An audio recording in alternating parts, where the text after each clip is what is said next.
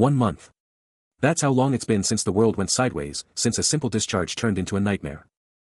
Now, the city is a blazing inferno. And the very heavens have gone berserk, raining down destruction. The base is cut off, communication with the outside world completely severed. Shin Youngjun frantically checks his radio, but it's dead. No signals, just a chilling silence. What is happening? It's not just a few calls, the entire network is down. He stares up, a chilling question echoing in his mind: how long has it been already? Are their families safe? Every military frequency is jammed. This is the new normal. A whole month has passed since his discharge date, and there's no end in sight. And if things weren't bad enough, their food supplies are vanishing fast, leaving them with nothing but empty rations. The stakes were impossibly high, and to survive, they had to make a brutal call. Shin Young-jun, the culinary maestro of survival, was on the job, his knife a blur as he prepped the next meal. Because when the world crumbles, you don't just need courage, you need fuel to fight. And what was on the menu for today's power-up? A bubbling, steaming pot of pure, unadulterated energy. Shin Young-jun, with a confident grin, unveiled his masterpiece, the legendary, courage-inducing bear stew. The troops, a sea of hungry faces, eagerly awaited their rations, ready to devour the strength-boosting meal. As the soldiers dug in, one couldn't believe his taste buds, questioning if it was truly gourmet or just the hunger talking. But for another, there was no doubt, his eyes practically popped out as he declared its deliciousness, and Shin Young-jun, seeing their delight, was already offering seconds. The stew was a smash hit, even getting a shout-out for Lieutenant Kim. The feast begins. A ravenous hunger takes over. And one soldier, fueled by the incredible taste, shouts, "Let's go. We need to move." The energy is palpable, spreading through the ranks. The flavor is mind-blowing, making one soldier demand, "Is it even fair for us to eat something this good?" Gasps and gulps echo as everyone devours the amazing food. The excitement is contagious, leading to shouts of, "What? Let's share it. Everyone needs to eat." Now completely hyped, the soldiers roar for more exercises, their battle cries shaking the ground. A powerful, unified shout rings out, "Hooray for the Republic of Korea Army." The energy lingers, a testament to their unbreakable spirit. The cook, Shin Young-jun, stands poised, ready for whatever comes next. His gaze is sharp, his presence undeniable. Meet Sergeant Shin Young-jun, 23 years old, but far more than just a soldier. But then, everything changes. Inside the barracks, soldiers begin to mutate, their eyes blazing with an infernal red glow. A terrifying horde of them charges, their screams echoing with primal rage. One soldier's face twists into a monstrous snarl, his eyes burning like hellfire. He, the one responsible for the meal, is now known as the judge. The battlefield is set, a military school, now a war zone. Shin Young-jun unleashes a devastating kick, as frantic shouts demand he be blocked, but his target area is already clear. A soccer ball flies, met with an explosive kick. A player screams, "Don't miss this shot." Meanwhile, back at the base, a soldier casually asks Lieutenant Kim if he's checked out Sergeant Shin's newest hit. The question echoes through the mess hall, where soldiers are having a wild reaction to lunch, some baffled by the taste, others just shrugging at the usual menu. But the man himself, Shin Young-jun, now in his military uniform, is tearing through the base, a box of ingredients clutched tight, racing against the clock. He's got to cook with whatever he can get his hands on, because everyone's starving. His mission is clear: get this to the kitchen, now. A silent resolve hardens his gaze. Before he's suddenly in a chef's uniform, a knife blazing with purple energy in his grip, ready to unleash culinary magic. His eyes now blaze with that same otherworldly purple glow, and carrots are literally levitating around him, ready for his supernatural touch. The carrots don't stand a chance. Sliced with impossible speed, a faint purple aura still crackles around them, hinting at the power behind the blade. The knife is a blur, each cut a perfect, instantaneous slice, sending orange fragments flying as the blade carves through them like butter. But just as the culinary chaos reaches its peak, a voice cuts through the air, demanding to know if that's Sergeant Shin Young-jun. He freezes, knife still mid-air, turning to face the soldier who just called his name, a look of mild surprise on his face. Both men are utterly stunned, a collective "WHAAT" echoing their disbelief. But their moment of confusion is shattered by the arrival of a seriously stern senior chef, who's clearly not happy about the food inspection. The senior chef lays down the law, practically yelling about how many times he has to repeat himself, as the soldier nervously tries to get Shin's attention. His face a mask of pure fury, the senior chef demands to know what. Sergeant Shin Young-jun, fresh off a lucky break, finds himself and a fellow chef getting a serious dressing down from a no-nonsense senior chef. The subordinate chef is already stressed, groaning about all the extra kitchen duties because they're short-staffed. He's practically in tears, freaking out because there's no squid for dinner and Lieutenant Kim hates lunch veggies. But the senior chef isn't having any of it. He snaps everyone to attention, his command echoing through the entire kitchen. He drops a bombshell, announcing a major menu change, it's pork belly stir-fry instead of squid. The subordinate chef snaps to attention, confirming the order, while the senior chef barks at them to move it, because everyone's waiting for that pork belly. He's not done yet, demanding they grab cream and chicken from the fridge. With a fierce gaze, the senior chef lays down the law, they're making chicken pasta for Lieutenant Kim's lunch, and they better move fast. Suddenly, a desolate scene unfolds, a forgotten paper bag, a small white device, abandoned, hinting at a desperate escape. The phone, a silent witness, lies on parched, cracked earth, surrounded by withered plants, a stark testament to the world's decay. But then, from the shadows, something sharp and terrifying tears its way out, a chilling shwip echoing. A colossal, scaly beast awakening, its glowing eye piercing the gloom as green particles swirl around it, a deep grrrr rumbling from its throat. This monstrous entity then stalks through the dense forest, each heavy step a chilling wobk that shakes the very ground. And then, the horror is complete. The beast unleashes a blood-curdling grrrr, its red eyes blazing, razor-sharp teeth bared in a terrifying display. Its colossal whrf rips through the air, a primal scream of pure, unadulterated power. But then, a sudden shift. A man in ancient robes, green hat perched, offers a soda, casually mentioning that only a few people have discharged, and a few. What does it mean? And a short-haired woman, can in hand, simply confirms, that's true. The mystery deepens. Lieutenant Kim confronts Shin Young-jun, demanding answers about his presence. Only for the cook sergeant to calmly declare his profession. But Kim remembers a different dream for his friend, and Young-jun reacts with a puzzled, huh? He scoffs, pointing out the brutal reality of the food industry and how cooking wasn't even his primary field of study. But a confident, almost mischievous smile plays on Young-jun's lips.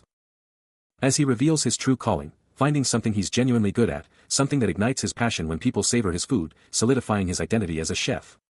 Kim is genuinely impressed, a rare look of admiration crossing his face at the unexpected confession. Before Young-jun, ever the confident one, extends an audacious invitation to his old restaurant, even offering to take Kim under his wing as a senior. But that bold offer is instantly met with a furious, visceral rejection, as Kim violently crushes the can in his grip. Exploding in anger and flat-out refusing, calling Young-jun a jerk for even daring to propose such a thing. Even amidst this strange new world, his thoughts sometimes wandered, a quiet declaration escaping him, oh, but Japanese cuisine is good too. But back in the traditional world, the lieutenant's annoyance was clear, demanding to know if they were eating soon, only for Shin Young-jun to coolly state he wasn't interested in status games. With a frustrated sigh, the lieutenant ordered someone to the storeroom, and Shin Young-jun simply confirmed, already turning to go. His steps firm, he muttered to himself that mealtime was approaching, and he had to get ready. As he moved, his thoughts raced through the culinary landscape, picturing mouth-watering Japanese cuisine. He briefly entertained the thought of serving under someone, even as a concubine, but instantly rejected it, declaring he'd open his own restaurant and live by his own rules. No other option. His internal monologue raged, a decisive rejection of any compromise, nah. He stood resolute, convinced that the path of the gourmet was the only one worth pursuing. With a resounding thud, a heavy wooden door slammed shut. Suddenly, he's thrown back, a raw scream tearing from his throat. Elsewhere, at the same moment, a man in ancient robes stares, his face etched with worry. Shin Young-jun is mid-fall, hearing a desperate cry of Junhyuk, as the robed man, bottle in hand, demands to know what the hell is going on. His thoughts echo the name, Junhyuk. He's on the edge of a shattered toilet, gazing into a blood-soaked void, a terrifying roar ripping through the air. His face contorts in sheer, primal fear, eyes wide with dread. Then, from the inky blackness, a colossal, glowing red limb, a monstrous appendage, claws its way out with a bone-rattling screech. A desperate curse rips from his mouth, as he confronts the unspeakable terror. The colossal limb surges forward, its movements punctuated by another earth-shattering roar. He frantically checks the radio, but there's nothing. No signals, just static as a monstrous limb bursts into his vision, his mind screaming with confusion. Suddenly, the creature's grotesque hand clamps down on his head, its grip absolutely crushing. His eyes blow wide with sheer terror, a name tearing from his lips as he questions the impossible. A primal, gut-wrenching scream rips from his throat. His hand trembles uncontrollably, desperately trying to convince himself this is just a nightmare, a bad dream he'll wake up from any second. His gaze darts wildly, frantically searching for an escape, for any shred of reality. But the violent, sickening splatter of blood confirms the horrifying truth. As he lets out a guttural cry of pure frustration and utter despair. This isn't a dream. This is terrifyingly, brutally real. A blood-curdling scream rips through the air, followed by a sickening splatter that paints the pristine tiles crimson. His comrades react instantly, one snaps his rifle up, aiming into the void, while another shouts, "Sergeant Shin, what the hell?" Despair sets in fast. One soldier grimly states, "If we're next to get eaten, we're next to get eaten." Another, more pragmatic, commands, "Quietly leave." "Get down and run," someone yells, but the terror is palpable as another asks, "Sergeant Shin, what is happening?" Then, a hand claws its way out of the darkness, and behind it, a terrifying, inky shadow begins to spill forth. It's here. The monstrous entity looms, its massive form casting a shadow over the blood-drenched tiles and the mangled radio gear. Its shadowy form crackles with sinister purple energy, and a single, burning red eye locks onto its prey. The sheer scale of the beast is horrifying, a colossal shadow wreathed in crackling purple power. Confronted by the ultimate nightmare, Shin Young-jun's face contorts as he unleashes a gut-wrenching, ear-splitting scream. A desperate voice screams, a final warning to escape the impending doom. No time to think, Lieutenant Kim rockets into the air, a lightning-fast assault. A glint of steel in his hand, the blade poised for a killing blow. He plunges down with a battle cry, determined to end the nightmare. The blade slices through the air. But the monster unleashes a devastating purple blast, nullifying the attack in an instant. Lieutenant Kim is thrown back like a ragdoll, slamming into the earth with brutal force. Defeated and broken, he lies motionless, utterly outmatched. The monster unleashes a terrifying roar, its glowing red eyes burning with absolute dominance. A desperate cry rips from his throat as the world around him just shatters. He glares at the dead radio, a raw, panicked edge to his voice, the chilling realization hitting him, no one's coming. Then, from the inky blackness, a monstrous maw rips open, a nightmare of razor-sharp teeth ready to devour. The creature, a hulking nightmare with eyes burning like hellfire, unleashes a primal, earth-shattering roar, its sheer presence crushing the air. Before he can even blink, the beast lunges, a blur of fury, its devastating strike sending him ragdolling across the room. He's just a toy, tumbling helplessly through the air, every bone screaming from the brutal impact. The monster lets out another guttural, triumphant roar, its red eyes blazing with pure, unadulterated predatory satisfaction. Broken and battered on the cold ground, he can only scream curses at his cruel fate, his words a pathetic whisper against the monster's overwhelming power.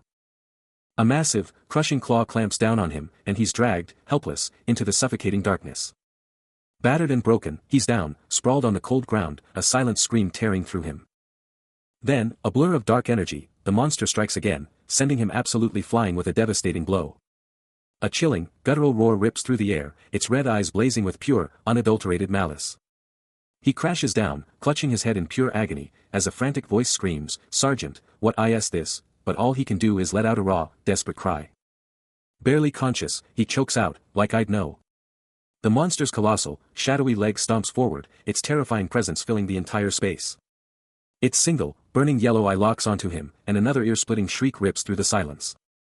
Then, with blinding speed, a razor-sharp claw lashes out, a devastating pink energy aura exploding around it. The monster lets out one last, victorious snarl, its red eyes burning like hellfire in the gloom. No time to recover. The beast lunges, claws extended, those burning red eyes locked onto him. Then, a bone-shattering croak rips through the air as its monstrous jaws gape wide, ready to tear him apart. Pure terror washes over him, and Shin Young-jun lets out a primal scream, futilely trying to push back the nightmare. The comms are dead.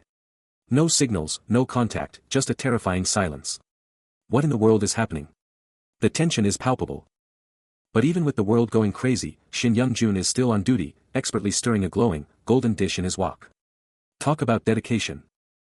Out of nowhere, a desperate cry rings out, snapping Sergeant Shin's attention away from his cooking, his face etched with sudden fear. Just then, a terrifying, shadowy tentacle lashes out from the gloom, and a shout of, "Get down," rips through the air. Shin Young-jun hits the deck just in time, while Lieutenant Kim, a blur of motion, unleashes a devastating blow that sends the monster flying. Kim roars in defiance, his face a mask of pure intensity after that epic counterattack. The terrifying, red-eyed wolf beast, lets out a furious, agonizing shriek as it's blasted away. Threat neutralized. Shin Young-jun slowly gets up, a hopeful, "Did it work?" escaping his lips as he eyes his culinary creation. Back to the kitchen. The golden, glowing food in the wok is still perfectly simmering, completely unfazed by the monster attack. Still focused on his task, he grumbles about the hot oil, a minor annoyance in the grand scheme of things, yet enough to elicit a frustrated grunt. But the monster, a shadowy mass of malice, closes in, its voice a guttural command to die. It lets out a terrifying roar, its presence overwhelming the space. Suddenly, his body moves against his will, a chilling realization that he is no longer in control, a silent "ugh" escaping his lips. He finds himself responding to an unseen command, a bewildered "yes, sir," forced from his mouth. His gaze snaps upward, mouth agape at the monstrous form looming over him. But before the creature can fully assert its dominance, Lieutenant Kim bursts into action, delivering a powerful, arcing kick that glows with focused energy. The impact sends a shockwave through the monster's shadowy form, its appendage recoiling from the force. As the monster takes the hit, a sharp, involuntary cry of pain escapes Shin Young-jun, clutching his head in agony. The kick lands, a brutal blow to the shadowy entity, and Shin Young-jun screams, the pain tearing through him. Lieutenant Kim, unyielding, recognizes the monster's terrifying grip, even on the junior. But this thing isn't going down easy. Its dark energy explodes outward with a terrifying shriek. The counterattack hits hard, driving him back with relentless force. He's forced to dig in against the invisible wall of power, a desperate grunt tearing from his throat. This is getting wild. He curses the insane escalation. But Lieutenant Kim isn't backing down. He charges, landing another savage kick that makes the shadowy form bleed, all while agonizing over whether this brutal path is the only hope for the junior. He's weighing the heavy cost, his mind racing with thoughts of Shin Hyun and the junior, and all those caught in this nightmare. And Shin Young-jun's face. It's a raw scream of pure agony, contorted and splattered with the entity's blood, a horrifying testament to their twisted link. The monstrous entity explodes forward with a primal roar, its shadowy form a blur of lethal claws. But a dark, oily substance slams into its form, followed by a sickening spatter of blood, a direct hit. The entity SCRMS, recoiling in pure agony and shock, its monstrous face twisted in disbelief. A glowing red wound now burns on its dark, scaled body, a glaring beacon of its weakness. Lieutenant Kim's mind races, a sudden realization hitting him, the entity is blinded by the oil. Even with its impenetrable scales, he's found the chink in its armor. His eyes lock on, a critical weakness revealed, the back of its head is exposed. A steely resolve hardens his gaze as the plan forms, he has to hit that spot. Moments later, the monstrous entity is down, sprawled on the blood-soaked floor, Lieutenant Kim standing victorious, clutching Sun Hyun's favorite knife. The monstrous entity unleashes a terrifying roar, its raw power shaking the very foundations of the chamber. While Shin Young-jun, a shadow in the chaos, understands that one wrong move, one misplaced breath, could be his last. He holds his ground, a coiled spring of deadly intent. A primal determination hardens his gaze, as he unleashes his battle cry, "I'm the judge." Then, in a blur of motion, he slams into the creature's arm, shattering the air with the impact. The beast howls, its massive arm gushing blood from the brutal blow. As a sickening crack reverberates through the chamber, signaling a devastating blow to its monstrous anatomy. Without a moment's pause, his hand drives a knife deep into the beast's flesh. As he scales its massive form, delivering a final, glowing, devastating blow. With the world descending into communication blackout and frantic questions echoing, Shin Young-jun stood ready, a silent, unyielding force against the monstrous threat. Plunging his glowing blade deep into its shadowy, grotesque form. The beast howled, a guttural, ear-splitting shriek of pure agony. Its dark power erupting as its screams reached a fever pitch. A streak of blood marred his cheek, but his eyes burned with an unyielding resolve, a warrior's spirit refusing to break. Then, with a surge of raw power, he exploded forward, a vibrant aura blazing around him, smashing into the monster with a force that shook the very ground. The monster's crimson eyes flared with murderous intent, a chilling snarl escaping its maw, as it vowed that its attacker definitely wants to die. But the hero paid no mind to the monster's empty threats, plunging his blade in again, even as unseen observers frantically questioned the need to analyze his powers before letting him go all out. Then, with a final, brutal flourish, he ripped the glowing blade free, leaving the monster stunned and vulnerable. A primal, earth-shattering roar tears through the silence, the monster unleashing its last, desperate fury. With eyes burning like hellfire, it charges, a terrifying red aura exploding from its jaws. But the sergeant, bloodied and absolutely furious, lets out a primal scream, meeting the monster's charge head-on. He unleashes a brutal kick, shattering the air with a burst of blood and dark power.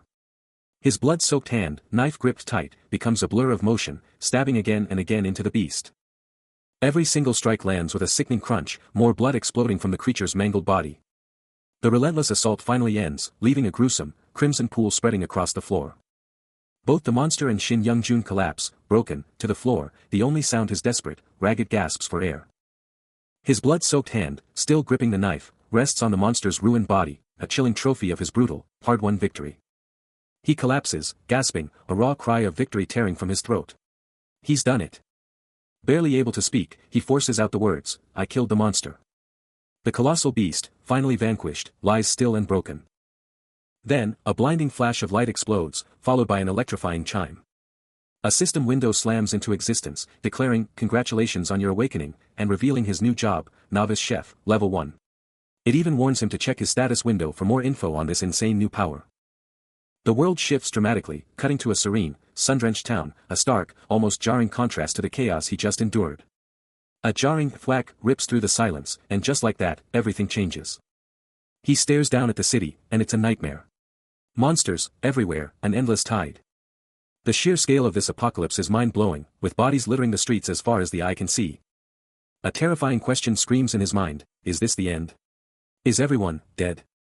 The horrific reality hits him like a truck, forcing him to his hands and knees, struggling to breathe. His eyes are wide with pure shock, as he tries to process this insane, impossible situation. But wait, there's more. A new, terrifying threat appears, a monstrous beast with glowing red eyes that just screams, "Boss fight." Then, a bizarre, futuristic structure catches his eye, and he's left wondering, what were those mysterious pop-ups all about? Suddenly, a chilling system message screams across the void: a worldwide event has begun.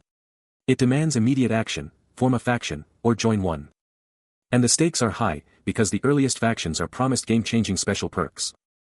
But wait, the system declares the current contents have no faction. What in the world is this crazy nonsense? This whole thing feels like a game, he thinks. Maybe he should just form a faction, but then a deeper question surfaces: who is messing with him? The ominous message repeats: the worldwide event has begun, and it's about to kick off for real. Then, a terrifying new directive flashes: you're the crazy one in this zone. It commands him to capture and expand his territory by seizing flags in his region, Box 17, promising insane perks for advancing his faction. Shin Young-jun's eyes are glued to the glowing text, the words burning into his brain: a faction must capture the flags. He clutches his head, a scream of frustration building, because he knows absolutely nothing about any of this. But then, a fierce determination ignites in his eyes. He declares, he's too busy for this crap right now. His only mission: get out of here first. After making the tough call to focus on survival, Shin Young-jun scans the devastated area, knowing his best bet is to link up with others, because in this new world, numbers mean everything.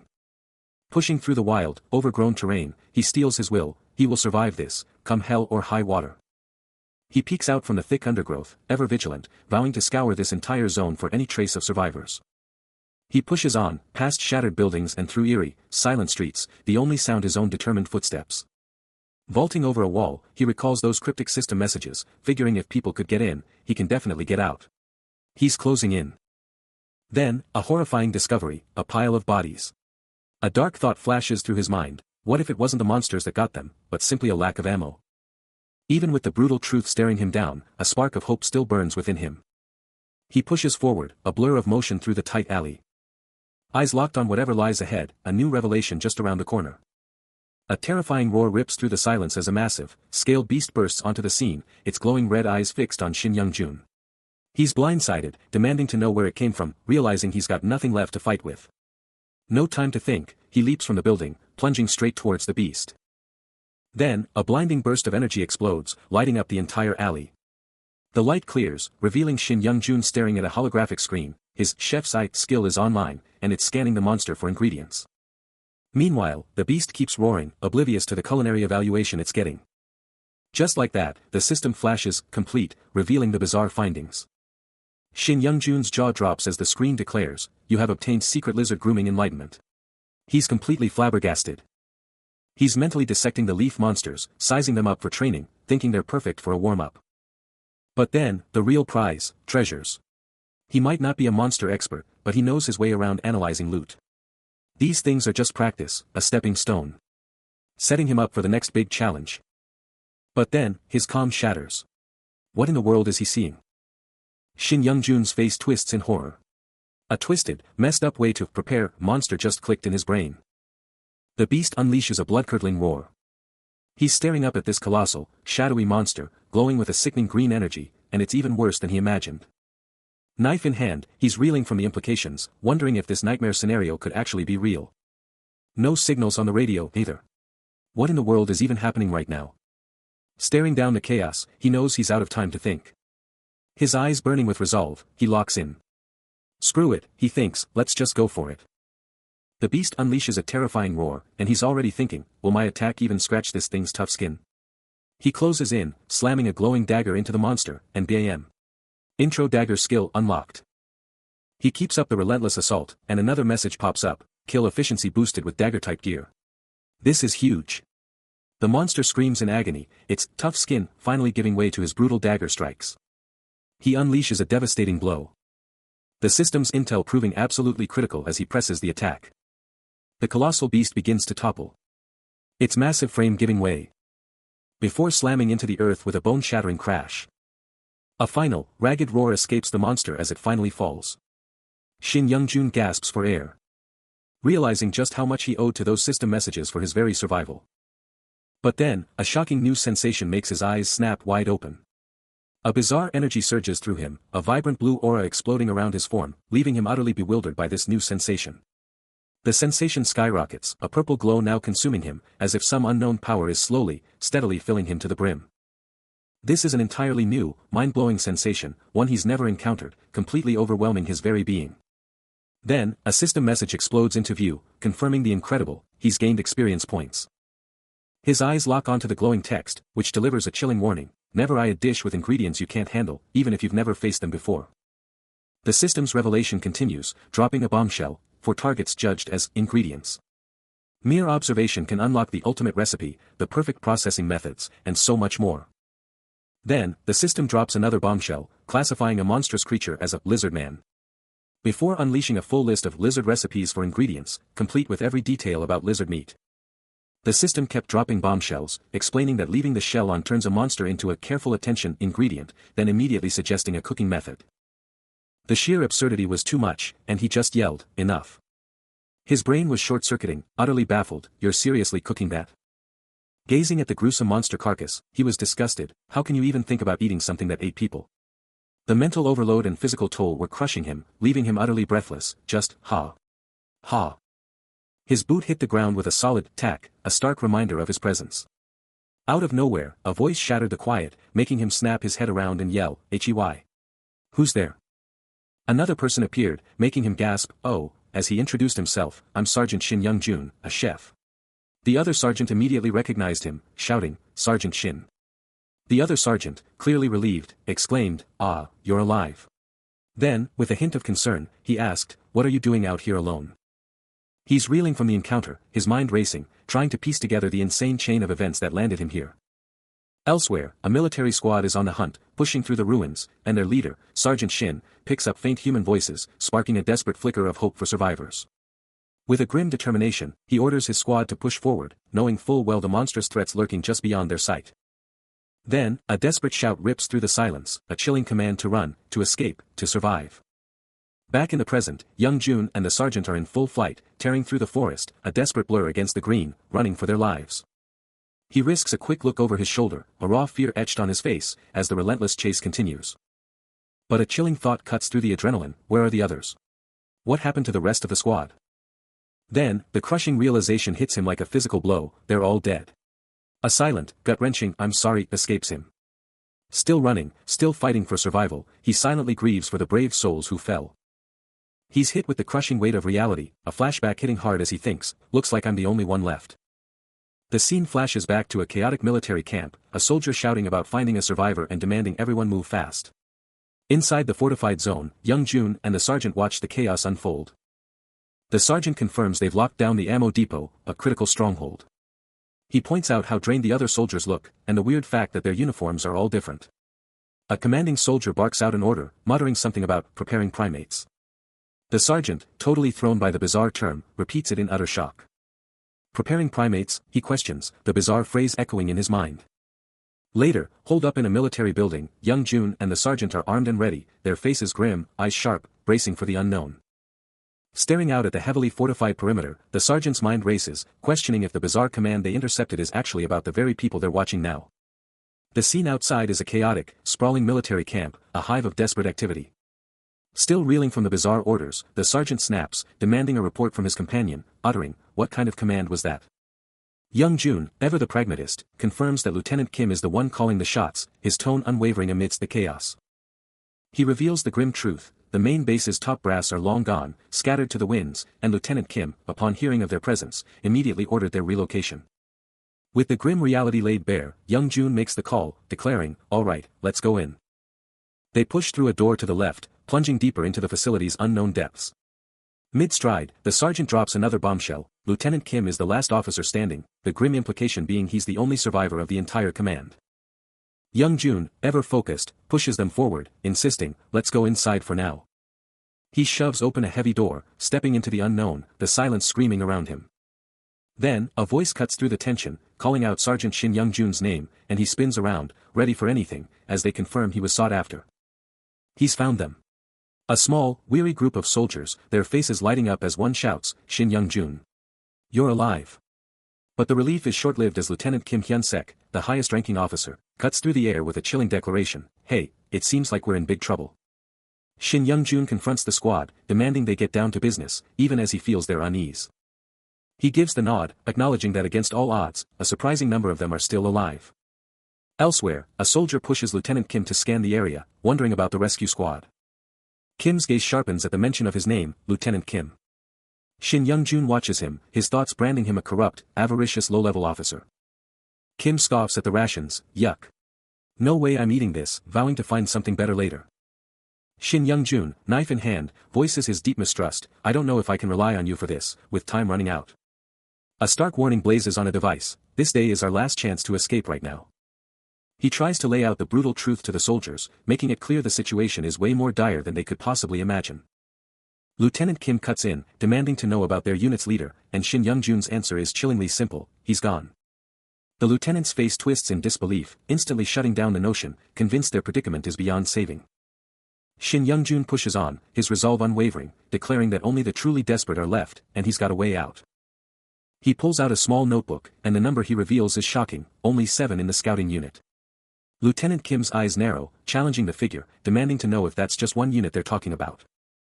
Shin Young Jun drops the bombshell, revealing that from 100 soldiers, only 7 are left, counting the fallen. Lieutenant Kim, refusing to accept it, demands to see the notebook, only for Shin Young Jun to fire back, asking what he thinks he'll discover. He asserts that he double-checked every single number before getting here, and the chilling truth is, they're completely cut off from the outside. The radio crackles with nothing but static, a chilling confirmation, 0 signals. Sergeant Min Jae, the comms expert, is staring down an impossible truth. He delivers the grim news, every single line, phones, internet, even the military's top-tier satellite comms, is dead, leaving them stranded. Min Jae's face is a mask of utter defeat as he confirms he's exhausted every single option, but nothing works. The brutal truth hits Shin Young Jun like a truck, and he doesn't mince words about their fate. Lieutenant Kim whips around, disbelief warring with fear, demanding to know if they're truly cut off from everything, and immediately suspects a North Korean EMP strike. But he instantly shuts down the EMP idea, knowing the military's impenetrable defenses, leaving him to confront the terrifying unknown behind their complete blackout. A panicked voice erupts from the ranks, echoing the chilling fear that they're all dead men walking, facing certain starvation or freezing if they stay isolated. The soldier then turns to Lieutenant Kim, a desperate plea for leadership in his voice, as panic starts to ripple through the ranks. Shin Young Jun feels the crushing weight of their impossible situation, a suffocating sense of being trapped, as the raw, collective anxiety of the entire group washes over him. With no clear objective, the chilling truth hits hard, they're stuck, and the soldiers' fear skyrockets, doubling their anxiety. Crushed by the impossible situation, Shin Young Jun slumps, defeated, as the brutal truth echoes in his mind, a commander who can't handle this is absolutely useless. Then, a voice shatters the tension, demanding, "You're the only one in charge. Everyone's waiting for your decision." He tries to speak, but the words catch in his throat, stuttering, that, well, I'm. The pressure is palpable as the young sergeant faces his desperate, waiting men. Their fears erupt, "We'll starve to death if we stay," another shouts, "and freeze to death." The frustration boils over, "If the lieutenant can't decide, how can we?" They're furious, asking if he's just sitting there, doing nothing, warning that a mutiny is inevitable. Then, a soldier's voice cuts through, a direct challenge to his leadership, "You promised to take responsibility." The grim truth of their isolation hits hard with a chilling question, "We lost contact, didn't we?" Min Jae steps up, his voice laced with worry, arguing they can't just send someone out there blind.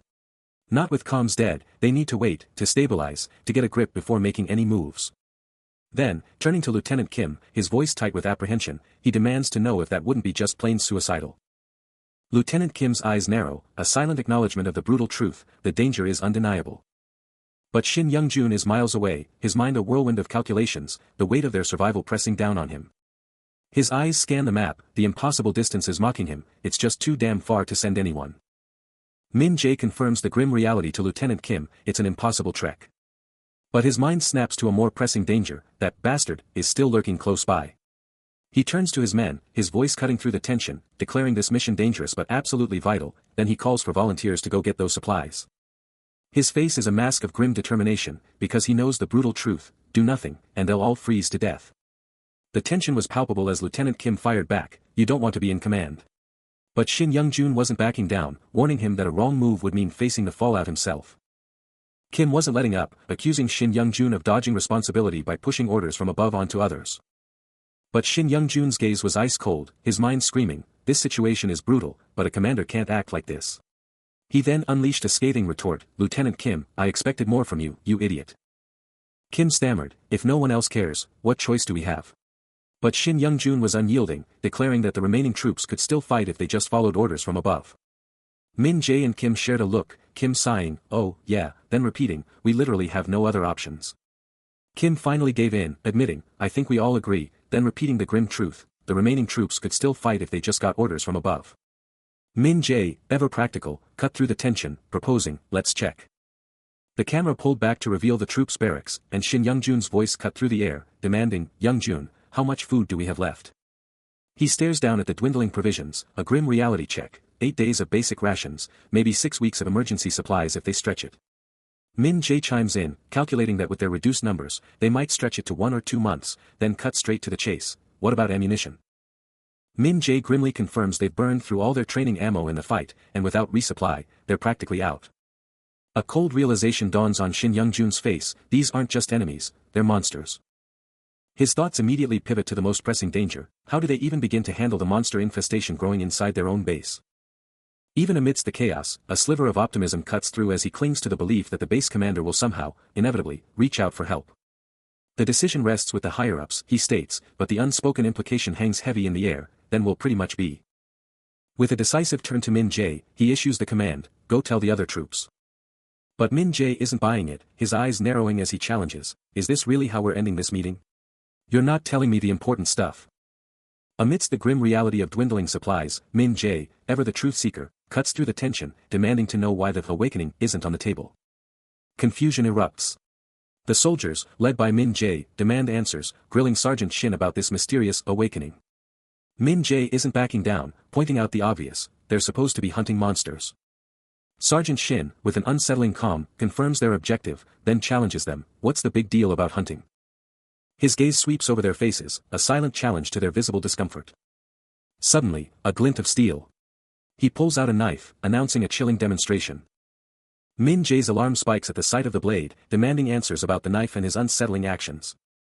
He brandishes the knife, now shockingly crimson, and throws Min Jae's own words back at him, you said you'd jump like a lunatic.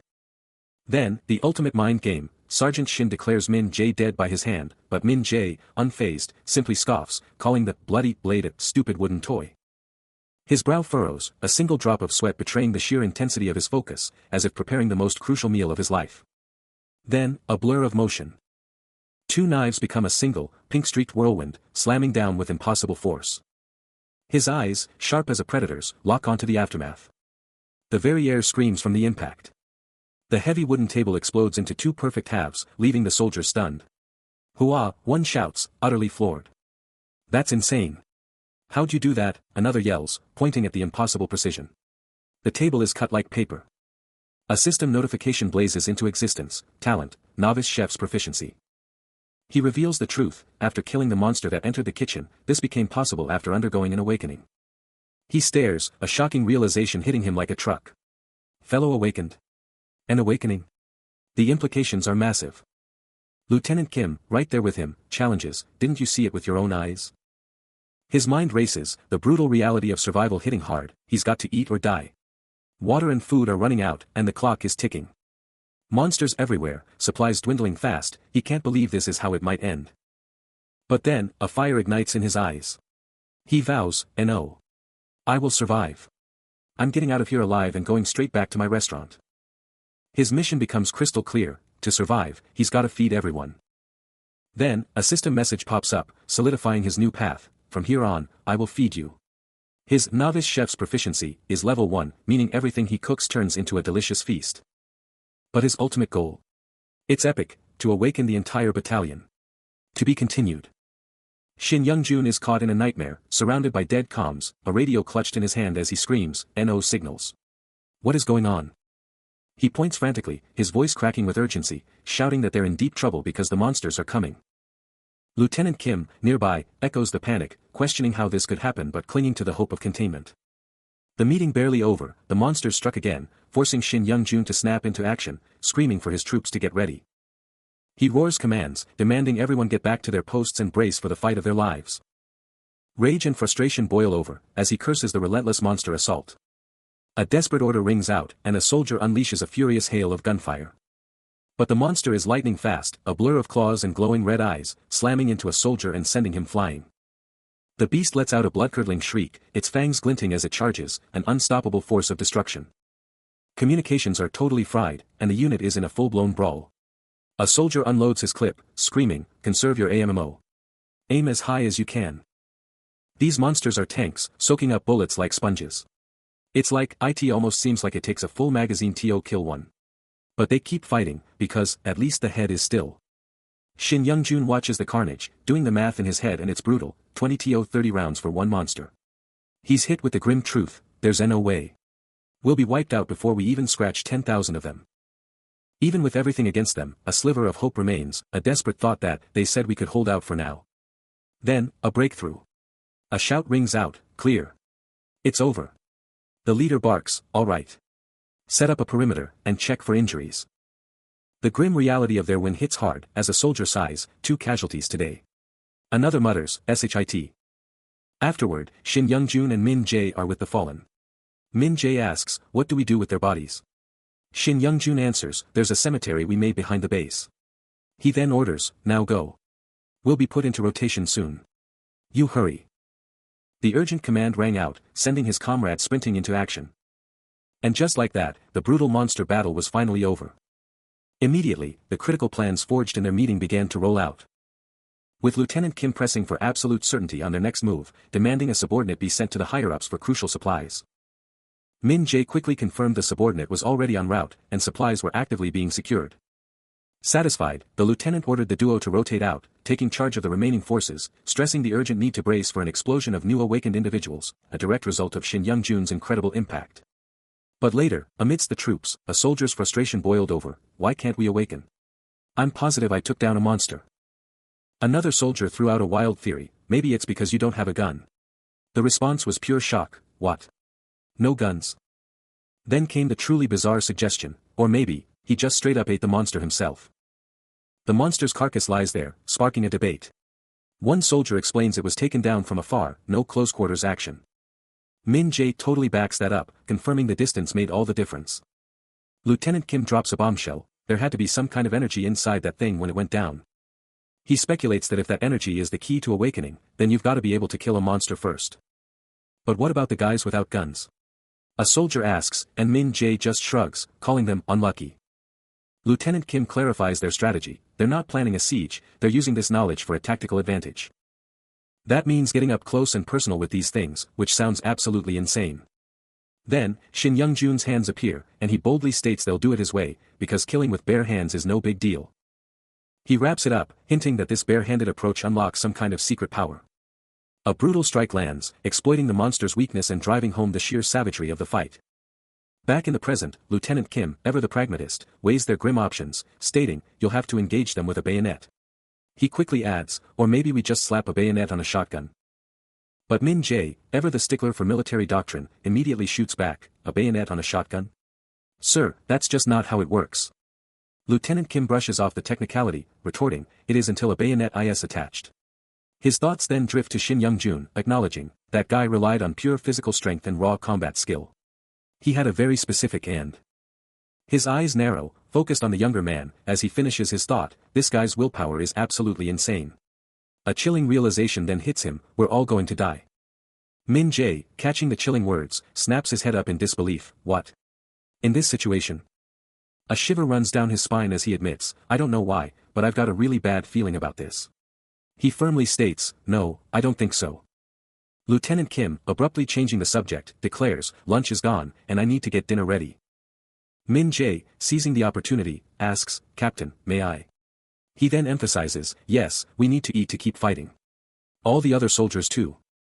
Amidst the camp's controlled chaos, critical orders for mealtime are barked out, with soldiers snapping to attention, ready to spread the word. Then, a chilling whisper cuts through the air, hinting at the awakening, as another soldier snaps a crisp, yes, SIR, in response to their directives. Suddenly, the ground rumbles as military trucks roar to life, kicking up dust as they speed down the roads, flanked by determined troops. Within the confines of a tactical vehicle, Lieutenant Kim grips the wheel, a silent Min Jae riding shotgun, both scanning their surroundings with intense focus. The entire convoy pushes forward, a massive dust cloud billowing in their wake as they race towards their destination. Meanwhile, back at base, a soldier swings open a door, revealing the next stage of their operations. But inside, the real action is with Shin Young-jun, who's wrestling with a colossal pot. Then, a flash of insight hits him, it's the sheer power of the awakened skills, coursing through the stew. He grins, realizing that despite its density, serving this super-powered meal will be a breeze. The pot practically explodes with vibrant, magical energy, its contents transformed into a glowing, mana-cooked strengthened beef stew, pulsating with raw power. As the world descends into pandemonium, a chilling truth emerges, all communication is dead. No radio signals, just a terrifying silence that screams, what is happening? But in the heart of the kitchen, Shin Young-jun is pushing boundaries, his precise temperature control supercharging his chef stats to insane levels.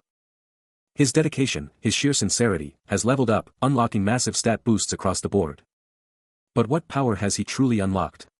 The system reveals a game-changing skill, Chef Special, Mana Cook Strengthened Beef Stew. He's perfecting his masterpiece, zeroing in on that Chef Special sauce, to elevate the stew. Then, a surge of raw power erupts from his hands, a visible, strange energy manifesting his awakened abilities. The shocking truth hits him, he can manipulate emotions with his food. This isn't just cooking, it's mind control. Outside, the world is still in utter chaos, everyone consumed by panic and trembling fear. Seeing the widespread terror, Shin Young-jun makes a silent vow, his food will bring comfort, even in this nightmare. As he prepared his dish, Shin Young-jun reached out, feeling the mana drops coalesce into his hand, absorbing them into his being. This act of sincerity had granted him a new skill, Chef Special, Mana Cook Strengthened Beef Stew, a dish designed for comfort. With a determined expression, he declared, now, let's eat. He watched as the soldiers gathered, his stew steaming invitingly, a silent hope in his heart. Min Jae, eager for a taste, requested, Sergeant Shin, I'll take a double portion. He then urged his comrades, yes, eat a lot. As Lieutenant Kim took his first bite, a single tear welled in his eye, the unexpected comfort of the food washing over him. A silent question hung in the air, would it truly work? The answer came quickly as Min Jae exclaimed, wow, this is delicious. Lieutenant Kim, now visibly moved, asked, you made this all by yourself, Sergeant Shin. He then added, I'm not like the others, so I can't tell if you're a mana-packed awakener. Watching the results unfold, Shin Young-jun can tell his new skill is absolutely crushing it, but a part of him has to ask, is this power actually a good thing? Min Jae, completely blown away by the meal, throws up a massive thumbs up, shouting out his thanks to Sergeant Shin for the epic grub. Lieutenant Kim chimes in, saying that even though the monster was sensitive, he's now totally stuffed and recharged, and Min Jae is right there with him, feeling just as pumped. With a cool, yes, of course, Shin Young-jun plays it off, but inside, he's thinking this is not going according to plan. The camera zooms in on the glowing, mana-packed stew, radiating pure comfort, while Shin Young-jun's mind races, still trying to figure out the true power level of this crazy new skill. From above, the mess hall is packed, every single soldier silently devouring their food, a chillingly effective display of the stew's calming power. Lieutenant Kim and Min Jae stare, their faces morphing into pure shock, a quiet tuck underscoring the sheer impact of what they're witnessing.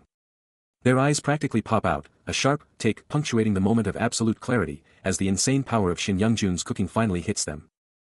Even Shin Young-jun is left utterly bewildered, his face a mask of shock and confusion, totally stumped by the sheer, unexpected power of his own dish. Just as he's processing the unexpected power of his skill, a jarring sound erupts from a nearby door, shattering the calm and making it clear, the universe just won't give him a moment's peace. The military base was eerily quiet, a basketball court the only sign of life under the dim night. Then, out of nowhere, soldiers are sprinting across a rooftop, one yelling, over there. Shin Young-jun snaps his head up, a chilling thought hitting him as the gunfire abruptly stops. The gunfire has ceased. Below, more soldiers are tearing across the ground, a wave of panic spreading. Forcing Shin Young-jun to lean out and demand answers, HEY, what's going on? He mutters, clearly irritated by the chaos disrupting his post-meal chill, I just came back from eating. That's. Hitting the ground, he spots a familiar face in the chaos, shouting, Taejun. Oh. You came too. Then, he turns to Min Jae, his confusion escalating. Even you're here, Min Jae. What the hell happened? Min Jae wastes no time, laying out the shocking truth. We saw a monster, so we chased after it. And you said we need to go and awaken. He peers through the window, a hand reaching out, a flicker of relief crossing his face as he confirms the others are safe. But deep within the shadows, a monstrous, blood-soaked beast lets out a guttural snarl, its body scarred from battle. Below, Min Jae, Taejun, and Lieutenant Kim stare up at the structure, a tense question hanging in the air: are there any survivors? With a surge of determination, Shin Young-jun makes a critical decision: he's going in to find them. His grip tightens on his rifle, his gaze sharp and unwavering. Min Jae lays out the grim reality: only the awakened stand a chance, as unawakened soldiers, lacking rune stones, are utterly helpless against these creatures. Taejun backs him up, arguing that rushing in is suicide, but Lieutenant Kim pushes back, insisting they can't just wait for a game-changing power-up. The decision is made, the most experienced will lead the charge. A guttural gasp rips from him, the world around him exploding into a chaotic blur. Just as a monstrous, blood-soaked limb lunges for the kill, an insane, overwhelming surge of power explodes within his core. A blinding flash of light engulfs everything, and then, a booming voice declares, "Congratulations on your awakening." Right before his eyes, a translucent system window pops up, detailing his insane new abilities, a new skill, a new title, and a clear indication of his boosted rank. The impossible just happened. He stares at his own hands, now faintly glowing, and lets out a stunned, disbelieving cry. Is this even real?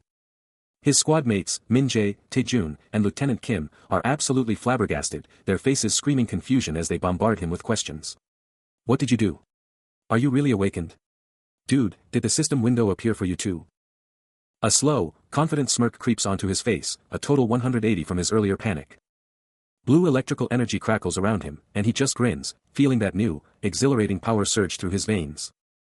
Min Jae and Taejun exchange a look, their shock turning into a shared, undeniable realization: it's a success. He feels it, a raw, undeniable power coursing through his veins, and for the first time, he can actually see it. His squad is absolutely stunned, shouting in amazement at the insane blue aura and the electric glow in his eyes. Even he can't believe it, a novice mage, with the power of thunder. What even is this? Min Jae, totally blown away, just blurts out, "My skill is called thunder. It's real."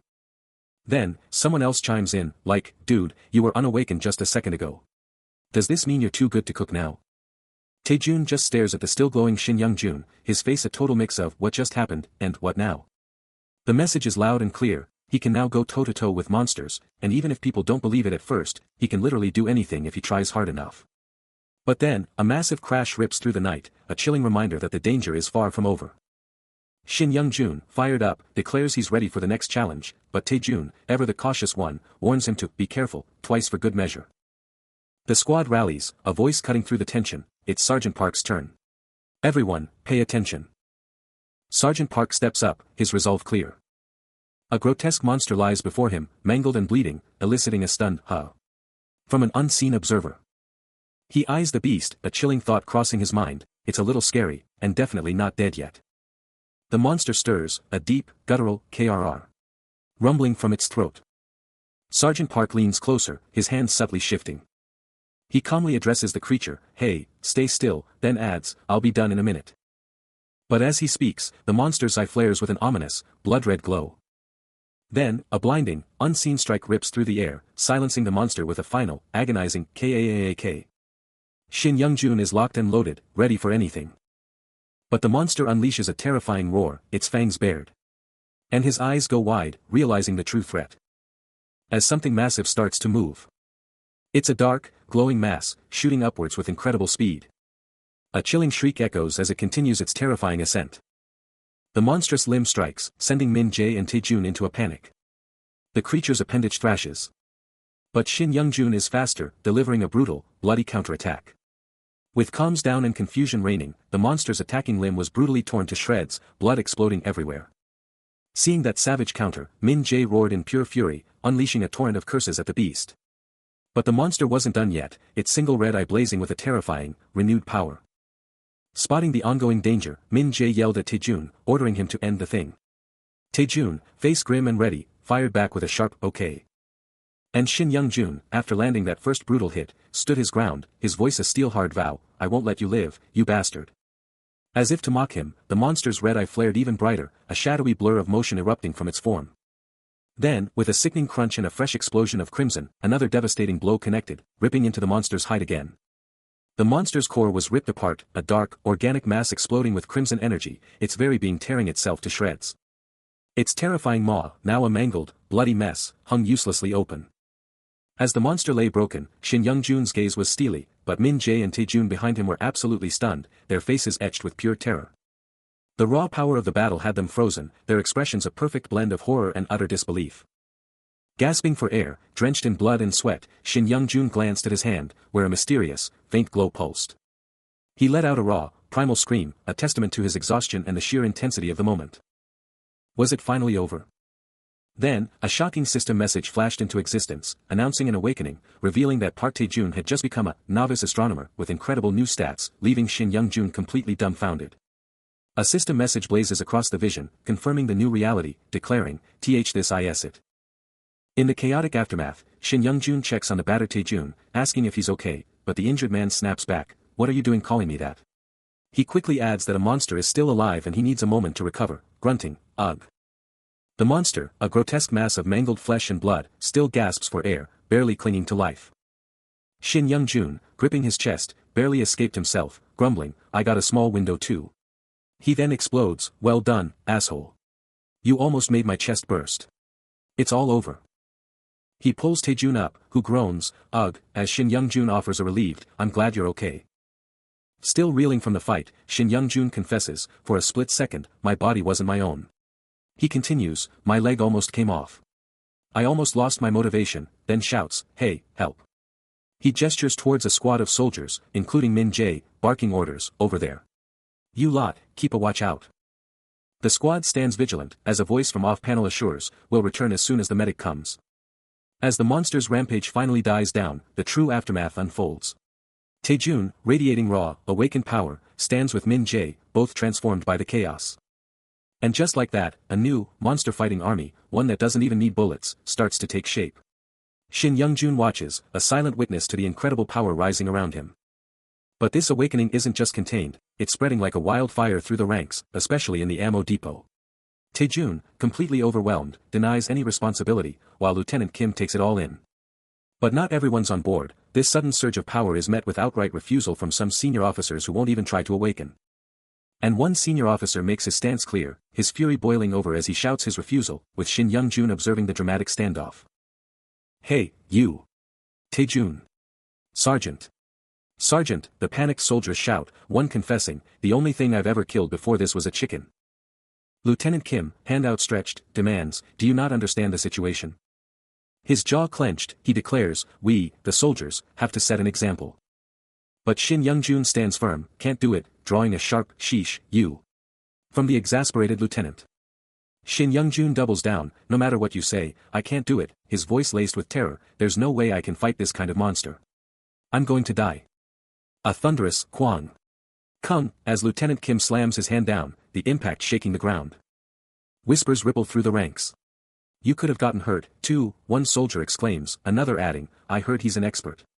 A third observes, "I know, but he's a little scared for his life," concluding, "And now that he's seen the monster, he's even more afraid." Lieutenant Kim's gaze hardens, surprised by Shin Young-jun's fear, given he looks like he could fight a monster to death. He adds, "I don't want to force people to defect the mana zone because of this." With a sigh of defeat, he finally concedes, "Fine, do whatever you want."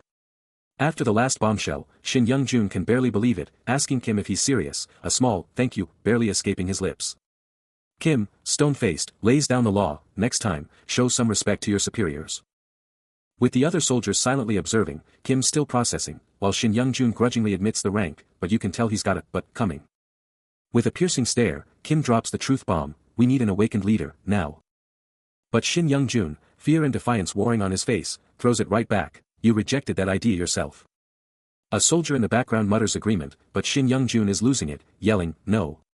This can't be happening." The internal monologue hits hard, there's no way Shin Young-jun could lead now, powerful as he is, he's just not cut out for it. With a heavy sigh, Kim finally gives in, "Ah. I get it." The other soldiers are already moving, shouting for everyone to go, confirming Shin Young-jun's out, but he's still screaming, "No. This can't be happening." He's not budging. Min-jae confronts him, laying it out, "Soldiers are going out there, with or without him. Over with Lieutenant Kim, he's giving orders to Kwang El, telling him to fall in line for now. Kwang El then turns to Min Jae, wondering if he's joining the mission too. The entire camp is a hive of motion, soldiers gearing up for what's coming next. Kim, still talking to Kwang El, lets out a sigh of exasperation, wishing he could just send everyone into the fray. Min Jae keeps pushing Shin Young-jun, stressing that this isn't just about one mission, it's about the whole operation. Lieutenant Kim rallies his troops, acknowledging the grim reality, there are tons of monsters out there, and they need to hold the line.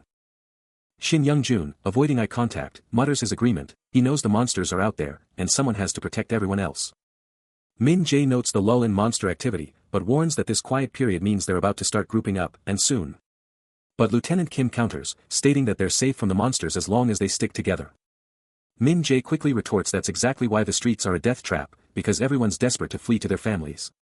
He admits it's a real possibility, so they have to go all out to make their people feel secure. Only then will they finally stop worrying about their loved ones. The lieutenant nods, acknowledging that self-preservation is key, but then he questions if he's the only one truly terrified. He presses on, imagining a nightmare scenario where they're forced to face down an entire monster army. If that happens, he warns, countless young soldiers will crumble, potentially sparking a full-blown conflict with the awakened. He grimly states that such a fight is a guaranteed loss, and Min Jae agrees, adding that it would inevitably spell the end for their entire unit. The tension mounts as their conversation continues, Min Jae presses for answers on its awakening, and Lieutenant Kim delivers the chilling confirmation. Suddenly, a powerful voice cuts through the air, an unknown authority figure making it crystal clear, refusal is not an option. The gravity of the moment is palpable, a cold, unyielding wall reflecting the harsh reality. Min Jae, grasping the dire stakes, immediately pivots, asking how they'll ever get Kwang El on board, but Lieutenant Kim reveals the bitter truth, Kwang El's pride, his humiliation, is holding him back, even if he's a good soldier. But then, a glimmer of hope. Shin Young-jun, axe in hand, steps up, declaring he has a plan and just needs a little time to make it happen. Min Jae, eyes wide, immediately turns to Lieutenant Kim, asking the burning question, can he actually pull this off? With unwavering resolve, Shin Young-jun vows to give it his all, leaving Min Jae to grapple with the sheer magnitude of the challenge. His promise delivered, Shin Young-jun strides off, already in motion. The pressure is immense, and Min Jae is left to agonize, what the hell are we going to do now? Even after stepping up, a part of him screamed for an out, wishing he could just ditch this whole unit and bolt. But then, a fire ignited in his eyes, a fierce reminder, he was a level 1 novice chef, and that meant something. To unleash his full potential and make this unit shine, he had to level up his cooking game, big time. Facing his squad, his voice booming with conviction, he laid down the law, no humiliation on his watch. He was going to forge them into an unstoppable force. That promise burned in his soul, his eyes now blazing with an unshakable resolve. And just like that, the kitchen came alive with the rhythmic chop of his knife, his hands flying, turning raw ingredients into a promise of power. Then, walkie-talkie in hand, he sent out a bold declaration, a direct challenge to Kwang El, I'll make you a real soldier. And the steaming bowl he held wasn't just food, it was a steaming, delicious symbol of his iron will. He's locked in, laser-focused on crafting the ultimate fried rice, a system notification popping up to cheer him on, keep up the good work. Ingredients are flying, sizzling, and dancing in the pan. As he expertly tosses them, a vibrant aroma beginning to fill the air. Every move is calculated, a masterclass in culinary precision. But then, a system alert pops up, the main ingredient's quality isn't top tier, so the dish's stats are taking a hit. But Shin Young-jun isn't fazed. Another message confirms his auxiliary ingredients are top-notch, giving the dish a much-needed stat boost. Then, a critical system alert, this dish is tailor-made for a specific audience, and if they eat it, the effects will go through the roof. He pours in a special sauce, and the system instantly confirms its creation. And get this secret sauce can literally change the emotions of anyone who eats it. He's absolutely locked in, his face screaming, mission accomplished. But wait, Lieutenant Kim is over here, totally thinking about Kwang El from logistics, should he even bring him to the cafeteria? Then, a.m. The fried rice, glowing like it's got cheat codes, drops with the epic title, Your Special Food. Kwang El is like, what is this, Sergeant Shin? But Shin Young-jun just hits him with the ultimate, just eat it. Lieutenant Kim, still processing, can't shake the feeling that Kwang El is usually too perfect. And then, the shocker, a single tear rolls down Kwang El's face. He finally gives in, grabbing his spoon, ready to dive in. The spoon is poised, ready for impact. This is what's now officially dubbed the novice chef's chicken fried rice of courage. Kwang El dives into the dish, and Shin Young-jun drops some wisdom, the power to overcome fear is courage. I poured my heart into making this perfect. He gulps it down, pure bliss on his face, shouting, "This is so good, Sergeant Shin." And the master chef just grins, "Plenty more where that came from, dig in." A knowing smirk spreads across Shin Young-jun's face, the silent triumph of a chef whose creation has hit the mark. He turns, a final word of encouragement, "Let's chat once you've had your fill." The scene opens on a desolate military outpost, a lone voice echoing, "Sergeant Shin." Then a hushed, "I'm sorry. What's going on?" A beat of tense silence hangs, then a simple cuts through the air. The mystery deepens. Inside, the tension is palpable as a voice admits, "I'm sorry, it's just that it's scary." What could be so terrifying? The scene shifts indoors, where Lieutenant Kim confronts Shin Young-jun, declaring, "So that's how you feel." Young-jun, visibly distressed, can only offer another, "I'm sorry." Young-jun opens up, revealing a lifetime of struggle, "I've been like this since I was a kid, and I've always been told to act like a man." The pressure is immense. Kim, deeply moved, responds with heartfelt empathy, "I can only imagine how much you've suffered, Sergeant Shin. I'm truly sorry for not realizing it sooner." But Young-jun's mind drifts, fixated on a seemingly trivial detail, "But it wasn't even a real tuna. What does that even mean?" Kim, still processing, adds, "Yeah, you must have had a hard time with your personality." The weight of his words hangs heavy. Young-jun's face tightens with resolve as he confesses, "I really tried to take on extra jobs because I didn't want to be an inconvenience to others." The sacrifices he made are heartbreaking. A powerful flashback hits, showing a younger Young-jun, surrounded by others, his inner thoughts raw, "I thought I was finally recognized for my efforts, but I guess I was just a burden to them." The pain of unacknowledged effort is real. He listens intently as Lieutenant Kim reveals the brutal truth, even the bravest fall to monsters, and he himself has known fear. Young-jun then confesses that he, too, was absolutely terrified. A heavy silence hangs in the air, a silent acknowledgement of their shared terror. Before Young-jun's resolve hardens, declaring that inaction means certain death by those monsters. He recalls a terrifying past, a moment where he felt utterly useless, a mere burden to his squad. The sheer, crushing presence of the monster from that fleeting memory still burning in his mind. A visceral memory of shattering impact and raw, primal terror. His bandaged fist clenches, a surge of defiance in his eyes as he vows it's not fair to die here, not when he's in his absolute prime. And then, a hopeful smile breaks through as he reveals his ultimate dream, to open his own restaurant. Lieutenant Kim, a warm smile spreading across his face, affirms that even through all that horror, Young-jun is absolutely incredible, a profound truth that took immense effort to express. He reflects on his past, acknowledging that his own courage, judgment, and decisions have always guided him. Meanwhile, Lieutenant Kim, standing beside him, encourages him, telling him he wants him to fight alongside them with a weapon, adding that the other veterans would also be there. A warm smile spreads across the lieutenant's face. As Shin Young-jun internally resolves that hearing about their actions makes him feel like he should try it too. A sudden surge of confidence washes over him, a powerful feeling of self-assurance. Prompting Lieutenant Kim to observe that the food must have worked, seeing a different look in his eyes, a new fire. With newfound resolve, Shin Young-jun declares that the next monster is his to finish off. He's ready. A sharp, decisive sound echoes, a powerful impact. Suddenly, a soldier explodes into action, cloaked in crackling black and red energy, roaring for his comrades to either stick with him or jump into the fray. He unleashes a devastating swing, a blade of pure red energy tearing through the air, screaming that this is his chance, his moment to protect his allies. A sickening crack echoes as the monster's arm is violently torn from its body, blood exploding everywhere. Min Jae can't believe his eyes, shouting, "What the hell is he doing?" as Kwang El mutters, "He's totally lost it." The soldier stands tall, a red-bladed victor over the mangled beast, a maniacal "Kohaha" echoing as he screams, "Die, monster." Min Jae is still reeling, "Why is he even here?" while Kwang El urgently asks, "Shouldn't we stop him?" Shin Young-jun's face tightens with concern, a silent thought forming, "He's pushing it too far." Just as he thinks it, bam.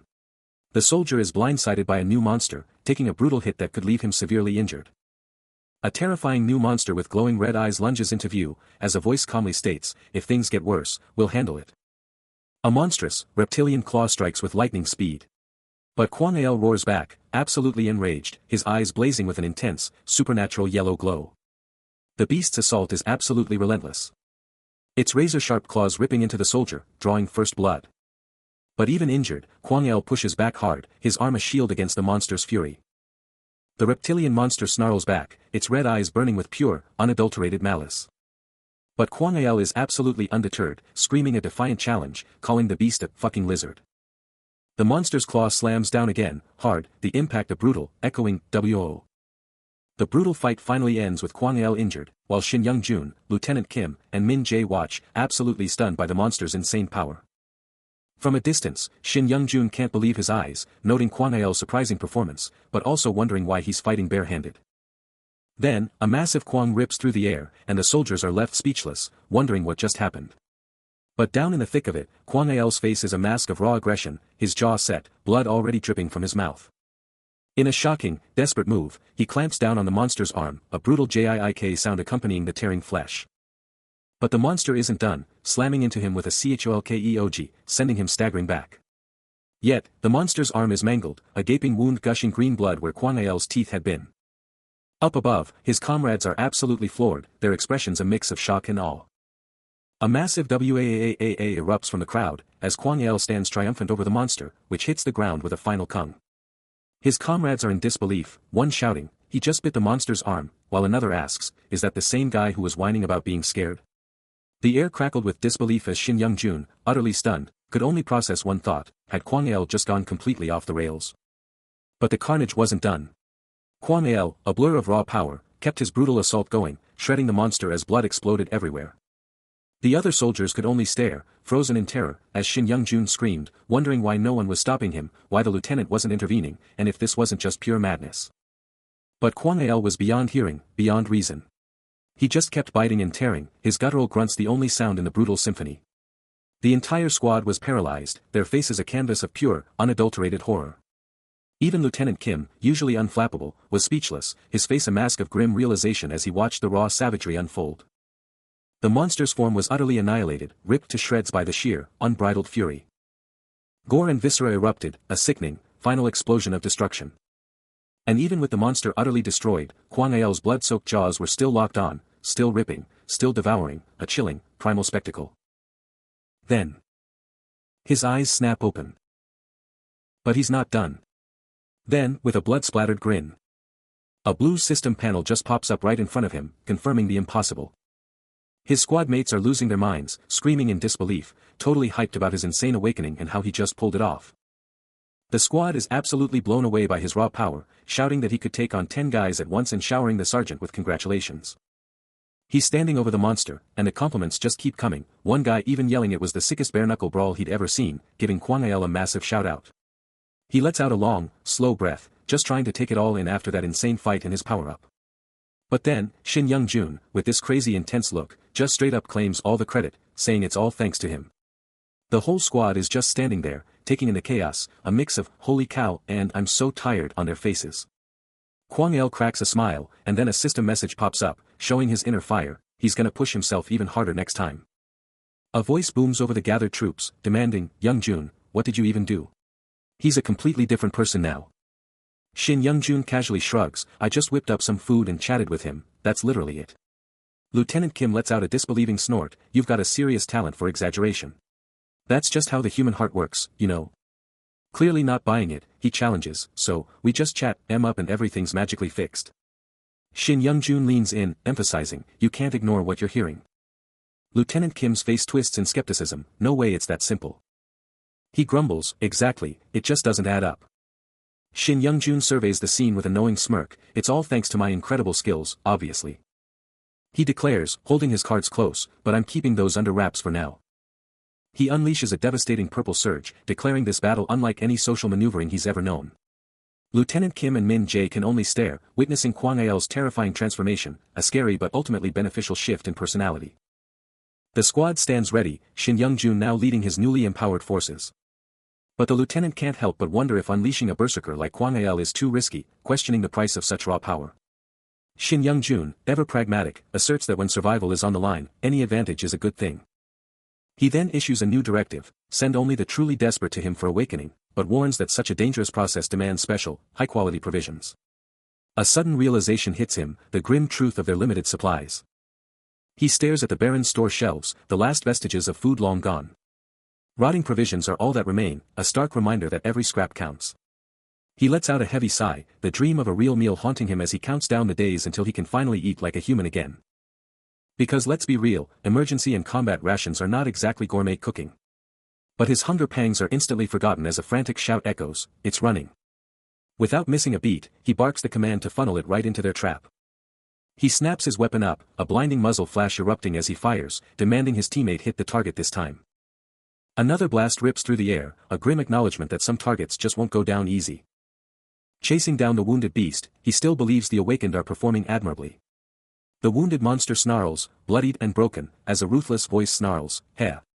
Just finish it," while a softer voice whispers, "I'm sorry." A soldier lets out a shocked gasp, eyes wide at the sight before them. Min Jae, staring down at the monster, can only comment on how messy the whole thing was. This was no ordinary beast. The strongest of its kind, it took everything they had just to bring it down. Even in defeat, its defenses are insane. Lieutenant Kim can't believe how tough it still is. And that's the thing about these monsters. They go berserk when they're almost dead, turning into unapproachable, raging nightmares. That's why awakening isn't just an option, it's a necessity. Meanwhile, Shin Young-jun, deep in thought, knows they have to prioritize safety, even if it slows them down. Then, a sudden blur of motion, the mission continues. The squad is on the move. Kwang Il shouts to the Sarge, celebrating their win and relieved that someone can actually get the job done. Just moments before, the squad was already on the ground, the dust of their last fight still settling around them. The reptilian beast, a true nightmare, was finally down, its reign of terror ended. With the monster defeated, Kwang Il hyped up Soo-hyuk, shouting, "Nice job," as Min Jae recognized him from the elite termination unit. But the real question loomed large: who would be the next to awaken their hidden power? Min Jae's words about Soo-hyuk from the termination unit resonated, and the soldier's intense gaze showed he was ready. Lieutenant Kim gave the order, telling Soo-hyuk it was his moment, and he snapped to attention. Kwang Il seemed a little worried, asking if he could really handle just one target, but Soo-hyuk shot back, "I've been practicing a lot." Lieutenant Kim gave him one last, intense command to succeed, and Soo-hyuk gulped, his determination burning. And then, in an explosive burst of speed and pure energy, he was gone, a red and black streak tearing through the air. He absolutely skewers the reptilian monster, a geyser of blood exploding as the beast screams its last. The impact is brutal, its crimson eye blazing one last time as it collapses. But just as it's over, a surprise hit rocks him, his head whipping back in shock. A final burst of monster blood, and his uniform is drenched. Before he can even blink, a holographic system panel pops up, declaring him a marksman. Back at base, his squad goes wild, Kwang Il shouting that he's officially a sniper now. Eyes glued to the glowing screen, he's still processing this wild new info. But then, a wave of frustration hits him, and he yells, "What the hell is going on?" Even a nearby soldier notices the weird system panel, while Soo-hyuk is still totally absorbed by its baffling info. A blinding flash rips through the heavens, and the system screams a monumental announcement: faction forming. Right in front of Soo-hyuk, a holographic display blazes to life, confirming the formation of a 5-player faction, the absolute minimum. He's completely stunned, his mind reeling. The screen updates instantly, showing they're the 3rd faction in the entire large region, but the 1st in their local area. Talk about a mixed bag. The whole squad stares at the glowing interface, and Kwang Il breaks the silence, totally baffled by the reward numbers. Soo-hyuk is still locked onto that screen, his mind racing to catch up with the system's rapid-fire updates. Turns out, the second Soo-hyuk leveled up, that exact same system window popped up for all 5 of them at once. Lieutenant Kim checks his own holographic display, and it's flashing an achievement: get together. They formed a faction faster than most.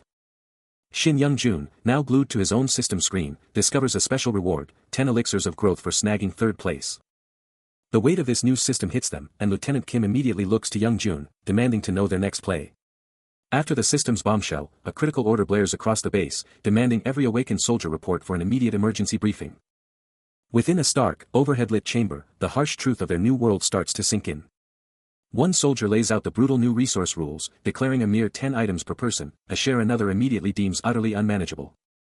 Lieutenant Kim validates the system's faction message, and Shin Young-jun quickly connects the dots, realizing the faction's formation hinged on exactly 5 awakened members. Pondering the massive implications, Shin Young-jun calculates that if the system's intel holds true, that elixir reward could supercharge their advancement. But Lieutenant Kim cuts in with a far graver worry, his mind fixated on the other factions, especially since their 3rd-place ranking means 2 powerful groups are already dominating the field. His face tightens with grim realization, the crushing weight of their new, cutthroat competition visibly bearing down. Shin Young-jun concedes with a heavy sigh, the daunting challenge of confronting those rival factions now the paramount concern for their fledgling team. A chilling thought strikes Shin Young-jun, his mind racing to the terrifying prospect of facing creatures as monstrous as dragons within the gap. His eyes drop, and he feels the crushing weight of collective fear, as every mind is consumed by thoughts of family. Amidst a world torn apart by monstrous threats, all they can do is desperately pray for a miracle to avert the catastrophe. Lieutenant Kim, his expression grim, confirms the terrifying truth: such a scenario is absolutely within the realm of possibility. He then reveals his fear that securing vital resources will be an uphill battle, a point Shin Young-jun quickly concedes, before Lieutenant Kim drives home the terrifying truth that isolation means certain doom. Shin Young-jun cuts to the chase, declaring that their own survival must be the absolute priority, a stark reality Lieutenant Kim immediately embraces, insisting they focus solely on that goal. The gravity of their discussion visibly burdens Shin Young-jun, his face etched with profound thought. Lieutenant Kim's face reflects the immense pressure, clearly struggling with the overwhelming odds they face. The ultimate, driving force behind their desperate fight becomes crystal clear: their very survival is the only path to rescuing their loved ones. Shin Young-jun takes in the grim reality: over 100 soldiers, but only 5 are true faction members. The numbers just don't add up. He confirms the shocking truth, admitting they desperately need more awakened, even if the whole process is a total pain. A third soldier cuts in, doubting the ease of awakening, and challenges the seated man, asking if he's already awakened, because if you're not in a faction, you're basically a rookie. Shifting gears, Shin Young-jun then asks Min Jae, "Hey, aren't you a marksman?" Min Jae reveals his marksmanship was detected, which is why he was chosen, and he can't help but laugh about it. Shin Young-jun presses for details on his talent, and Min Jae proudly states his eyesight and focus get a massive boost when he's aiming. A worried Shin Young-jun asks, "Is that even good? What if we run out of bullets?" Min Jae just smirks, waving off the worry. He then confidently aims, implying that while a normal soldier might need 10 shots, he's on a whole other level. Still on fire from his revelation, he declares he'd only need 2 shots, max. And just like that, 2 glowing casings fly from his rifle, a visual mic drop. Shin Young-jun can't help but grin: this changes everything. Monster hunting just got a whole lot simpler. A firm hand on Min Jae's shoulder, he makes it official: Min Jae is now the lead monster hunter. No hesitation, Min Jae salutes, ready for action. But the smile fades as Shin Young-jun looks away. This is the only good news, he thinks, at least they'll survive for now. Then, a stark reminder to Soo-hyuk, the grim truth: only 5 of them remain in the whole school. His eyes burning with resolve, Shin Young-jun declares they must push forward to survive. He watches as the squad is forced into a full-blown retreat, a monstrous reptilian beast blocking their path to the school. But amidst the chaos, Soo-hyuk completely breaks down, collapsing in sheer terror, shaking uncontrollably and screaming that he can't go on, convinced he's about to die. Shin Young-jun rushes over, trying to snap his panicked comrade out of it, demanding he calm down so they can figure out a plan. He just stares, a heavy worry clouding his expression. But then, out of nowhere, Min Jae explodes into action, landing a brutal, reckless kick right to the monster's face. Talk about a sudden change. Shin Young-jun whips around, his eyes locked on the insane turn of events. While still trying to calm down a completely frozen Soo-hyuk, who's still freaking out. Min Jae is now a full-blown berserker, fighting with a wild ferocity that makes everyone wonder if he was always this reckless, taking on multiple monsters like it's nothing. Shin Young-jun watches the insane spectacle, a new kind of worry replacing his old one, wondering if Min Jae has completely lost his mind. A tense silence hangs heavy, the calm before a storm of truth. Suddenly, a comrade confronts Shin Young-jun, demanding answers about a critical matter. Shin Young-jun is caught off guard, but his comrade isn't backing down, accusing him point-blank of hiding a secret. The comrade lays out the evidence, exposing Shin Young-jun's suspicious routine. After every private chat post-training, he comes back with a power-up, clearly hiding a game-changing combat technique. Busted. Shin Young-jun can't deny it, his secret training has been exposed. He tries to justify his hidden power, claiming it's all for the squad, and that his comrade is the only one who knows the real score. A deep breath, a moment of truth, he knows the time for secrets is over. They move forward, the air buzzing with the aftermath of the confession, a new dynamic forged between them. Then, Shin Young-jun drops another bombshell, revealing Min Jae's incredible turnaround, now a leader, rallying the troops with renewed focus. After committing to mastering his culinary craft, he's back in the kitchen, focused on his cooking. But then, a shocking system alert pops up, declaring him awakened Shin Young-jun, revealing he can no longer hide his immense power. It even shows his F-rank chef skill is directly linked to his cooking training. He stares at a glowing screen, utterly bewildered. 82 points. What just happened? He thought points were only for monster kills or top-tier cooking. His eyes lock onto the 82 points total, and a plan starts to form. I think I can actually use these. He knows from games that points mean one thing: a store. A flicker of excitement crosses his face. Could there be something like that here? With a decisive gesture, he points, and the holographic display confirms it. See, point store. A crisp, digital chime rings out. The system expands, dramatically unveiling the point store interface. He gazes, captivated, at the fully revealed holographic store, brimming with possibilities. He takes in the system's stark warning, knowing his basic skills just won't cut it anymore. With a surge of determination, he dives headfirst into the mysterious point store. Right off the bat, he's hit with an arsenal of combat gear, axes, knives, the works. But a quick scan reveals a problem: it's all for combat classes. His brow furrows as he even spots a humble loaf of rye bread for sale. His hand reaches out, almost instinctively, towards the holographic bread. A bewildered "huh" escapes him, utterly baffled by the store's strange inventory.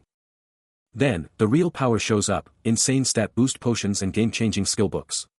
But the price tags? Absolutely astronomical. A wave of disappointment washes over him. These incredible upgrades are completely out of reach for now. With a strategic retreat, he decides to table the advanced skills and traits, knowing he'll have to come back when he's got more points. Gripping the dagger, Shin Young-jun realizes, I'm totally nailing this with Chef's special skill and Chef's eye.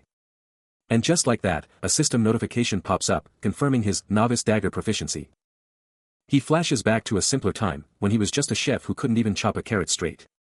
Now, juggling daggers with ease, he thinks, I haven't even touched a sword, but I'm already a pro with these. A determined look settles on his face, as he processes just how fast he's leveling up. Clutching a kitchen knife, he can't help but ask, if this is novice, what kind of insane power is master level? Then, another notification pops up, revealing he's got Novice Flame Affinity 2. He recalls the origin of this fiery power. It all started when he accidentally torched a pot. With fire swirling in his palms, he exclaims, I can hold flames for 5 whole seconds. This 0-point skill. I'm mastering it. Despite his grind, he's totally baffled, muttering, I don't feel like I'm getting stronger. His status window just mocks him: novice cooking proficiency, still stuck at 0% EXP. But then, a lightbulb moment. He's like, it tastes great, and honestly, it's super energizing. Then the real shocker hits him, and my stats in the status panel actually went up. A buddy, totally hooked, asks, seriously? Young-jun spills, the dishes I ate that were linked to the status window. They're still showing up. He's like, nobody else even noticed. Then it clicks. He's thinking, is it because I awaken my powers? I can see the status window, but, and then, aha. That's it.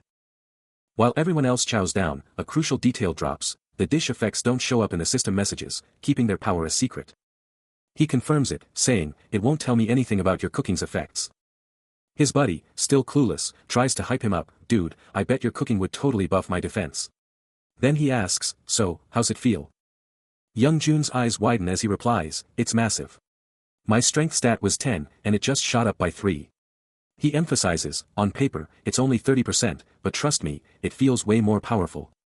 With a confident smirk, he declares, the buffs are already active. While his unique cooking skills were proving to be a game-changer, a crucial realization hit him: if Min-jae was right, their novice skills were actually punching way above their weight. Elsewhere, Lieutenant Kim, deep in thought, couldn't help but wonder, imagine if they could apply that kind of skill to the entire battalion. But the calm was shattered as a soldier burst through, shouting with desperate urgency, Sergeant Shin, we need you, now. Shin Young-jun, completely blindsided, could only stammer, the barracks department. What the heck is happening? Panic etched across his face, he gasped, the terrifying truth dawning on him, it's. And then, the horrifying reveal: a colossal, horned beast, unlike any threat they'd ever encountered, a brand new monster. This thing was nothing like those pathetic lizards. Shin Young-jun strides onto the military base, immediately met by Min-jae and Soo-hyuk. Min-jae immediately questions his presence, sensing an urgent matter, while Soo-hyuk confirms they've been on high alert, monitoring the sector. Min-jae drops the bombshell: a monster attack occurred before they could even react, leaving Soo-hyuk to demand details about the creature. Lieutenant Kim steps in, his voice grave, stating this new threat defies all previous classifications, assuring Young-jun he'll recognize its unique terror instantly. A chill runs down Young-jun's spine, his expression tightening, as the unsettling details of the new threat sink in. Min-jae elaborates on the monster's assault, detailing its movements against the mountain peak, while Soo-hyuk, still pressing for answers, demands to know its classification. Young-jun, struggling to reconcile the description with anything he knows, can only manage a bewildered, that's still just a normal guard. Then, a chilling understanding flashes in his gaze, as the gravity of the situation finally hits him. The terrifying truth is unveiled: a horrifying swarm of bat-like monsters, their red eyes burning in the darkness, pour out from a gaping, cavernous maw. Out of the shadows, a colossal, scaly beast starts to materialize, its single red eye burning with an infernal glow. As its monstrous bulk fully reveals itself, someone shouts, "Oh, I see it now." The beast stirs, a tremor running through the ground, and another voice screams, "It's moving." Unleashed and radiating a dark, smoky aura, the reptilian behemoth starts its terrifying march. Then, with a ground-shattering quang, its colossal foot smashes down, sending shockwaves through the landscape. The beast's single, burning red eye flares with raw power, and with a jijiak, reality itself seems to crack around its gaze. On the observation deck, Shin Young-jun and a soldier are frozen in sheer terror, a choked hiiik ripping from their throats. The soldier desperately brings binoculars to his eyes, trying to comprehend the horror bearing down on them. Pure dread contorts Young-jun's face as the horrifying truth dawns on him, shit. It's coming this way. With the colossal reptilian beast closing in, panic set in as all comms went dead, no signals on the radio whatsoever. What in the world was going on? The sheer, terrifying scale of the approaching threat was undeniable. That thing was easily over 3 meters long. Standing with Lieutenant Kim, Shin Young-jun pointed out that while normal lizards were around, this colossal one had to be the boss. Kim nodded in agreement, stating monsters were everywhere, but the last lizards were only a meter or two. This was a whole new level.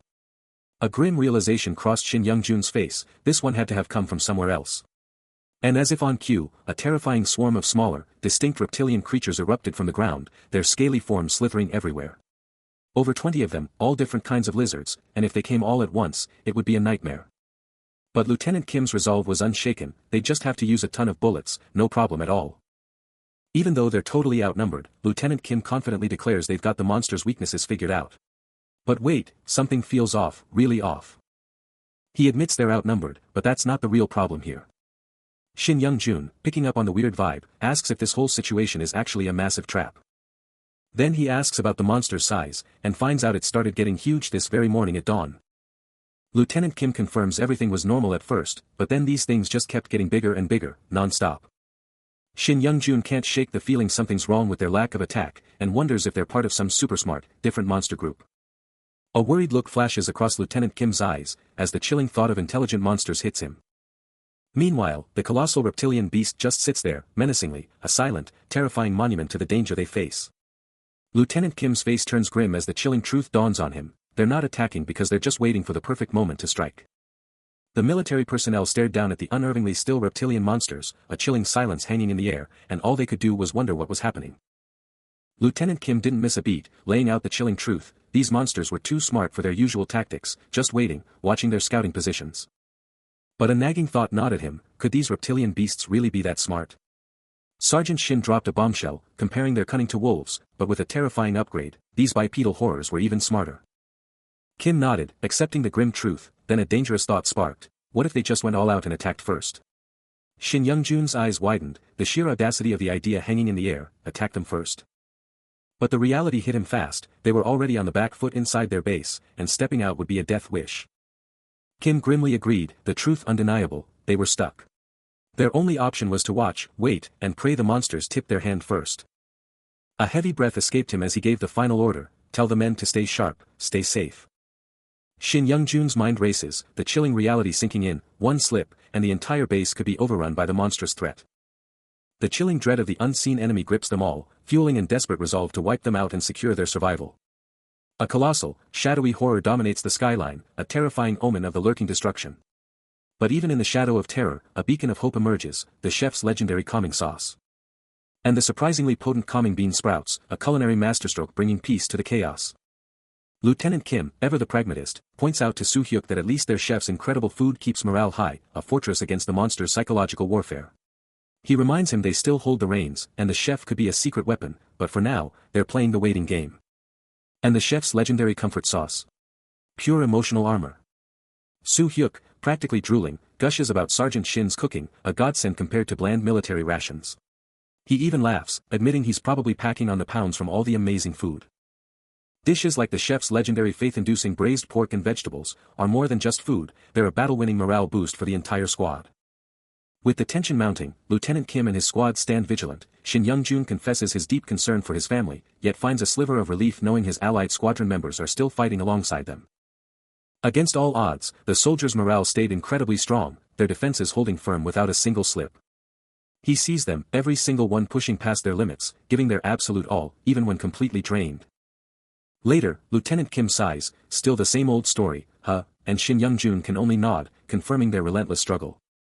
Beyond their walls, the real threat is ever present, monsters with the cunning of wolves and the speed of cheetahs, just biding their time, waiting for one wrong move. Back at the base, Lieutenant Kim muses, what happens when they hit 200 or 300, then quickly reminds himself that with an awakened on their side, they've got this. Shin Young-jun drops a crucial detail, out of roughly 20 awakened, 3 are marksmen, elite sharpshooters ready for anything. He emphasizes their incredible talent, calling it insanely accurate to land shots with a K2 assault rifle.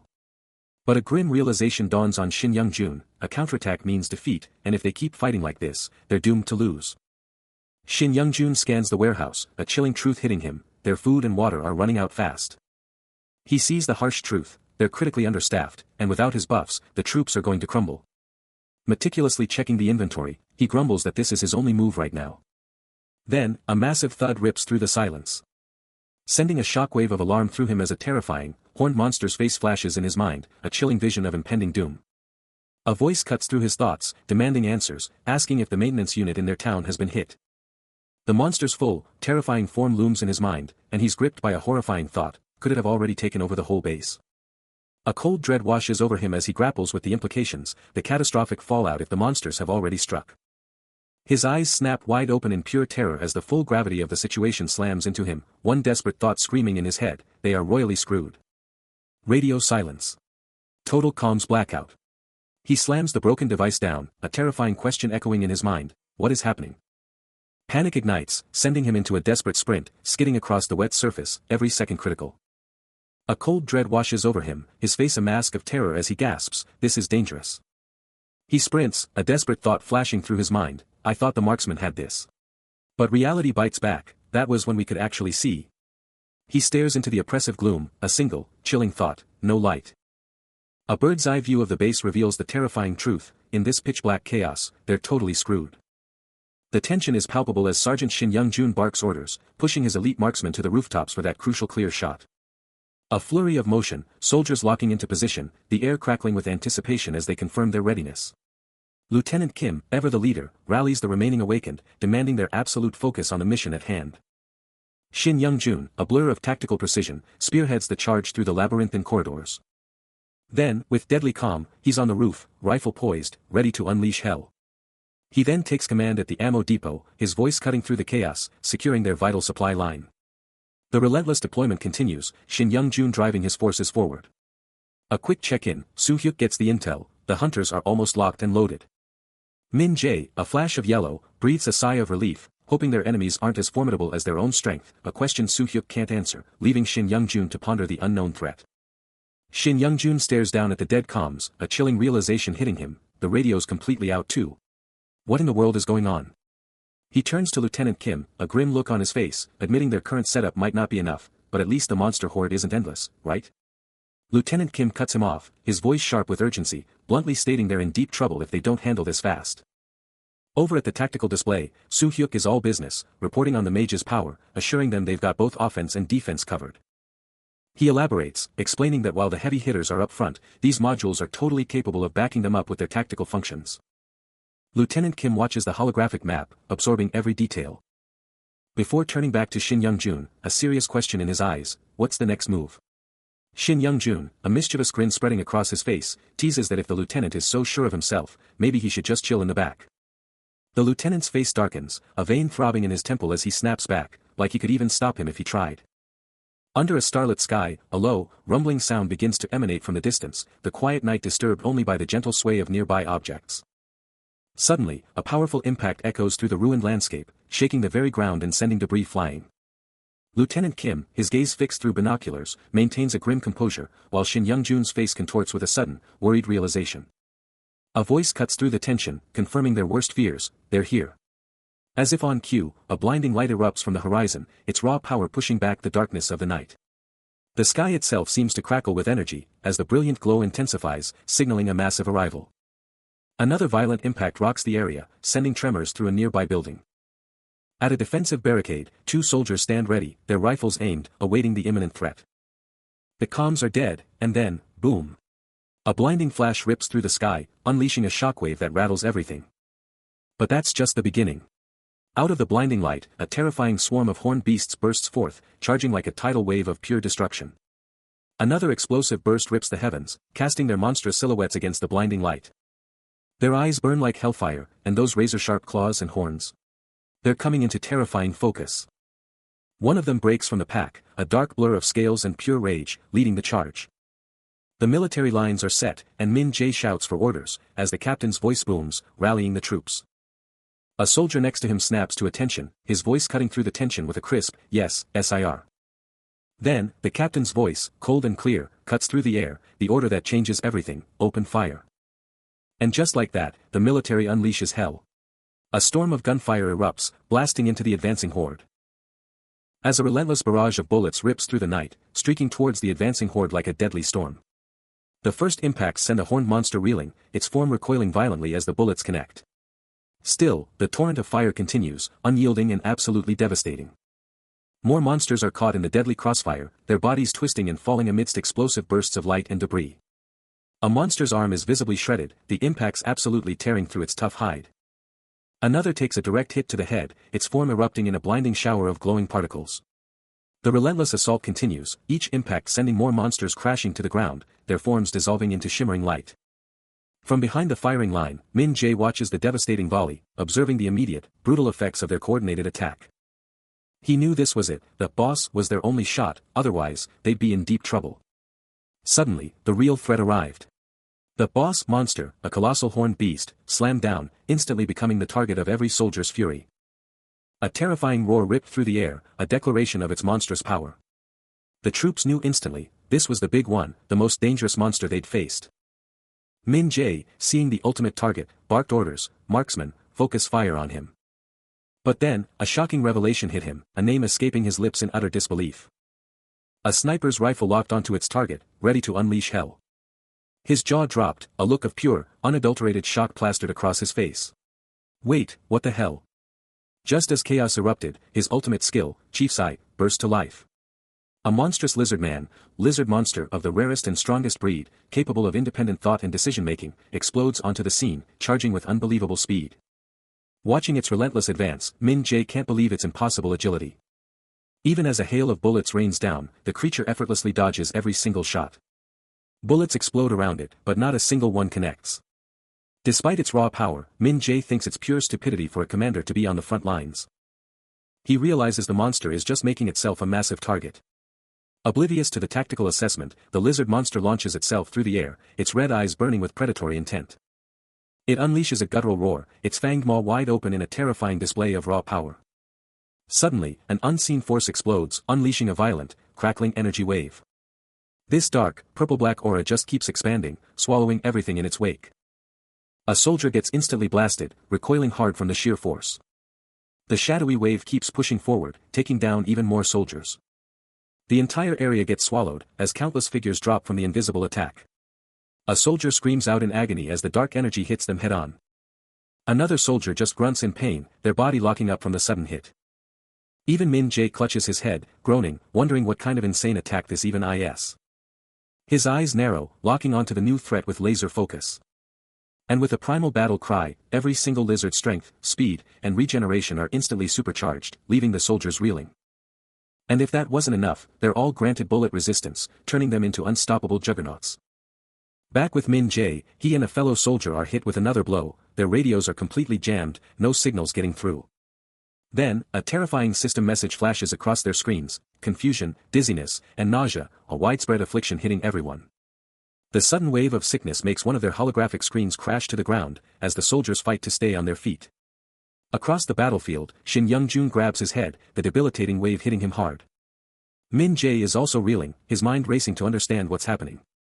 The system screams, dangerous, as the soldier next to Min Jae clutches his head, overwhelmed by dizziness. He's down, surrounded by fallen comrades, as Shin Young-jun shouts, demanding if he's okay, realizing every single marksman is out of commission. From their rooftop perch, Shin Young-jun can't believe the monster's insane power, while Min Jae spots the terrifying creatures closing in. The lizard monster's eye flares with malevolent purple energy. Unleashing a terrifying roar, its entire body engulfed in that sinister purple aura. They can only watch as chaos erupts below. The monster's power hits hard, and Shin Young-jun clutches his head. It's clear the system's warning was an understatement. This confusion and dizziness is wiping out everyone's focus. Purple energy crackles around a soldier's desperate grip on their weapon, and the defenses are collapsing. Min Jae, barely standing amidst the chaos, roars, demanding to know what the hell everyone is doing. Shin Young-jun, battling his own mind, desperately tries to snap himself and his squad back to reality. The sky ripped open with a furious storm, lightning tearing through the darkness, revealing a monstrous silhouette looming in the distance.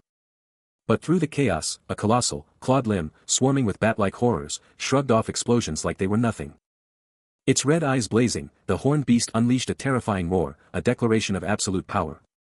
High above the city, Shin Young-jun stared down at the catastrophe, the lightning mirroring the grim realization in his eyes. Then, a chilling update hit his comms. Our guy dropped a barrier, which meant all their buffs were about to vanish. Down below, soldiers unleashed a hail of bullets, but they were completely useless, not even leaving a mark. The desperate command echoed, "Give all the bullets to the awakened." The reports were grim, the monster was impossibly tough, stronger than ever, and Shin Young-jun's fist tightened in grim determination. Soo-hyuk, standing by his side, pointed out that the awakened had called this a temporary effect, meaning they were clearly waiting for a special agent to make their move. And the monster? It just stood there, menacingly calm, like it had already outsmarted them all. With the monster's invulnerability confirmed, Soo-hyuk's voice cuts through the chaos, a rallying cry for every awakened to assemble. His words are stark, a brutal truth: ranged attacks are a waste of time, completely ineffective. Lieutenant Kim's face tightens with grim determination, realizing they have no choice but to engage in brutal close combat. He turns to the assembled troops, his presence commanding as he outlines the desperate new plan. Min Jae, utterly bewildered, can only wonder what bizarre order is coming next. Shin Young-jun, equally perplexed, leans into Min Jae, muttering about whether this whole thing is some kind of twisted snack time. But then, Soo-hyuk starts to cook, a strange glow emanating from his pan, announcing he'll explain everything, but his real power is definitely not cooking. Then, with an intense gaze at Shin Young-jun, he drops a bombshell question: was he awakened even before all this began? Soo-hyuk is laying down the law, dropping truth bombs on his squad, and Min Jae is hyped, confirming the insane power-ups they just got. Even if he's not sure what kind of buffs they are, he knows they're here just in time. But Soo-hyuk isn't letting them get cocky, he's dropping a serious warning: these power-ups are temporary, they're literally tied to their bodies. He's hyping them up, telling them that with their training and these insane buffs, they've got a shot, a real chance to win, so ditch the fear. One last, powerful shout to stay safe, and Soo-hyuk unleashes the charge, his troops roaring back in agreement. His eyes are laser-focused, a silent, deadly promise that the whole damn battalion is now supercharged. He pivots to Min Jae, handing him the ultimate mission: take down that bat swarm monster. Shin Young-jun's face twists into a mask of pure, unadulterated rage, a guttural roar promising to absolutely smash the enemy. Soo-hyuk's hand flares with an otherworldly glow, the insane power of his cooking skill amplified, all thanks to those premium ingredients. Adrenaline pumping, Shin Young-jun, Min Jae, and the squad explode forward, but Shin Young-jun is still losing his mind over what's even happening. He stares down the incoming horde, a fierce resolve burning as he realizes they're getting close. The entire battalion, now supercharged with a massive boost for the day, charges forward into the fray. And the invincible chef buff explodes around Lieutenant Kim, crackling with raw purple energy. From the darkness, a monstrous creature with glowing red eyes bursts forth, its presence a chilling declaration: here they come. The sheer force of the battle rips the environment apart, sending debris raining down as Lieutenant Kim looks up in utter shock. The chaos is overwhelming, even for Shin Young-jun, who watches with wide, concerned eyes. But then, he leaps, a powerful purple aura surrounding him as he delivers a devastating punch, a glowing magic circle forming beneath his strike. His eyes glow red with fierce power as he lets out a primal roar. He unleashes a devastating punch, the impact absolutely shredding the air. Without missing a beat, he follows through with a powerful kick, sending the massive creature absolutely flying. The monster screeches in agony, its body scraping against the ground as it's violently forced backward. It finally crashes into a pile of debris, sending rubble absolutely everywhere.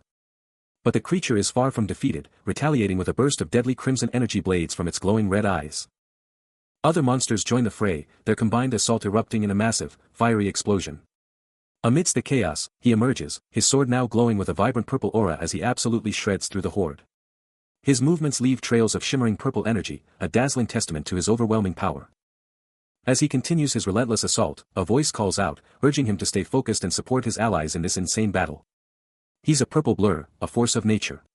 Shin Young-jun absolutely demolishes the horned monster with a barrage of supercharged blows, sending lesser beasts flying. Another glowing hit lands, but this beast is built different. It just shrugs it off, refusing to go down. But just as he thinks he's got it, the monster unleashes a brutal counter, forcing him to pull back. He fires back with a lightning-fast kick to the monster's face, but the advisor's warning echoes, this lizard chieftain is seriously powered up. He lands another hit, but this thing is just soaking up the damage. The monster roars, pushing back with insane power, and even the advisor admits this is tough, even for a top-tier chef. Shin Young-jun is getting pushed back, hard, the chieftain's raw power threatening to crush him. And then, a reveal. The tactical mastermind, his intense gaze fixed, observes the brutal fight. A system alert flashes, chocolate cookie of bravery, consumed. Crafted by a novice chef, this dish isn't just tasty, it's a game-changer, boosting all attributes by 1 for a full day. Power surging through his veins, he absolutely demolishes the horned monster with a brutal strike, sending it flying. He grins, shouting, time to taste the power of a chef. Another earth-shattering blow lands, sending the beast flying with raw, unbridled power. Suddenly, a new system notification pops up, the chef's secret sauce is activating Legion Bravery, granting control over the battlefield's mood with the sheer courage of the Legion. Watching the chaos unfold, Lieutenant Kim grins, declaring, those regular lizards. Totally irrelevant now. He clenches his fist, asserting, the brave warriors now dominate this battlefield. With a blinding purple glow, the system confirms, hostile targets are getting their stats and morale crushed. Shin Young-jun's eyes narrow, a fierce resolve burning within him as he realizes the game has changed. But the horned monster isn't waiting around, it lunges forward, claws outstretched, aiming for a devastating strike. Driven by pure predatory rage, the beast winds up for a crushing blow. It lets out a terrifying roar, fangs bared and eyes glowing with pure malice. But just as the monster is about to strike, a game-changing notification flashes across the battlefield, his allies have unlocked new traits. Before the monster can even react, Shin Young-jun unleashes a lightning-fast counter, slamming into the beast with such raw power that it screams, stumbling back from the sheer force. A blazing red aura erupts around him as he pushes the attack, his newfound bravery completely shattering any confusion. He stands tall, absolutely ready for whatever comes next, because this is going to be an honorable battle. His face set in fierce determination, aura crackling with power, Shin Young-jun is ready to finish this. Monsters are absolutely swarming, their claws tearing at the air as a desperate voice screams about the entrance being overrun. But the soldiers are ready. They unleash a hail of bullets, screaming to concentrate all fire on the entrance and push back the horde. And Kwang El is right there in the thick of it, battling fiercely as he's told to watch over the way. Then, a soldier lands a brutal kick, sending a monster flying with a sickening kiyaah. But then, a blinding burst of orange energy explodes, a HOLLLHH of pure power. It's Shin Young-jun, and he's unleashing his power. His body is engulfed in a blazing red aura as he charges into the fray. He's not holding back, a primal KO. Tearing from his throat as the red energy surges. The monster lets out a deafening roar, its fangs bared in a desperate challenge. But it's too late, as a glowing blade descends, ready to end the fight. The monster's massive form just explodes, purple energy tearing it to shreds. While Shin Young-jun, absolutely crackling with blue energy, lands another devastating hit. Meanwhile, Kwang El is absolutely floored by the raw power on display, his jaw practically on the floor. He shouts, isn't this too damn awesome? With eyes like saucers, he yells, it's like the stats doubled, desperate to know what kind of cheat code just got activated. But Shin Young-jun isn't stopping for questions, he's a one-man wrecking crew, his glowing blade carving a path of destruction through the monster swarm. He's on the move, absolutely certain that with these insane buffs, they're gonna crush this threat and clear the zone in record time. Lieutenant Kim, ever the strategist, confirms Shin Young-jun's status, declaring him the absolute core of their unit. But he's quick to add a warning, don't let your guard down. Monsters are still flooding from the gate, so no time for support. With a fierce grin, Shin Young-jun gives a sharp nod, his glowing blade crackling with blue lightning as he roars, "GOT it. Leave it to me." He's absolutely tearing through them, shouting encouragement to his squad, knowing this fight is almost won. Then, a devastating strike, green energy exploding from the impact. But the fight isn't over. Kwang El, Min Jae, and Soo Hyuk are already on the move, charging another beast. Shin Young-jun unleashes a blinding, crackling torrent of blue energy. The sheer force of his attack a white-hot blur. He finishes it with a brutal, decisive strike. But then, his eyes widen in shock, a desperate cry escaping him, Kwang El. A new, terrifying monster, glowing with a blood-red aura, ambushes Kwang El and Min Jae, who scream as it strikes. The beast continues its savage, relentless assault. The relentless barrage continues, shredding the monster's very essence. Every hit lands true, breaking it down piece by piece. But with a furious shriek, the beast unleashes a primal roar. Then, its single, burning eye ignites with a terrifying yellow glow. Too fast to dodge, the monster slams into him with a devastating blow. He's thrown back, but his eyes blaze crimson, fueled by rage and raw power. But he refuses to fall. A furious purple aura explodes around him, blasting the monster away. The beast is launched, a mere projectile against his might. Leaving a trail of purple destruction, the monster vanishes into the shadows. Still reeling from the previous impact, he clenches his fist, a silent declaration of intent. But the monster isn't done. It lets out a guttural roar, its yellow eyes blazing with renewed fury, a dark purple aura flaring around its form as it recovers. It seems to question the audacity of its opponent, a silent challenge in its glowing gaze, daring him to continue. But Shin Young-jun doesn't hesitate. His own purple aura intensifies as he closes the distance, launching himself into a devastating assault. His hand connects with brutal force, sending shockwaves through the air. The monster roars in agony, its maw wide open, the impact clearly taking its toll. Shin Young-jun presses his advantage, his form a blur of purple energy, relentlessly driving the creature back, not giving it an inch. The monster's glowing yellow eye narrows in a mix of pain and desperate rage, its sharp teeth bared in a silent snarl, but it's clearly on the defensive. With a final, powerful strike, he sends the creature reeling once more, ending the immediate threat. Shin Young-jun unleashes another devastating blow, a streak of pure purple power. The monster's arm snaps back from the sheer force. Its colossal silhouette momentarily framed by the raging storm. Its crimson eyes ignite with rage, but its very defenses are crumbling under the relentless assault. The beast is sent spiraling, plummeting through the air with incredible speed. Violently slammed and utterly disoriented. Still engulfed in crackling energy, it continues its uncontrolled descent. Before finally exploding into the water below, a colossal splash marking its defeat, as Shin Young-jun observes the chaos.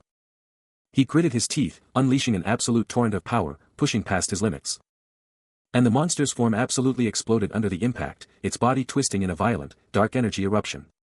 It was launched through the air, a primal, guttural roar ripping from its throat. A desperate, agonizing scream echoing as red slashes absolutely shredded its hide. But the assault was relentless, red energy absolutely exploding around its battered form. Its face contorted in a bloody, enraged shriek, those monstrous eyes still burning with an ominous, terrifying red glow. Even as it plummeted, that crimson light in its gaze pulsed with pure, unadulterated defiance. While the young man, splattered with its blood, maintained his fierce, unyielding resolve. The last, devastating blow connects, unleashing a torrent of crimson across the scene, sealing the monster's fate. Its colossal, clawed foot now lies utterly still, blood still oozing onto the shattered earth. A bone-chilling krak reverberates as its eye, once blazing with fury, now gazes lifelessly into nothingness. The monstrous form, once a terrifying force, is now a mere dark silhouette against the stormy heavens, ensnared in wire. Amidst the wreckage and shattered ruins, the beast lies utterly vanquished, its reign of terror finally over. The fight is unequivocally done, leaving only destruction and the silent proof of its vanquished enemy. Victory secured, Shin Young-jun surveys the chaos, demanding of his assembled unit, "Is everyone okay?" His gaze sharpens as he barks, "Don't lower your guard," insisting that more monsters could be out there, then commands, "Major officers, confirm the status of your unit members." The soldiers, some grinning with relief, others still on edge, start to take in the aftermath of their brutal victory. Fresh off the battlefield, he's hit with another shockwave, the comms are dead.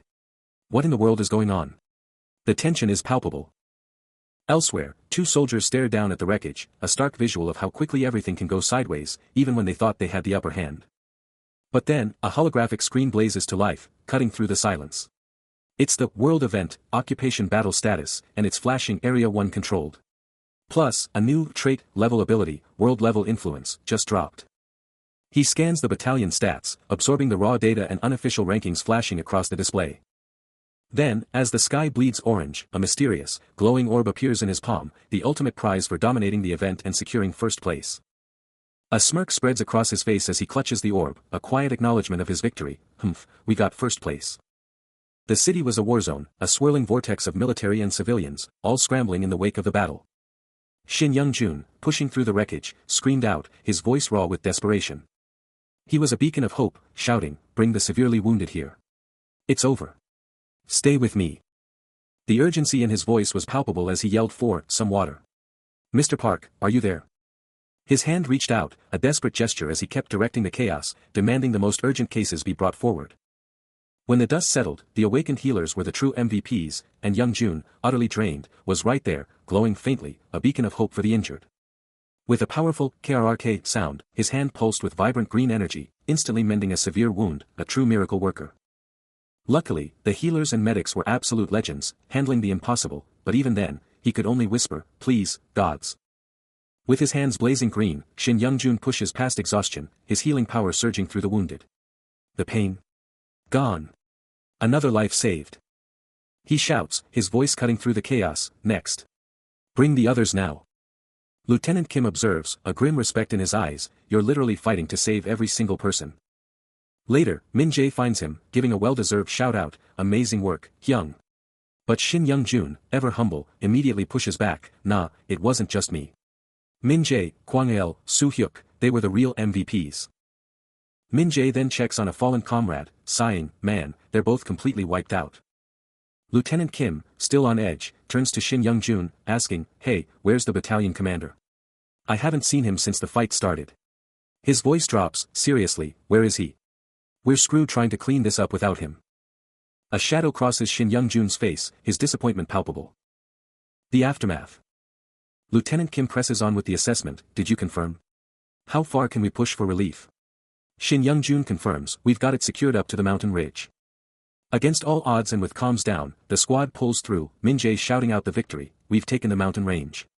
Lizard monsters. Totally wiped." This wasn't just any mountain range, it was their station, now a strategic stronghold they'd reclaimed. Shin Young-jun's mind races, connecting the dots, besides them, it was just lizards up here. A chilling escapes him as the truth hits. His mind races, was anyone else tied to these mountain occupiers? The bigger picture of their mission suddenly looms large. A comrade echoes his chilling thought, "If you're right," as they survey the fallen God-eaters, those terrifying lizards they just crushed. The glowing screen flashes the harsh truth, a voice grimly confirming, "Yeah, I guess that's exactly what it means." The full weight of it hits Shin Young-jun hard, his face etched with a potent mix of worry and dread. But wait, there's more. "What else is there?" a comrade presses, and the bombshell drops, "Where we were stationed, there was NO battalion. This is huge." Shin Young-jun's eyes blaze with determination, his grip tightening on his sword, "We can't just abandon them now. This is personal." He just smirks, knowing full well the impossible odds they're up against. His comrade can't believe it, demanding to know why, especially after yesterday's brutal fight at the remote base. Sure, they won the last messy fight, but holding ground is nothing like taking a fortified position. Even on defense, against those terrifying beasts, one wrong move meant total annihilation. He reveals the game changer, more and more awakenings are happening. His comrade excitedly points out that with these new powers plus his food buffs, it'd be a cakewalk. But Shin Young-jun shuts him down fast, telling him not to get too comfortable.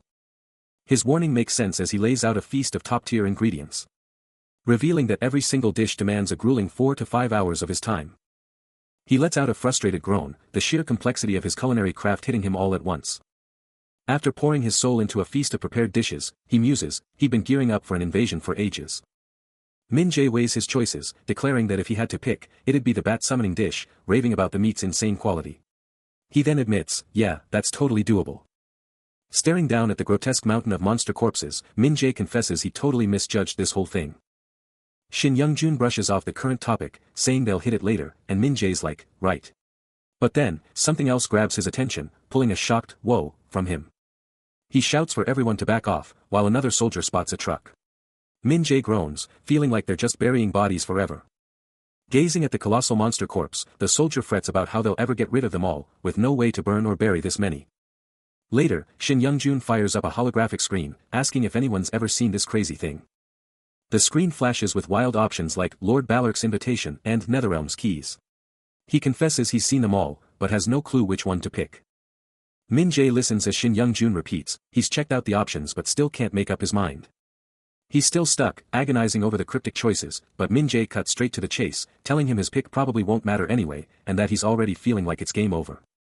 With Kwang-il and Soo-hyuk watching, Min Jae tries to reassure him, saying no one will argue with his choice, it's either trust or just giving up. But Min Jae's face tells a different story, the stress showing as he curses their luck for not having the commander around. Finally, with a deep breath, Shin Young-jun makes the call, and the mysterious screen blinks out of existence. Min Jae instantly demands to know why, but Shin Young-jun just drops the bomb, "Noble contract, Rimana." Then, out of nowhere, a bizarre question pops up, Min Jae asking if they're going to need chariots for this. As he sprints with the squad, Shin Young-jun declares they'll figure it out on the fly, because they're about to run straight into whatever this contract means. Min Jae still has his doubts, wondering if someone else already snagged this contract, but in the end, he puts his faith in Shin Young-jun and tells him to go for it. With a determined glint in his eye, Shin Young-jun is locked in, ready for whatever comes next. He's ready. His finger hovers, poised to unleash the chosen contract. No hesitation. He slams his finger down on the shimmering screen. A jolt of power. An electric ripple explodes across the interface. The system locks it in. Mobile Fortress Rimana is selected, and the power to summon it is now his. Then, a massive crack. The earth itself glows and shatters beneath their feet. Min-jae watches, stunned, as the power surges through his friend. Shin Young-jun, now glowing with raw energy, roars his intention to summon it now. A triumphant grin splits his face wide open. Then, with a deafening, mechanical roar, a colossal, intricate fortress, flanked by smaller units, erupts from the ground. Shin Young-jun and Min-jae can only stare up in absolute awe at the colossal mobile fortress now towering before them. The mobile fortress Rimana was here, a new skill unlocked, but the chaos was just beginning. No signals, no comms, Shin Young-jun was left in the dark, screaming internally, what is going on? But the others, Min-jae and Kwang-ael, were just as floored, their minds racing, no trace. How massive is this thing? Is it packed with bodies? No time to waste, they had to move. The call was made, to the barracks. Let's test this beast out. But first, a quick order to the unseen crew, finish up the cleaning, pronto. A swift, yes, sir, confirmed their compliance. Mission accepted, they sprinted towards their destination, the barracks looming ahead. A blur of motion. Only to be met with a crushing realization, the barracks were too small. No space to unleash the fortress's true power. The frustration was palpable. Even while packing on a few pounds, Shin Young-jun can feel the raw power surging through him. He fuels his gains, chowing down with gusto. His strength isn't just growing, it's exploding, and the entire troop's training is leveling up right alongside him, every buff completed adding to his unstoppable experience. Then, a sudden knock breaks the silence. As Lieutenant Kim bursts in, exclaiming, "Hey, Young-jun." A massive grin splits his face, there you are. Young-jun quickly moves, a flurry of motion. As Lieutenant Kim finds his target, confirming his location in room 3. The world is going dark. A radio screams with dead air, a voice shouting, "No signals on the radio either." Panic sets in, a desperate question echoing, what? What in the world is going on? But then, the focus snaps to the barracks, where Shin Young-jun, sharp and ready, delivers a perfect salute, met by Lieutenant Kim's confident, almost amused, grin.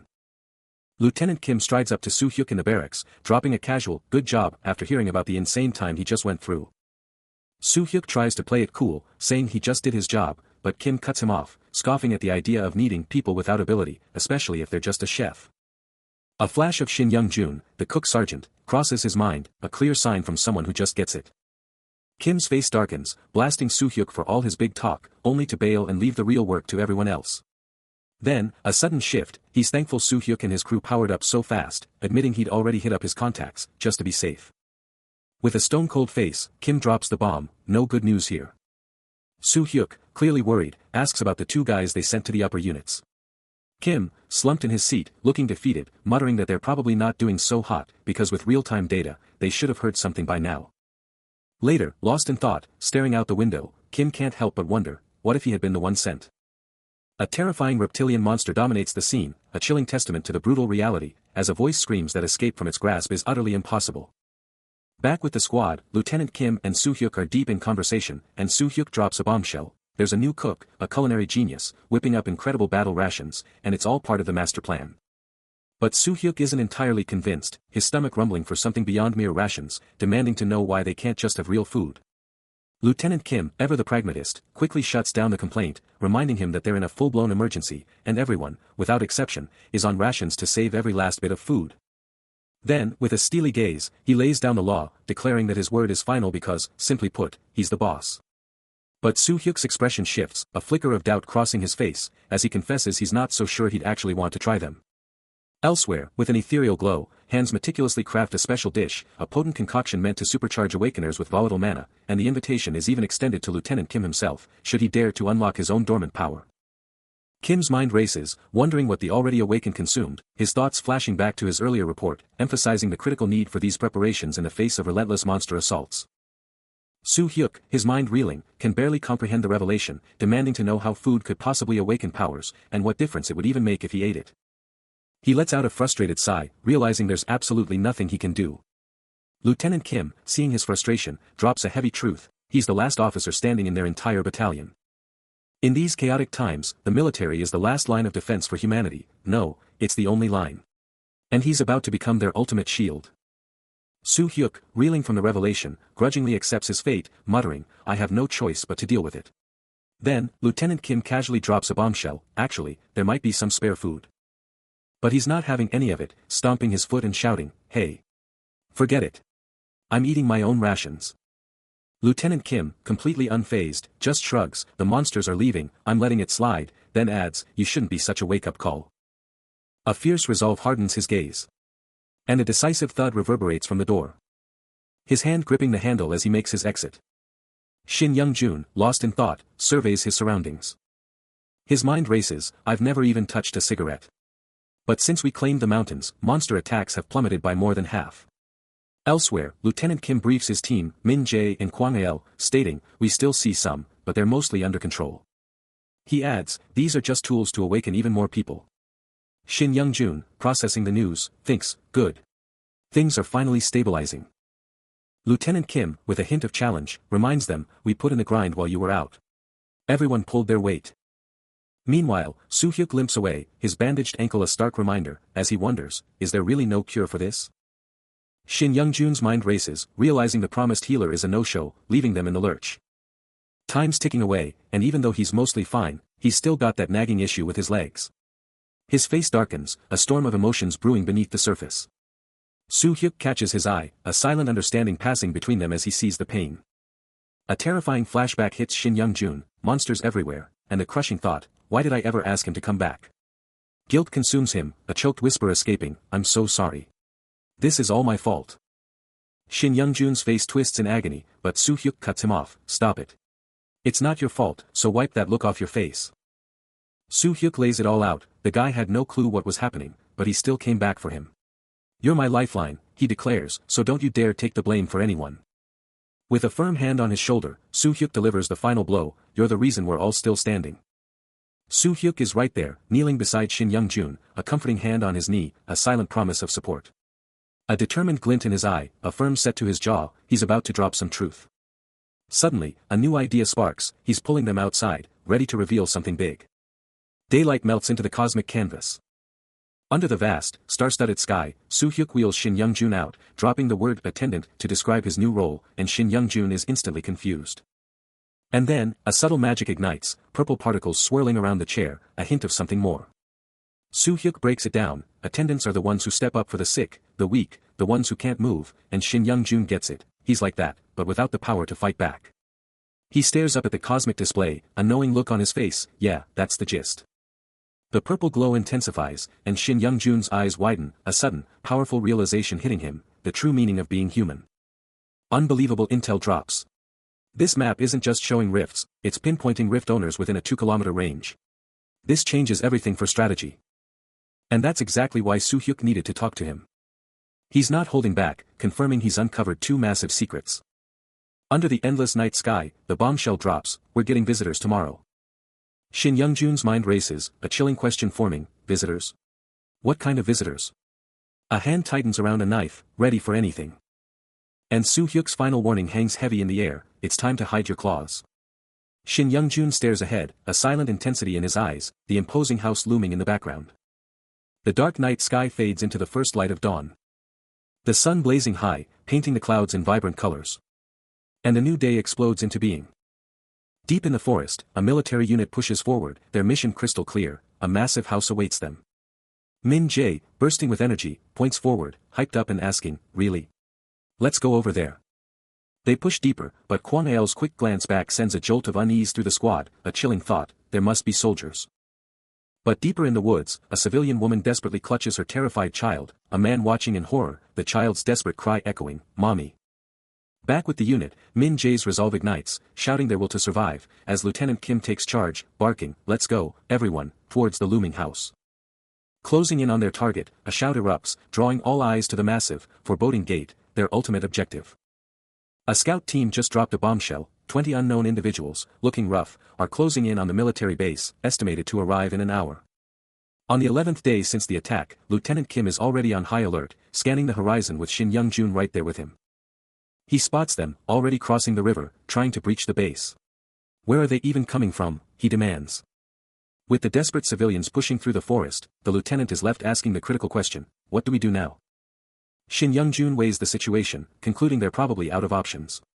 If they made it this far, he states, we're taking them in. With a determined look, he makes the call, fine. Let's save them. As night falls, under a blanket of stars, the lieutenant gazes upward, lost in thought. He's still processing it, muttering, are these the people Sergeant Shin was talking about? Without hesitation, a military truck rolls out, disappearing into the darkness. A massive influx of civilians floods the military base's courtyard, their sheer numbers and disarray creating an immediate, overwhelming challenge. Amidst the pandemonium, Shin Young-jun takes charge, his voice cutting through the noise as he demands calm and insists they form a single, orderly line. As order slowly emerges, he directs them to register their names, promising them the military's full protection and care. Lieutenant Kim watches, calculating the logistics of 25 new mouths to feed and shelter, a daunting task for the base. Shin Young-jun quickly devises a plan, shuffle existing residents to the second floor to house the new arrivals on the third. But Lieutenant Kim raises a critical point, shouldn't they be more cautious with intake? Unfazed, Shin Young-jun pushes forward, barking orders to his team to get that second floor cleaned and ready, pronto. Moments later, a powerful new presence enters the base, making Kwang-el instantly recognize him, exclaiming, isn't that the commander? Soo-hyuk confirms it with a wry smirk, noting that the commander is here to play executive, a clear sign of impending changes. The commander wastes no time, stepping forward to address the troops with a commanding voice, declaring his arrival to all present. Lieutenant Kim Hyun-sek, the man in charge, steps up to the plate, laying down the law for the new arrivals. You're safe now, he declares, so chill out and follow orders. With a chorus of, yes, sir, from his troops, Kim doubles down, telling everyone to just, don't worry. But behind the scenes, Sergeant Shin Young-jun is getting the real talk from Min Jae, dreading the bad news, only to hear the civilians are starving. No biggie. Shin Young-jun retorts, just get them some grub. A fierce resolve burning in his eyes, he doubles down on his promise, don't you worry. We'll get all the paperwork done and everything ready. Then, turning to Min Jae and the other soldiers, he barks, what are you waiting for? Let's go. Where are Min Jae and the rest of you? Slapping an arm around Min Jae's shoulder, he grins, come on, let's go have a little chat. Striding across the open ground, Shin Young-jun calls out, Sergeant Min Jae. Over here. He lays down the law to Min Jae and the other senior soldiers, listen up. If I'm not here, you guys are the top brass, so head straight to the living quarters. Min Jae snaps a crisp, yes, sir, and Shin Young-jun gives him a satisfied nod. Stepping up to the plate, the sergeant takes command, directing his team to secure and guide the influx of survivors. He's not just delegating, he's on it, promising to check in with the commander and demanding immediate problem-solving from his crew. With a sharp gaze, he singles out Min Jae and Young-jun, get that food distribution locked down. The pressure is on, as he stresses the immediate need for food, wondering aloud if 25 additional servings can really be managed without a hitch. Min Jae snaps to attention, a hint of strain in his voice, why yes, sir. But the sergeant knows the truth. Feeding 25 extra mouths on top of 99 soldiers is a massive logistical nightmare, and he's forced to keep his men in the dark. Turning to the crowd, he lays down the law, the soldiers are in charge, and everyone better follow their orders, no exceptions. The soldiers confirm their understanding, with one noting the collective stress and the need to calm down, convinced they've finally found safety. He's thinking, am I the only one who hates this? But deep down, he knows they just have to follow orders. Shin Young-jun lays it out for the crowd, our officers tried to lead, but no one listened. He reminds them, it's a soldier's duty to protect the civilians right here. Another soldier points out the irony, even that arrogant Lieutenant Kim Hyun-sek is following him now. Maybe it's all about status for them. Min Jae's face tightens, processing the harsh truth. Shin Young-jun gives a powerful speech, telling the civilians, you're safe now. And that the soldiers are happy to protect you. Min Jae confides, yeah, he's greedy, only cares about money, but grudgingly admits, at least he's good with words. But Shin Young-jun cuts him off, no time for that now. He's heading to the cafeteria, leaving Min Jae to handle the civilians, who readily agrees. Shin Young-jun tosses out a quick take some with you, then bolts with a hurried, gotta go. He's on the move, guiding a whole crew of survivors and soldiers through this eerily quiet hallway. Footsteps echoing as a kid just bolts ahead, full of energy. He tries to tell an old man the third floor isn't the top, but the guy's just done, like, no way, I can't climb another step. Shin Young-jun calms him down, pointing out that with monsters owning the first floor, this spot is actually the safest in the whole damn place. But Soo-hyuk? He's sweating bullets, looking totally uneasy, definitely not feeling the safe vibe. Over in another corner, Min Jae hits the jackpot, a stack of water bottles. He can finally breathe, escaping the suffocating heat and exhaustion. Kwang El, though, is already complaining about no hot water, snapping at Min Jae that this ain't some five-star resort. The whole crew regroups, soldiers locked in on the elderly man's words, taking it all in.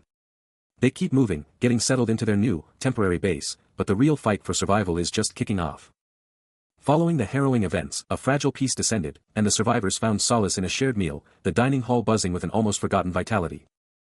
The sheer delight of real food ignited smiles across the room, an elder shouting his happiness, a soldier cheering in agreement, and Shin Young-jun witnessing the pure, unadulterated relief. Steamed rice, once mundane, now tasted like a forgotten dream, an unbelievable luxury, its pure, simple goodness shocking even the most jaded palates. But even as smiles bloomed, Shin Young-jun wrestled with a gnawing frustration, a burning desire to cook with even greater efficiency, to feed them all. His mind, however, was already racing to the grim reality of their dwindling pantry, a chilling worry about their precious ingredients consuming him.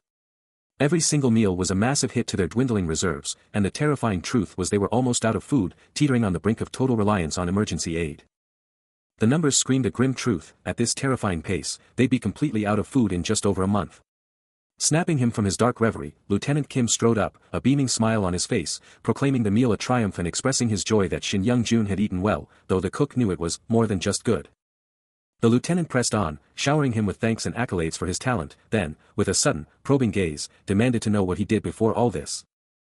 He's thinking, seriously. You're asking a soldier about their old job. Especially when a system window just flashed job, chef, right in front of him. He was literally about to spill the beans himself. Lieutenant Kim, completely oblivious, keeps pushing, so, what did you do before all this? He casually drops that he was a college student, and Kim's like, oh, cool, what did you even study? He's still internally baffled, thinking it's super weird to ask a soldier about their old gig. Just out of nowhere. But here's the kicker, there are people, the awakened, who can actually see these hidden status windows. But hey, at least he's still got his cooking skills. A soldier navigates the stark, unforgiving hallways of a military base. His mind racing with the unfolding disaster. Shin Young-jun, utterly exasperated, declares they're the ones stuck cleaning up this mess, the ones who have to look after everyone. He can't fathom how they spiraled into this disaster, as Min Jae, utterly drained, just wants to collapse, confessing he's at his breaking point. Shin Young-jun, his jaw clenched in pure frustration, snaps that Lieutenant Kim just made everything 100 times worse, dumping the entire mess on them.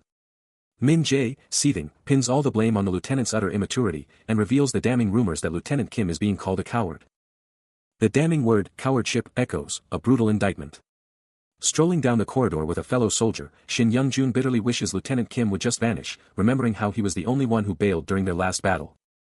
Min Jae, surprisingly, tries to defend the lieutenant, claiming he had a valid reason, and that they're powerless to change it, though his tone betrays his own doubt.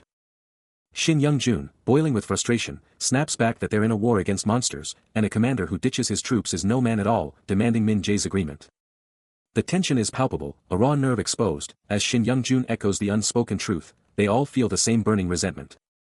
His mind races, fixating on the source of their misery, confessing a long-standing, gut-wrenching discomfort with Lieutenant Kim.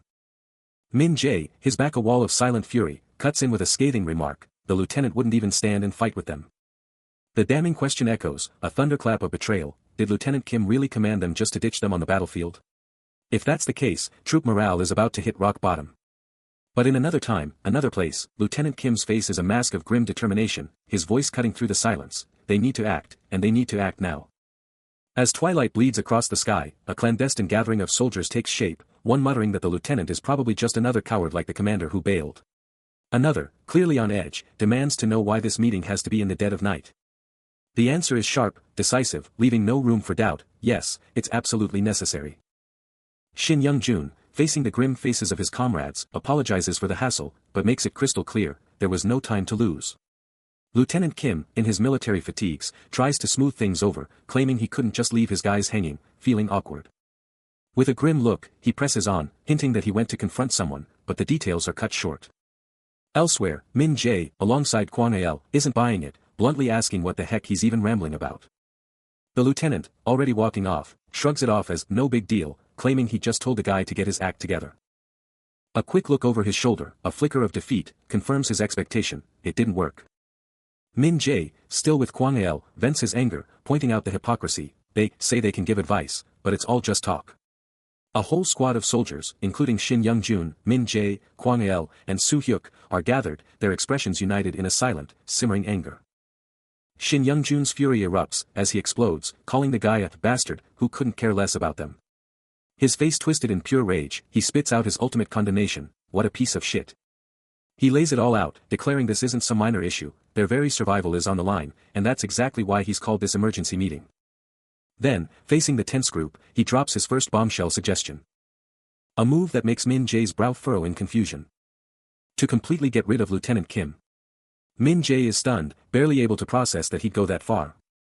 Soo Hyuk's face twists in doubt, wondering if this radical plan is even remotely a good idea. Min Jae snaps, demanding to know what's gotten into Shin Young-jun, shouting that they can't just ditch a lieutenant. Shin Young-jun fires back, trying to win him over, asking if he really disagrees, and pushing him to think about how much longer they can endure being dragged around by Kim. But Min Jae stands his ground, insisting Kim is still an officer, and even with weird orders, they're supposed to talk it out and make decisions together. Min Jae, reeling from the proposal, questions if this extreme move is even right. What if their group explodes in size, making this decision irreversible? Soo Hyuk cuts in, laying down the cold, hard truth. If Lieutenant Kim keeps this up, he'll always be the odd one out in their crucial meetings. Shin Young-jun's face hardens as he agrees, warning that this path only solidifies his position as their de facto leader. He drives his point home, declaring they'll hit a wall where individual action is impossible. He spins around, confronting the others directly, demanding to know what they think and if he's wrong. His voice unwavering, he presses on, insisting they all know Lieutenant Kim's glaring flaws. Min Jae, with Soo Hyuk and Kwang El hanging on every word, admits Shin Young-jun's point, but then drops a bombshell, they're the military. Soo Hyuk jumps in, expanding on the thought, declaring they can't just do whatever they want, they're the military, after all. Min Jae then pivots to Kwang El, demanding his take on the explosive situation. The heated debate rages on, as the radical notion of regular soldiers commanding is hailed as the ultimate, yet incredibly risky, modern warfare strategy. Taking in the gravity of the situation, Soo Hyuk can't help but concede, good point. Min Jae's eyes widen in alarm as he points out the terrifying truth, without Lieutenant Kim, we're the only officers here.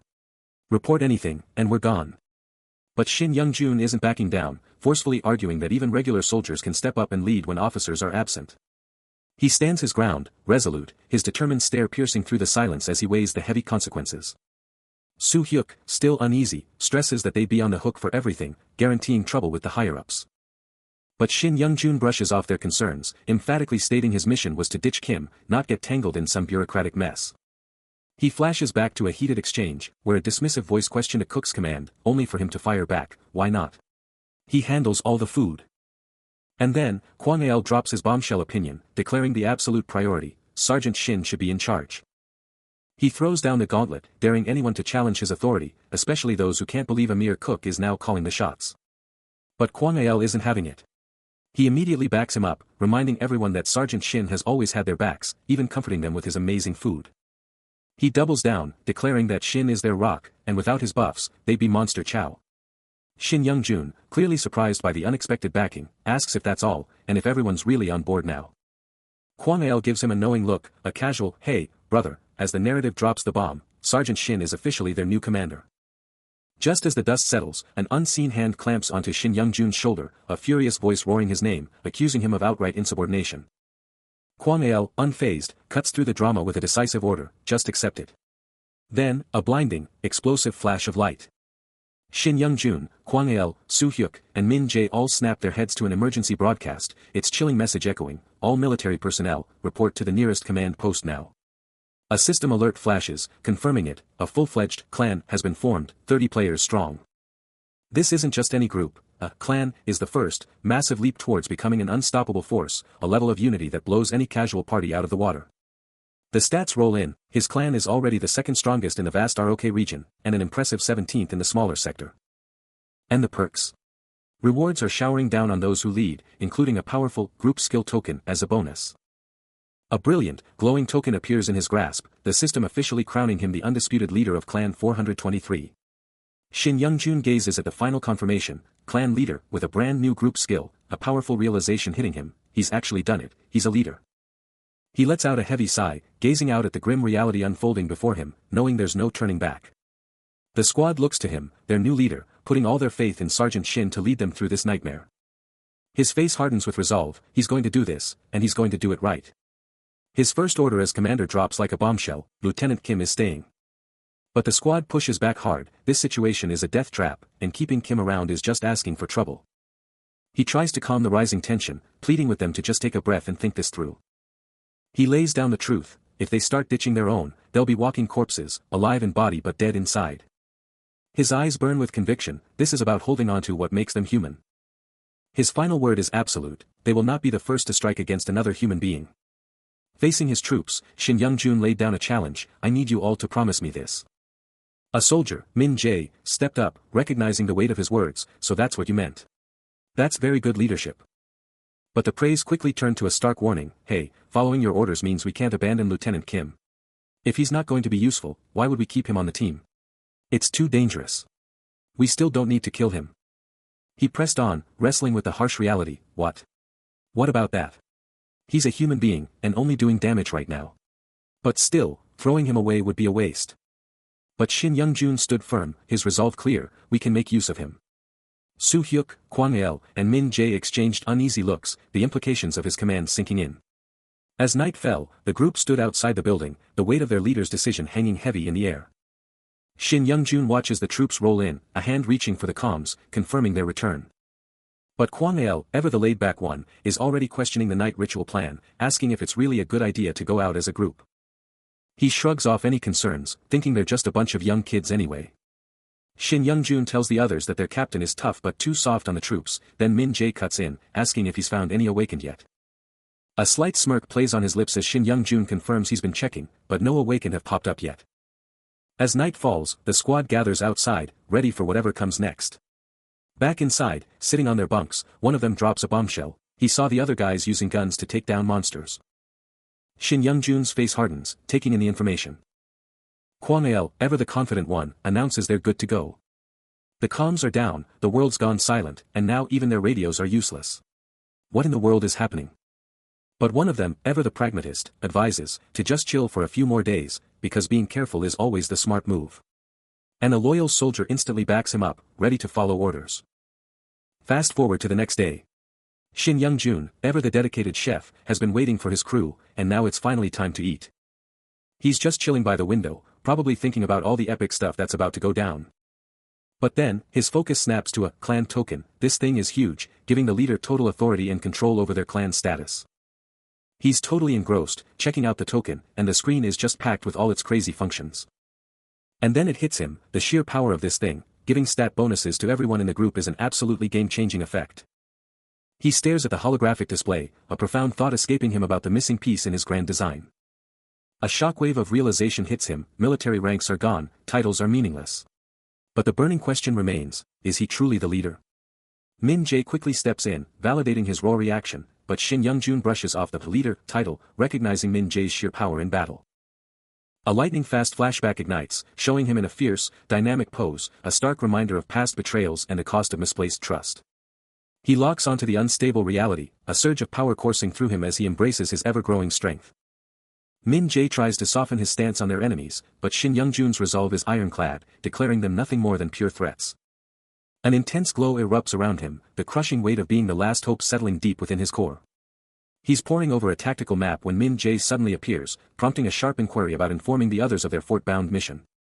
Min Jae stands firm, declaring his unwavering commitment to aid, forcing Shin Young-jun to confront their readiness, before Min Jae delivers a powerful, simple approval.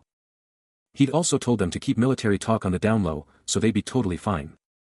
But Min Jae warned, they better keep their eyes peeled, because Taejun was still clueless about what was really going on, telling them to be super careful. Stay sharp. Young-jun was like, but that shouldn't stop us from leveling up, right? And Min Jae was all, yeah, it's a huge problem, because we're stuck relying on total lunatics for supplies. Good news, though, Min Jae pointed out, these madmen weren't exactly blending in, but then he dropped another bomb, there's another problem. Huh. The survivors kept bugging them to talk, and this one woman, she was seriously demanding to speak to a captain. Min Jae was like, is this even important? He had no clue, but she was claiming to be the leader of the whole survivor group. So, the verdict was in, Sergeant Shin had to be the one to talk to her, even if Lieutenant Kim threw a fit later. Young-jun took it all in, a serious look on his face. Then, he just dropped it, leave Lieutenant Kim's drama to me. Min Jae was totally caught off guard. Huh? What are you gonna do? Coolly lighting a cigarette for his comrade, he declares he'll take care of it, brushing off Min Jae's worries about Lieutenant Kim like it's nothing. But first, a new directive. He pivots, ordering Min Jae to pick 3 kitchen staff members to report after dinner. The mission continues. The command echoes, a strict warning to keep everything under wraps, met with a sharp, "Yes, sir." With the mission set, a voice calls out, "Good luck. The stakes are high." And just like that, a delicious plate of pasta is ready, the aroma is incredible. Finally.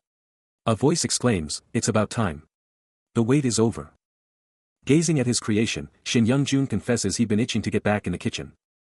Elsewhere, outside the facility, Min Jae and Soo-hyuk are on the move, when a thought suddenly hits one of them. Min Jae, puzzled, asks about the kitchen's secret, and Soo-hyuk drops a bombshell: there's a basement right under the dining room.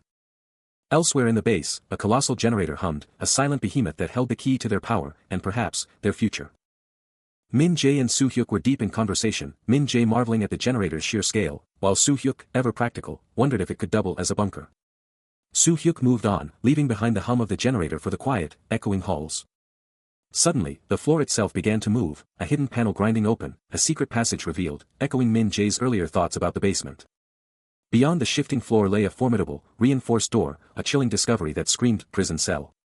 Soo-hyuk's gaze fixed on the foreboding entrance, a silent question hanging in the air. With a groan, the heavy door swung inward, swallowing the light and revealing only shadows. A lone silhouette sat within the cell's depths, a mystery shrouded in shadow. Then, a voice, laced with shock, gasped, "Is that Young-jun?" A tense voice cuts through the silence, "Yes, it's me, Lieutenant Kim."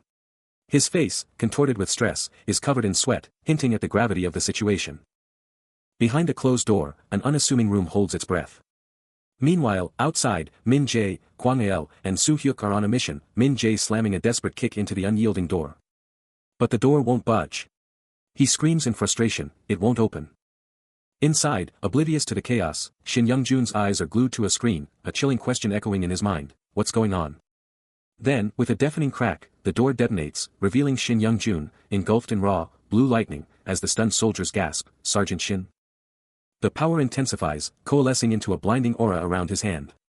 Engulfed in a maelstrom of vibrant blue electricity, he stands, a beacon of raw power, illuminating the darkened room.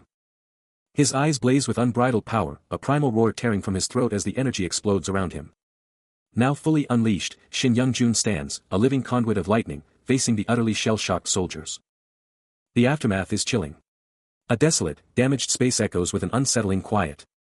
Suddenly, Min Jae's voice slices through the silence, a desperate plea for Young-jun to listen, vowing to apologize to every single soldier he'd wronged. He lays it all out, confessing a past mistake, the coffee spill, the broken radar, the blame shifted to an innocent guard. His face etched with regret, he admits to messing up the inspection and taking it out on the troops. An empty bunk bed, a stark reminder of their past, as Min Jae presses on, knowing Young-jun's burning question, why me? Why this situation? The floodgates open as he recounts his past, the border incident where his team got hurt, the endless list of so many things. Then, a sudden shift, Min Jae questions Young-jun's culinary aspirations, complaining about the lingering meat smell, hinting at a deeper, darker past, a record of violence. The truth slams into Shin Young-jun like a physical blow, his eyes snapping wide, the sergeant's words hitting him with shocking force. Min Jae reaches out, his voice dropping with a heavy, defeated tone, declaring that whatever they're hoping for is absolutely impossible right now. His concern skyrockets as he frantically checks the comms, only to find zero signals on the radio. What in the world is going on? But even with the world falling apart, he turns to Young-jun, a plate of pasta in hand, swearing to keep his promise, vowing that Young-jun will eat, no matter what, after everything he's been through, locked away. His gaze softens on Young-jun, asking if he enjoys this dish, a meal he made himself. Young-jun's eyes widen in surprise, as Min Jae unexpectedly thanks him. But then, Min Jae's focus snaps to the food, expertly twirling the pasta onto his fork. He dives in, a loud slurp echoing through the silence. Overwhelmed by the sheer, simple pleasure, he cries out, "It's so delicious. So good. Wow." Tears stream down his face, a raw, emotional release, as he shouts, he finally feels alive again. He watches the other man, a slight smile playing on his lips, but his expression quickly shifts to concern. A nervous chuckle escapes him as he asks, "But in this situation, is it really okay to be so happy?" Shin Young-jun, kneeling by a pot, looks up with a weary expression, "You're cooking lizard meat?" Min Jae's gaze softens as he replies, "Yeah, we're running out of food." He gestures towards the dead creature on the ground. No, but is it okay for men to eat such food? Shin Young-jun shrugs, his expression still weary. I don't know. He continues to stir the pot, explaining, but I don't have any choice but to use it as a food source right now. Min Jae nods, understanding the grim reality, so I've been experimenting with some new things. A new title is revealed, a testament to those who overcome impossible odds, a title given to those who have broken through the impasse and increases the effectiveness of class-related skills and talents by 100%. He's got a wild idea, a monster-based dish, and he's thinking Lieutenant Kim is the perfect test subject. With a steely gaze, the lieutenant is all in, declaring he'll take care of it, no problem. Time flies by. Then, a culinary masterpiece in the making. It's the red-eyed lizard dish, a flavor profile so wild, it's literally never been tasted before. The cook, Shin Young-jun, is locked in, a mix of shock and pure focus on his face, grunting with intense concentration. Still totally zoned in. Then Min Jae rolls up, giving a nod of approval to the cook's hustle, saying he's stoked to see him in good spirits. Shin Young-jun, holding the epic new dish, lets out a shocked gasp, totally blown away by the praise or maybe even his own cooking. He's still in the kitchen, surrounded by his culinary domain, the new dish a symbol of his relentless grind. Shin Young-jun, the culinary genius, feels a deep satisfaction, knowing his food is about to blow minds. He's not just cooking, he's crafting an addiction, aiming for ultimate approval with every bite. But then, the mood shifts as Min Jae, tray in hand, can't believe his eyes, demanding to know if this pathetic portion is all he gets. He scoffs at the offering, reminding Young-jun that he's not just anyone, and orders a real meal, a proper feast. But Young-jun just shrugs it off, completely unfazed, walking away as if it was all part of the plan. Elsewhere, Min Jae and Lieutenant Kim are ready to roll, with the lieutenant dropping the hammer, time to get serious. Overhearing, Kwang Il can't help but question Young-jun's motives, but Soo-hyuk quickly sets him straight, he's only serving the top brass. Kwang Il's jaw drops, as the truth hits him, Lieutenant Kim is obsessed with that lizard meat. Then, the bombshell drops, he's ordered to get the commander's lizard, and not just any lizard, Commander 1. The sky above, a vast expanse of blue and white, seems to hold a silent promise. As below, a dark, imposing landmass dramatically rises to meet its boundless reach. Then, a desperate hand lunges forward, a frantic voice screaming, no. Not this one. Meanwhile, a commanding figure, back to the viewer, lays down the law, his voice booming, this is an order. Bring me a proper dish right now. Min Jae, relentless, doubles down on his demand to Shin Young-jun, declaring, if you don't want to change your mind, I'll just come back tomorrow, while the chef, unfazed, mentally challenges him, think carefully about it until then. Meanwhile, Kwang Il explodes in disbelief, shouting, what? Are you serious? As Soo-hyuk, visibly concerned, thinks about the sheer force of his voice, wondering if this is how he'll meet his end. Lieutenant Kim's hand cuts through the air with authority, his voice sharp as he asserts, this. I'm saying this to Lieutenant Officer. My orders are absolute. Min Jae's boot hits the ground with a decisive thud, his words a stark reminder, if you don't want to change your mind, I'll just come back tomorrow, while the chef's silent resolve remains, think carefully about it until then. Then, a piercing, intense purple eye snaps open, its gaze holding an undeniable mystery. The comms are dead, a chilling silence from the walkie-talkie and router, as a desperate voice screams that even the radio is out. What in the world is going on?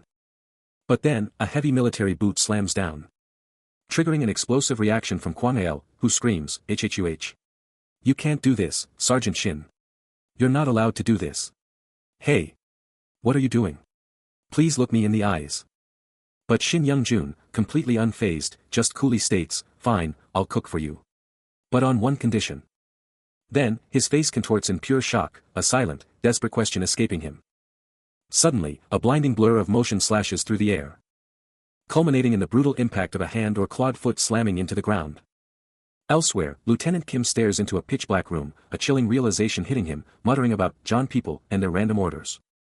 Then, from the absolute darkness, a piercing, glowing purple eye rips open, and a voice gasps, that. Kim.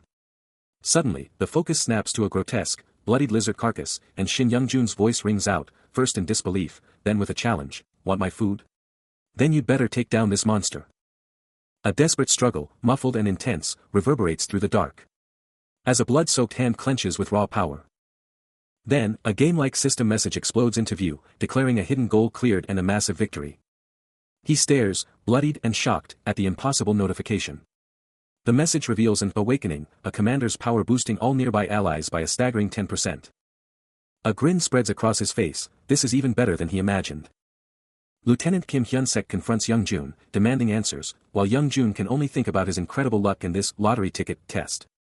The bewildered lieutenant, covered in blood, is left to ponder if this insane situation could possibly be a win. Shin Young-jun stares at the holographic system screen, his status as a mere novice chef, level 1, displayed before him. He mentally scoffs at the idea of simply boosting weak stats, knowing true growth comes from more than just raw numbers. The system confirms his intuition, revealing that fixed stat increases are exponentially more potent for those starting with lower base stats.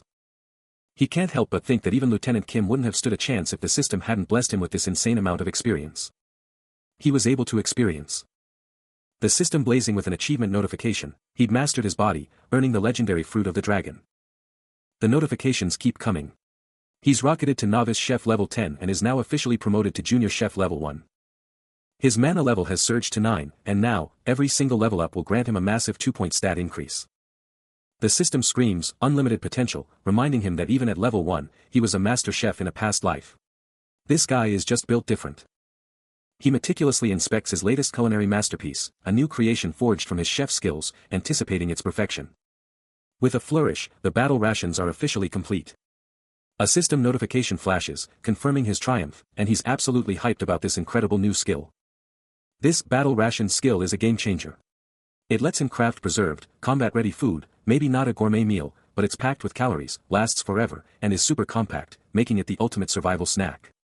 He instantly sees the massive potential, declaring it absolutely perfect for grueling expeditions or intense troop training. But then, a sudden flash of memory, or perhaps a glimpse into another reality, as he's now in military gear, staring at a holographic screen and exclaiming, "Who knew that useless Lieutenant Kim would actually be this incredible?" Snapping back to reality in the kitchen, his gaze locks onto the dish once more. A fierce determination burning in his eyes as he strategizes his next move. Beneath a vast, open sky, ready for anything. The clock was ticking, the mission about to kick off, and one soldier was already wondering why Lieutenant Kim was a no-show, as another confirmed the imminent start. But in the kitchen, a bombshell dropped. Min Jae was stepping in for Lieutenant Kim, taking over the cooking. Shin Young-jun was stunned, only to be told there was literally no one else to do it. But Min Jae wasn't just some random pick, he was instantly hyped up as the unit's most dependable and a total smooth talker. Yet, Shin Young-jun's face was a storm of frustration, calling them out for clearly just dumping the responsibility on him. He knew they were right about his skills, even admitting he was okay with being a leader, but he still didn't want to be stuck with everything. But with the decision locked in, the squad was ready to roll, shouting "good luck," as they charged out the door. Their next stop was unmistakable, the dormitory mess hall.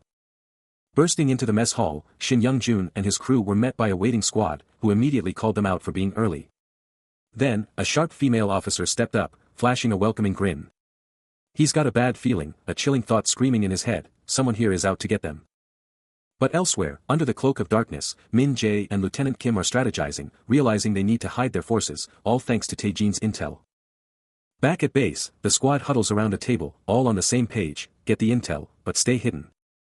Then, stepping up to the plate, Sergeant Shin Young-jun makes his grand entrance, announcing he's the new head chef. The female officer is totally shocked, and Soo-hyuk is demanding answers. Where's Lieutenant Kim? Looking a bit annoyed, he clarifies that Lieutenant Kim thought the ops guys should be here, promising a smooth transition. She just nods, while he and Min Jae share a look. But then he drops a bombshell on the female officer, confessing he can't cook for them right now and they should have brought someone else. Stepping up, Kwang Yel points to himself and Min Jae, declaring they're the division's top experts for daily ops and are ready for any questions. The briefing heats up as a soldier steps forward, demanding to know if he can ask a question. He doesn't hold back, pointing out the protagonist's long escape and how he hasn't even thought about his new division, really putting him on the spot. Min Jae jumps in, backing up the sentiment, reminding everyone they're always swamped with military work. Kwang El, seeing the protagonist's face, can't help but throw in a jab, asking if their work is less important than his, then quickly tries to smooth it over. Shin Young-jun snaps back, his gaze locked on Kwang El, demanding to know how he could even say that after everything he just said. The female officer, trying to defuse the situation, chimes in with a playful jab, wondering if the protagonist is just a soldier who hates cooking, and what could possibly be more important than that. But then, Shin Young-jun's entire demeanor changes, his voice booming across the room as he shouts a name, Mr. Park Kwan-chang. The scene cuts sharply to an elderly man, Park Kwan-chang, who looks absolutely shocked, clearly not expecting to be called out like that. Back with the squad, Soo-hyuk, Lieutenant Kim, and the rest are totally bewildered, their faces screaming confusion, as Soo-hyuk tries to make sense of it, but decides it's better to just go with the flow for now. A flicker of recognition, a sudden realization, and Young Jun knows exactly who's here. The mysterious woman, unapologetic, declares herself a very busy person, but Young Jun quickly smooths things over, admitting their delay was unintentional. Then, the bombshell, she's Lee Sang-ha, a former clothing store owner turned hunter. Young Jun, relieved, welcomes her, glad she arrived safely. The narrative shifts, emphasizing the critical need to understand her journey, especially with the bizarre events unfolding, urging mutual understanding within the unit. Sang-ha, completely on board, affirms the need for open communication. With a firm, supportive clasp of his hand, she cheers him on, affectionately calling him brother. A knowing look, a shared understanding, and he simply replies, well, you know. The perspective pulls back, revealing a military base from above. As a chilling revelation drops, monsters suddenly appeared 2 weeks ago, out of thin air. The city was under siege, a colossal monster ripping through its core, and in that instant, every single line of communication, internet, TV, phones, just flatlined. Lee Sang-ha dropped the bombshell, explaining the horror. Monsters attacked, people got hurt, but the real kicker? The survivors turned into zombies. Her hands clenched, she added, it was pure, unadulterated chaos. Shin Young-jun and the other man just gawked, their faces screaming, what, at her unbelievable story. Their jaws practically on the floor, they couldn't process a single word she was saying. The other man's face went pale, a single, disbelieving word tearing from his throat, zombies? And then, the chilling truth hit home, a terrifying horde of glowing-eyed monsters swarming through a ruined city. Radio's dead, signals gone, the world plunged into an eerie silence. Sergeant Shin Young-jun and his squad are on edge, the air thick with an unknown threat as they brace for what's next.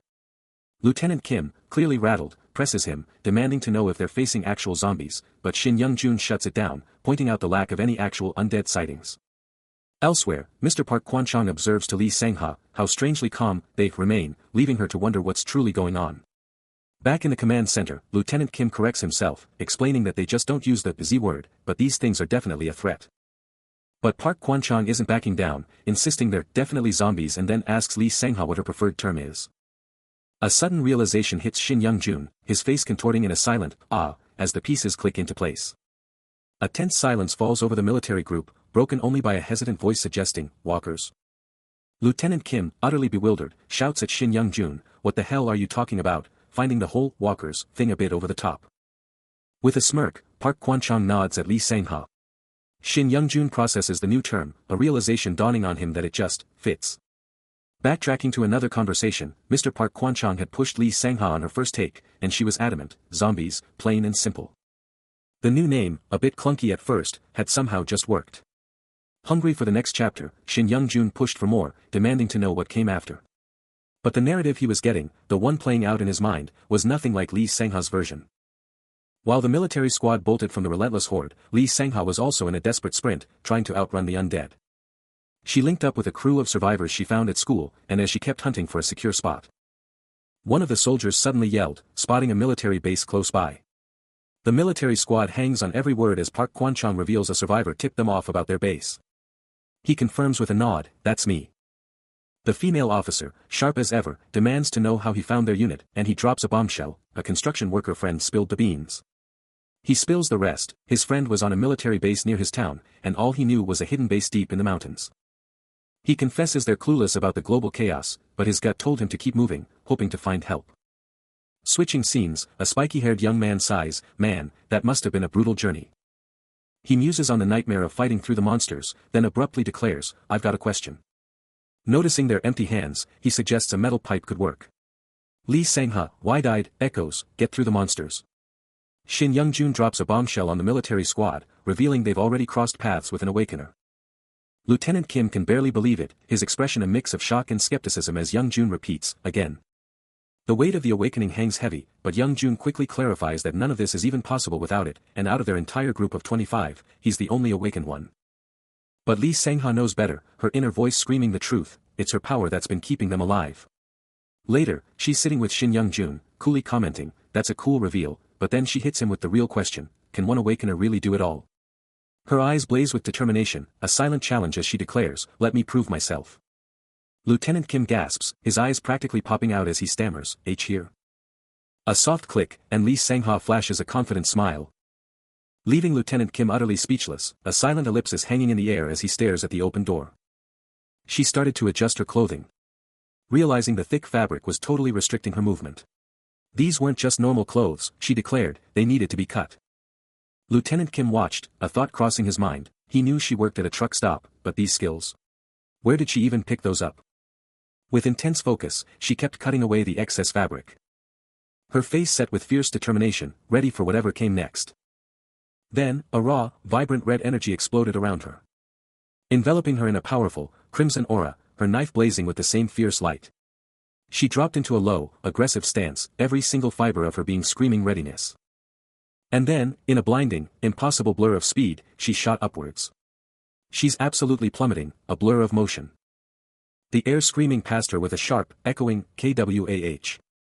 Her body perfectly angled for the insane drop. Watching the chaos she's caused, she can't help but think, this kind of power was desperately needed way sooner. Lieutenant Kim, absolutely floored by the raw power, shouts, that's absolutely insane. But her mind is already elsewhere, flashing back to a desperate moment, knowing she had no choice but to plunge her blade straight into that monster's eye. Suddenly, she's back in the freefall, plunging into a terrifying, dark abyss, the void consuming her entirely. And in that intense moment, she remembers, she plunged her weapon into the monster, no other choice. The monstrous beast, its red eyes blazing, reels back from the brutal hit, its dark fur flaring in agony. A blue holographic window explodes into existence before her, granting her unbelievable superpowers. She can now incarcerate zombies with just a flick of her finger. Clutching a knife, she grapples with the sheer magnitude of this newfound ability, the power to incapacitate the undead with such terrifying ease. Meanwhile, Lieutenant Kim's mind races with questions. Did she really stab a zombie? And do these monsters have different awakening conditions? He challenges her, recalling their previous conversation. Didn't you say that zombies too can become awakened, Mr. Lee? She demands, and he can only echo, that's my question too. A tense silence fills the room, before Min Jae throws out a theory. Maybe you can kill a zombie, but you can't awaken it. Still, the lieutenant can't shake the feeling that something is off, muttering, still, that's weird. His mind flashes back to the zombie, the one that was once human, and he explodes in disbelief. What the hell? As Lee Sang-ha stands alone, a chilling question hangs in the air. Is she really the only awakened? Another voice, from the shadows, whispers a terrifying thought, or, are they hiding something from us? Shin Young-jun is ready for intel, surrounded by crates. As the question drops, Min Jae news, right? Lee Sang-ha drops the bomb. She's got Min Jae intel. She doesn't know the specifics, but there's a real shot his rank will skyrocket after he clears a dungeon, and she's sharing it now. He's genuinely thankful for the crucial intel. Then, she makes a bold promise, telling him to call them anytime he's in a bind, they'll be there to back him up. The scene shifts to Min Jae, back to the viewer, as Shin Young-jun's thoughts cut in. He's convinced they're not up to anything shady.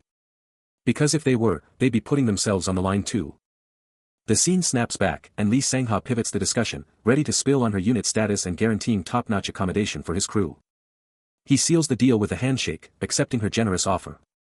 Then, he barks orders to a subordinate, telling Kwang El to clear the table and snag another one. He's ready to set the trap, declaring his intent with unwavering resolve. Later, alone with his thoughts, he's clearly got a lot on his mind. The chilling word zombies reverberating as he remembered Mr. Lee's dire warning about monsters swarming the city. He lets out a frustrated sigh. This whole mess is just such a pain. But his brooding is cut short as Kwang El arrives, reporting that the dishes are ready. He thanks Kwang El, then turns to Lee Sang-ha and the student, who are quick to offer their help, insisting he doesn't have to shoulder everything alone and even offering to pay for their stay. But instead of accepting, he surprises them, presenting a tray of homemade snacks, a gesture of unexpected kindness. The student's eyes practically pop out, shouting, "You got snacks." With a satisfying thwack, he drops 2 epic popsicles, the ultimate reward for the cleanup crew's hard work.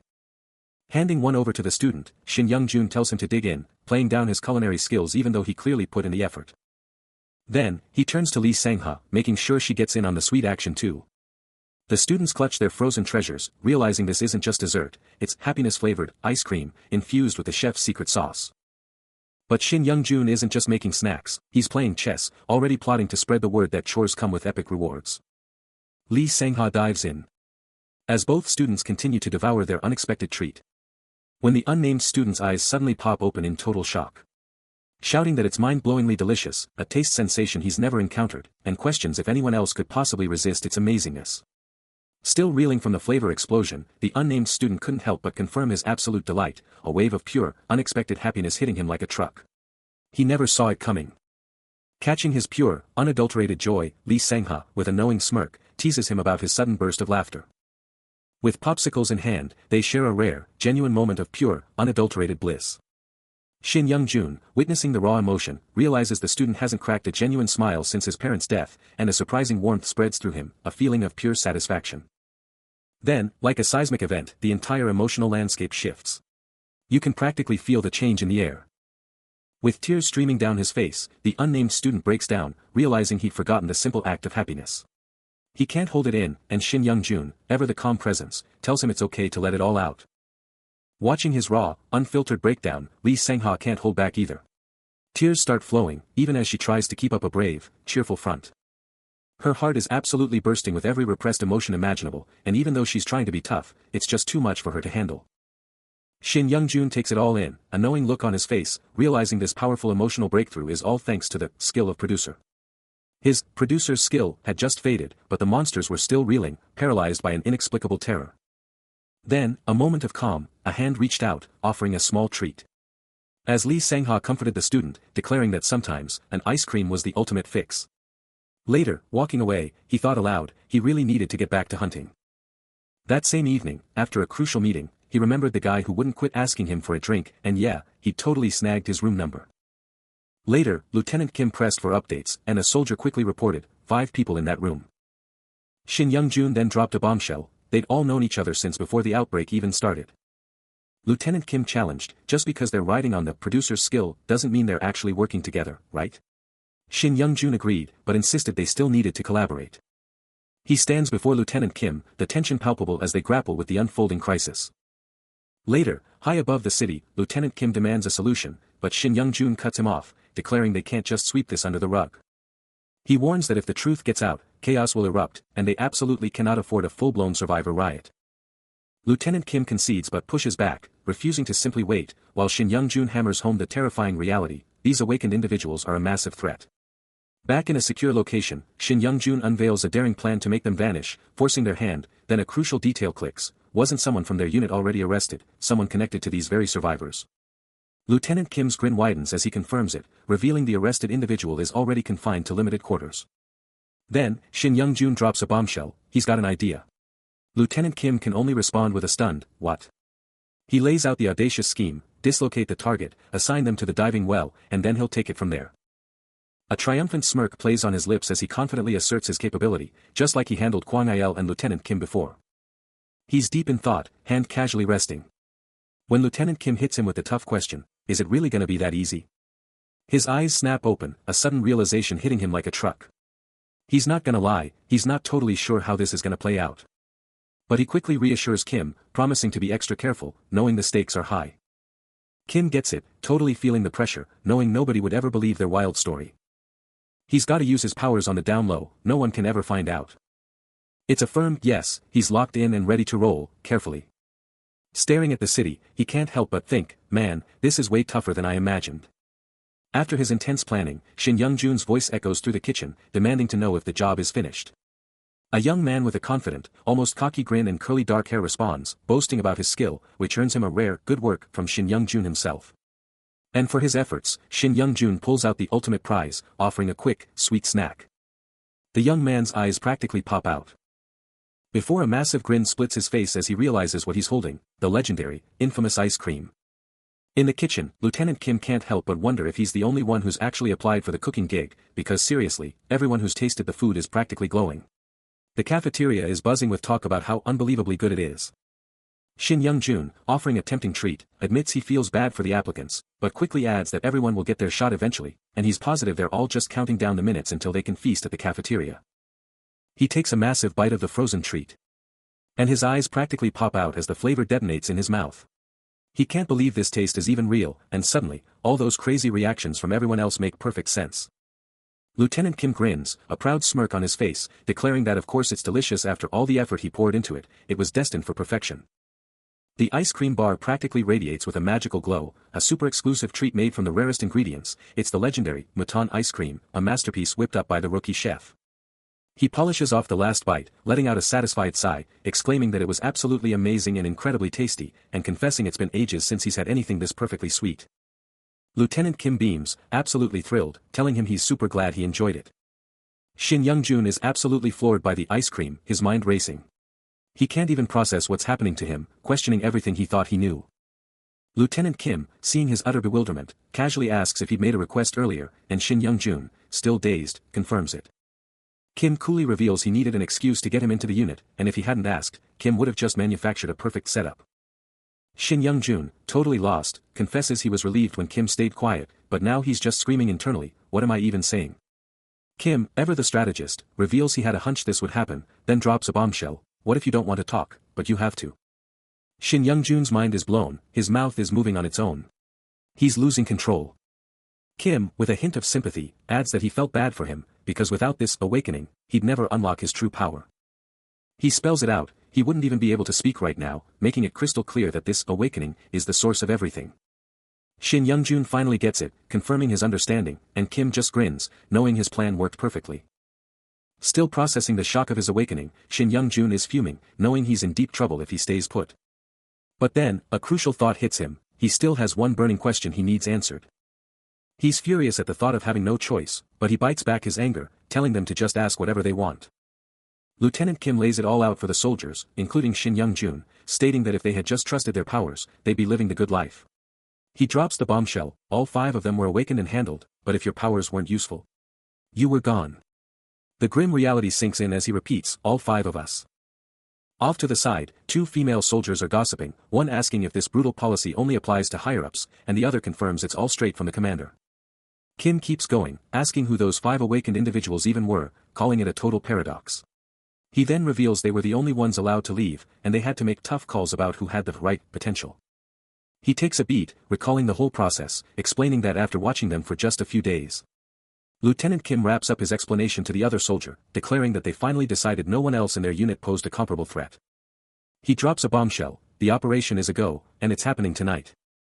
The weight of tonight hangs heavy, the military base a silent witness, as the clock ticks down to an unknown fate. Shin Young-jun's jaw drops, his mind reeling, the single word tonight hitting him like a shockwave. Lieutenant Kim just smirks, confirming the insane timeline, promising the operation kicks off the second he's back. The sheer impossibility of it all hits Shin Young-jun like a truck, his mind screaming, no way.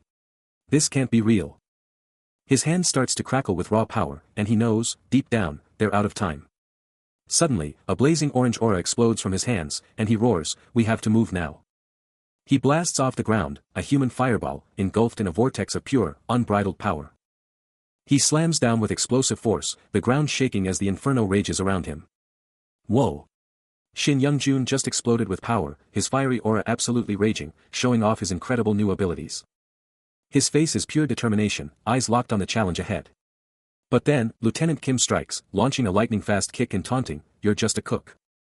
Kim keeps up the pressure, a barrage of attacks, but even he's surprised, thinking, I didn't expect this. I didn't expect him to come at me like this. He zeroes in, unleashing a focused, powerful blow. Smashing into Shin Young-jun's blazing shield. A voice narrates, it's a shame that our abilities have been exposed. But before he can even finish, Shin Young-jun explodes with a counter, roaring, kill you and start the game over. It's all over. Engulfed in an even bigger inferno, he charges like a freight train. Unleashing a catastrophic fiery explosion. Blazing with an intense, orange inferno, Shin Young-jun unleashes a devastating wave of flames. His gaze sharp with unwavering resolve as he proclaims, you're underestimating a chef's power, fool. But Lieutenant Kim, completely unfazed, fires back, it's a job that's quite familiar with fire. Shrugging off the jab, Shin Young-jun channels his inner power, realizing his flame affinity, born from the kitchen, is intrinsically linked to fire, to the sheer volume and the steel pan itself. Suddenly, with a monumental surge of power, he unleashes a devastating fiery explosion, roaring, in front of a top-class chef, you're just a kid with the fire of a chef. The inferno explodes outwards, consuming everything in its path. A blinding, all-consuming wave of heat and light. Lieutenant Kim is violently blasted backward by the sheer, overwhelming force. His entire body consumed by the raging flames, a look of utter, disbelieving shock etched onto his face. He can't believe the sheer audacity, the disrespect. A frustrated sigh escapes him. No more holding back, he declares, his eyes blazing with electric blue as he prepares to unleash his true, ultimate power. Engulfed in a massive, vibrant aura of orange and yellow flames, he unleashes the realization of primal roasting technique. The sheer heat and energy distort the very air around him. As he extends his hands, warning his opponent to brace himself. Lieutenant Kim is instantly engulfed in the inferno, his face contorting in pure shock and disbelief as he screams, "What is this?" With a grimace of intense concentration, he clenches his hand, maintaining the devastating attack. The battle concludes with him standing victorious, a faint blue aura surrounding him, while Lieutenant Kim lies defeated on the scorched ground, barely protected by a shimmering blue energy shield. The primal roasting technique was unleashed, and Shin Young-jun's flames absolutely dominated the scene, leaving Lieutenant Kim utterly overwhelmed. He let out a desperate scream, as the sheer power threatened to rip him to shreds. But just when it seemed all hope was lost, a dazzling blue energy erupted, forming an impenetrable shield. The shield's intricate patterns locked into place, defying the flames with absolute resolve. Meanwhile, as the sun dipped below the horizon, two mysterious figures watched from a towering wall, their forms silhouetted against the epic sunset. A man in a green shirt, clearly agitated, turned to his partner, demanding, "Why isn't Changyung here yet? What are we supposed to do, brother?" The blonde-haired man stayed quiet, his eyes locked on the distant view, a deep, unreadable expression on his face. The tension was palpable as a soldier declared they couldn't afford to wait for Chaeyoung any longer, they had to move now. But another voice shot back, reminding everyone that Chaeyoung was their absolute strongest, their ultimate powerhouse, and going on without him was practically unthinkable. The blonde-haired leader, a picture of resolve, took charge, quickly pivoting the conversation to securing their current position, confirming the monsters were already gone. But a flicker of doubt crossed his face, as he warned them not to get complacent, the monsters might still be lurking. His voice cut through the tension. He knew Chaeyoung was an absolute beast, an incomparable force of nature, with an insane danger sense and a power that erupted in crackling, fiery energy. But even with all that power, the blonde-haired leader felt a crushing weight, a deep-seated doubt that he was the wrong man for the job, the one who shouldn't be there. He shook off the doubt, his voice hardening as he challenged Lieutenant Kim, demanding to know if he didn't trust him, then declared they'd stick to the plan, Chaeyoung would link up later. His eyes burned with unwavering resolve, a silent promise of victory. The squad is on the move, a frantic hurry echoing through the air as Hwang Chaeyoung, their leader, rallies them with a fierce declaration, "We have to protect the people in the factory." An aerial view reveals the massive factory complex, with the team closing in fast, a SHWIP cutting through the air as they push forward. The SHWIP intensifies, and someone in the group shouts, "What the hell is going on?" as the chaos unfolds. Hwang Chaeyoung, Lieutenant Kim, and Min Jae huddle with the others, as someone complains about the late-night evacuation, pointing out that those guys seem strange. Hwang Chaeyoung stares down, deep in thought, when a voice cuts through, "May I ask what you're thinking, Mr. Hwang Chae-jung?" Hwang Chaeyoung turns to Lee Sang-ha, casually brushing off his thoughts, then reveals a bizarre condition, it's nothing serious. You see, I have this condition where if I get too stressed out, a group I break out with hives all over. Lee Sang-ha's face tightens, her concern palpable at his strange confession. From behind Hwang Chaeyoung, a man mutters, he was always particularly sensitive and violent, hinting at a darker side. They're practically flying, and there it is, the factory, dead ahead, the fastest way in. But Hwang Chae-jung's mind is elsewhere, he's asking himself, why now, and even considering if his own temper somehow triggered this whole mess. As they hit the factory gates, Lieutenant Kim spots the massive crowd of survivors, and he's instantly frustrated, our team is way too small for this, he thinks. Seriously, this survivor group is huge, making their small squad look like a joke against the odds. Back with Hwang Chaeyoung, he's still fixated on his goal, thinking, with this unit, I'll finally get the recognition I deserve, right? His face is intense, a silent challenge in his eyes, are you really going to pull this off? Meanwhile, Min Jae, Lee Sang-ha, and Lieutenant Kim are peeking through a window, and they're stunned. What? A fight broke out, they exclaim. Min Jae is already fed up with the chaos, muttering, why are these people even here, causing trouble? He's been annoyed by them since day one. Outside, two guards are on patrol, one of them asking, hey, what are the other guards even doing out there with all this going on? Min Jae, surveying the pandemonium, voices his doubt, while Lieutenant Kim cuts in, warning that the survivors might already be digging, and they absolutely must be stopped before they mess everything up. Elsewhere, Hwang Chaeyoung glares at the same chaotic mob, frustrated that they just won't listen. The military's resolve hardens, a voice barking orders, demanding an immediate report and constant surveillance on the unruly crowd. Min Jae, isolated in the wasteland, snaps to attention, confirming the command with a sharp, yes, understood. Hwang Chaeyoung and Lee Sang-ha remain vigilant, as she declares she always knew this crowd would be nothing but trouble. Her hand tightens, a grim resolve settling in as she declares there's no other option left. Then, a powerful, otherworldly glow erupts around Lee Sang-ha, her silhouette blazing with raw energy as she makes her move.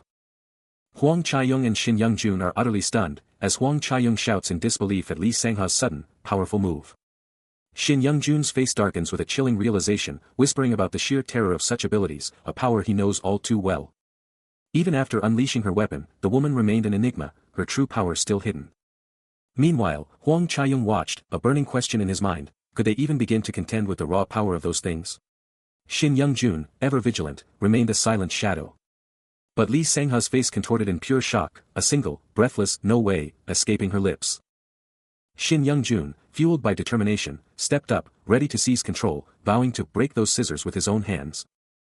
Huang Chaiyong, witnessing the woman's raw power, couldn't help but concede her might, a grudging respect in his voice as he admitted her formidable nature. Then, with a sharp turn, Huang Chaiyong barked an order to his subordinate, "Third, move. Go help him now." The green-haired subordinate, with a confident smirk and a nod, acknowledged his big brother's command. Then, as Li Sangha stood, her entire form now pulsating with a vibrant, otherworldly glow, a chilling realization dawned, these people had no idea what she was truly capable of. But a new, startling thought pierced her mind, had someone else been secretly awakened all this time? Was Kim, of all people, just now awakening? The comms are dead, radio silence, leaving them stranded and clueless, and the chilling realization hits, this chaos? It's on them, a direct result of their own blind spots. Then, a collective shockwave hits them, a mind-blowing revelation dawning, and the only word they can even begin to utter is, a whack dash. Elsewhere, an old man, absolutely floored, screams, "Wait, all of them. They've been playing us for fools this entire time." Huang Chaiyong, absolutely fuming and shocked, instantly gets it, she was never going to back down, and it's definitely her making all this happen. Just like that, Li Sangha's hand explodes with a brilliant blue aura, conjuring shimmering golden orbs, pure power radiating from her. But just as her power ignites, she whips her head around, a shockwave of surprise hitting her, because someone's right on her tail. Driven by pure adrenaline, she blasts off with insane speed, her only thought, gotta keep them off me. But in a flash, an invisible force blindsides her, sending her spiraling through the air. She's free-falling, and Min Jae, wide-eyed with panic, lunges out, desperate to catch her as she drops. She barely has time to react as a dark, cracked foot absolutely decimates her glowing arm, the impact sending a shockwave through her. A sickening crack echoes, followed by a blinding flash of light. The sheer force lifts her off her feet, scattering the golden orb she had just manifested as she's violently launched backward. She tumbles through the air. While the attacker's dark, cracked foot lands with a soft thud, golden particles still swirling around its descent, a silent testament to their power. Still airborne, she looks on in utter disbelief as her golden orbs continue to dissipate around her. Then, with another loud quang, she crashes to the ground, golden energy flaring around her. Lying amidst the fading glow, she curses, realizing the overwhelming power of her opponent. They are on a completely different level compared to formerly. Meanwhile, the others watch the scene unfold, a silent question hanging in the air, did they ever stand a chance against such an awakened power? The squad is absolutely floored, their faces screaming pure shock and worry as the chaos from the last attack hits them hard. Shin Young-jun and Min Jae, right there in the thick of it, are just frozen, totally overwhelmed by the sheer power they just witnessed. But then, Huang Chaiyong, with a total power smirk, looks like he's got it all figured out, ready to declare they can totally handle this mess. An enemy gets absolutely rocked, sent flying with a force that leaves a trail of pure impact. The female fighter, a blur of pure power, lands another devastating kick, sending a zombie flying as someone shouts, "You're really good at killing zombies." But Huang Chaiyong is not impressed, his golden orbs flaring with power, as he barks, "Hey, enough messing around and get serious." The female fighter, however, is already 3 steps ahead, her mind calculating, thinking, clearly, their teamwork is lacking. Maybe there's a chance if I utilize the space. She doesn't hesitate, pressing her advantage with another brutal kick, her movements a deadly dance against the relentless foes. Another enemy goes down, no match for her relentless barrage. Just as she's about to finish another one, Huang Chaiyong bursts into action, shouting, "Move aside. I'll handle this." His face set in a fierce grimace, he lays down the law, revealing, "We've already reached level 4. With his golden orb still blazing, Huang Chaiyong's thoughts are clear, there's no way they're losing to some non-combatant tailor. A massive, earth-shattering crash rips through the silence, sending shockwaves through the entire structure. Inside, Huang Chaiyong is already radiating with golden energy, his eyes wide with shock as a man next to him screams, "What's happening?" The chaos spreads as a woman nearby shrieks, "What's happening?" But Huang Chaiyong's face is already set in a furious, resolute mask. He pivots sharply, confronting a growing mob of stunned onlookers, his sheer aura demanding silence amidst the pandemonium. Meanwhile, the colossal chimney relentlessly spews smoke into the ominous sky, a stark, silent monument to the escalating disaster. Then, with a swift, decisive motion, a rifle snaps up, its cold steel aimed directly at the heavens. A decisive click echoes, signaling readiness. While a squad of soldiers, their faces a mix of confusion and alarm, shout upwards, "What are you doing?" But it's Huang Chaiyong, now in full military gear, who steps forward, his voice a thunderclap that slices through the chaos. "Everyone, freeze." The chaos explodes, and Huang Chaiyong is right in the thick of it, a civilian woman facing down a squad of soldiers, ready for anything. She's got a pistol, eyes locked on the sky, and a soldier's right there with her, both sensing danger from above. Meanwhile, two other guys are absolutely stunned, their faces screaming, "What just happened?" as the world goes wild. Then, bam. An invisible force just ragdoll soldiers, sending them flying and shattering the ground like it's nothing. The woman's making a break for it, scrambling up a wall, shouting, "Can't you stop right now? And if we don't stop, as everything goes down." A soldier, rifle locked and loaded, makes a chilling promise, "I will open fire." But Huang Chaiyong? He just smirks, totally unfazed. "Heh, that's amusing. A soldier shooting civilians?" The soldier stands firm, laying down the law, "This is an exceptional circumstance. If you are threatened, you may open fire." Lieutenant Kim, the military's top brass, locked eyes on the target, a single thought burning through his mind, is this the leader they're up against? Turns out, this wasn't just a few stragglers, there were more than a few awakened hidden in the crowd, now staring down the barrels of military-grade weapons. If they were really going to take on a leader like this, he knew they'd have to go all out. Seriously, who's crazy enough to confront a soldier when they've got a gun aimed right at your face? Sure, the awakened might seem like us, but let's be real, they're not strong enough to take on a gun, not yet. Then, a soldier's voice ripped through the air, a chilling command to stop right there. But Huang Chaiyong, ever the cynic, just sneered at the whole spectacle, mocking them for threatening to kill a bunch of kids barely out of their teens. Two other soldiers exchanged nervous glances, one muttering if someone had lost their mind, before Private Co Sun Woo was pressured to make the call. The whole situation was just getting incredibly annoying. He had issued his final, chilling warning, the air crackling with unspoken threats. But Huang Chaiyong, ever the enigma, simply watched, a silent judge as chaos brewed. The trigger finger twitched, a hair's breadth from unleashing hell, the tension unbearable. The crowd below, a sea of terrified faces, clung to each other, bracing for the inevitable. Unwavering, the soldier locked his sights, a cold, hard instrument of command. Then, a chilling click, the safety off, the moment of truth arrived. But then, an explosive, unseen force ripped through the air, a sudden, violent disruption. The ground itself seemed to buckle, the very structures around them trembling from the raw power. The standoff held, but a new, terrifying variable had entered the equation, leaving both sides reeling from the sudden, unknown power. The shockwave's chaos barely subsided before Huang Chaiyong confronted Lieutenant Kim, calling him out for his trigger-happy stance. Kim, surprisingly, admitted his readiness to shoot, then quickly took back his jab about Huang Chaiyong being a kid. But the real chaos was among the civilians, as their radios went dead and everything else glitched out. No signals, they cried, utterly baffled by what was happening. The standoff between them was still electric, their words a tense replay of the earlier face-off, showing just how thin the ice was. Then, without warning, Kim's rifle just died. Sparks flew as it went completely inert, leaving him shocked and disarmed. A device, looking perfectly fine, was actually totally busted. What kind of power was this? Huang Chaiyong, watching all the tech go haywire, just brushed it off as a temporary ability. He had no idea what was coming. Then, a system alert popped up, screaming, "Bug." This was no ordinary glitch. Kim's powers were gone. He couldn't use them. And then, boom. A massive explosion rocked the area, bringing a whole new level of threat. Out of nowhere, a bullet ripped through the air, followed by a chilling voice declaring, "I can interfere with fire." What just happened? Amidst the escalating chaos, a frantic voice screams that not only are all electronics fried, but even the radio signals are totally gone. Huang Chaiyong, face etched with grim determination, processes the situation, thinking there's no way their enemies would be this reckless with so many of them around. He confesses to being totally blindsided, and right then, Min Jae shouts to Lieutenant Kim, demanding if he'd heard the insane news, their powers are completely gone. Huang Chaiyong, rallying his troops, issues a dire warning, if this keeps up, the city is doomed to fall, demanding everyone snap to attention. From the shadows of a building, a chilling voice promises that anyone who cooperates will be spared, announcing that they're taking command of this squad, effective immediately. A hand slams down on a comms button. While Sergeant Shin Young-jun, amidst his squad, frantically asks if the fizz is interference, panicking about what's happening and confessing he's unexpectedly terrified. Huang Chaiyong, strategizing with a civilian, demands to know their next move, frustrated that with these idiots around, they're completely stuck. Min Jae, talking to a fellow soldier, scoffs at strategy, proposing they just overwhelm them with sheer numbers and send more troops to the women's sector. The city is a powder keg. Soldiers are scrambling, trying to wrangle the panicked masses, most of whom are totally clueless about the awakened world. But Min Jae isn't having any of it. He shuts down the chatter with a fierce glare, then barks out orders, taking charge of the situation himself. Lieutenant Kim snaps to attention, a grin spreading across his face, ready for action. But then, a devastating, unseen force slams into something, a shocking impact. And then he appears.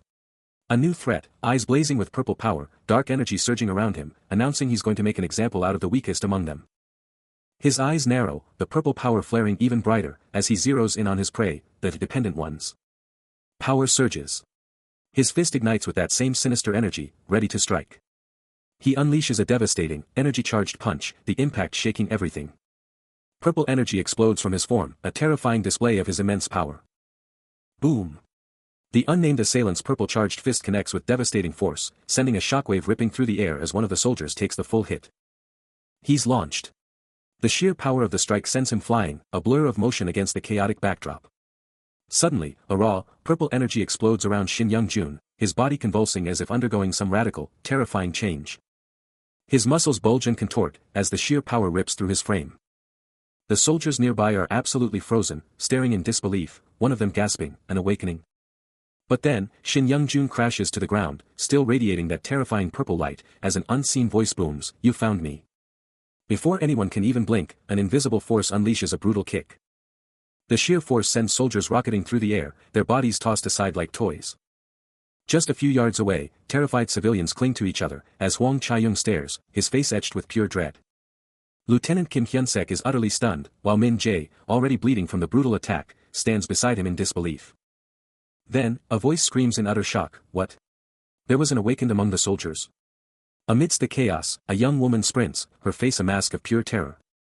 Meanwhile, Min Jae stares down at a downed soldier, utterly baffled that a single punch could take someone out. Lieutenant Kim, just as bewildered, demands to know what grants this attacker such audacious power. An injured soldier lies prone, his eyes still wide with terror, a stark reminder of the unseen force's devastating might. The chilling truth hits them, the enemy has become terrifyingly powerful. Under the cover of night, a commanding voice addresses the gathered soldiers, declaring the situation under control and offering immediate medical aid. Min Jae then presses Lieutenant Kim about awakened individuals within their ranks, speculating on their newfound powers, only to be curtly told to handle it. From a discreet distance, Hwang Chae-young and Shin Young-jun watch the unfolding drama, their faces grim with the weight of the moment.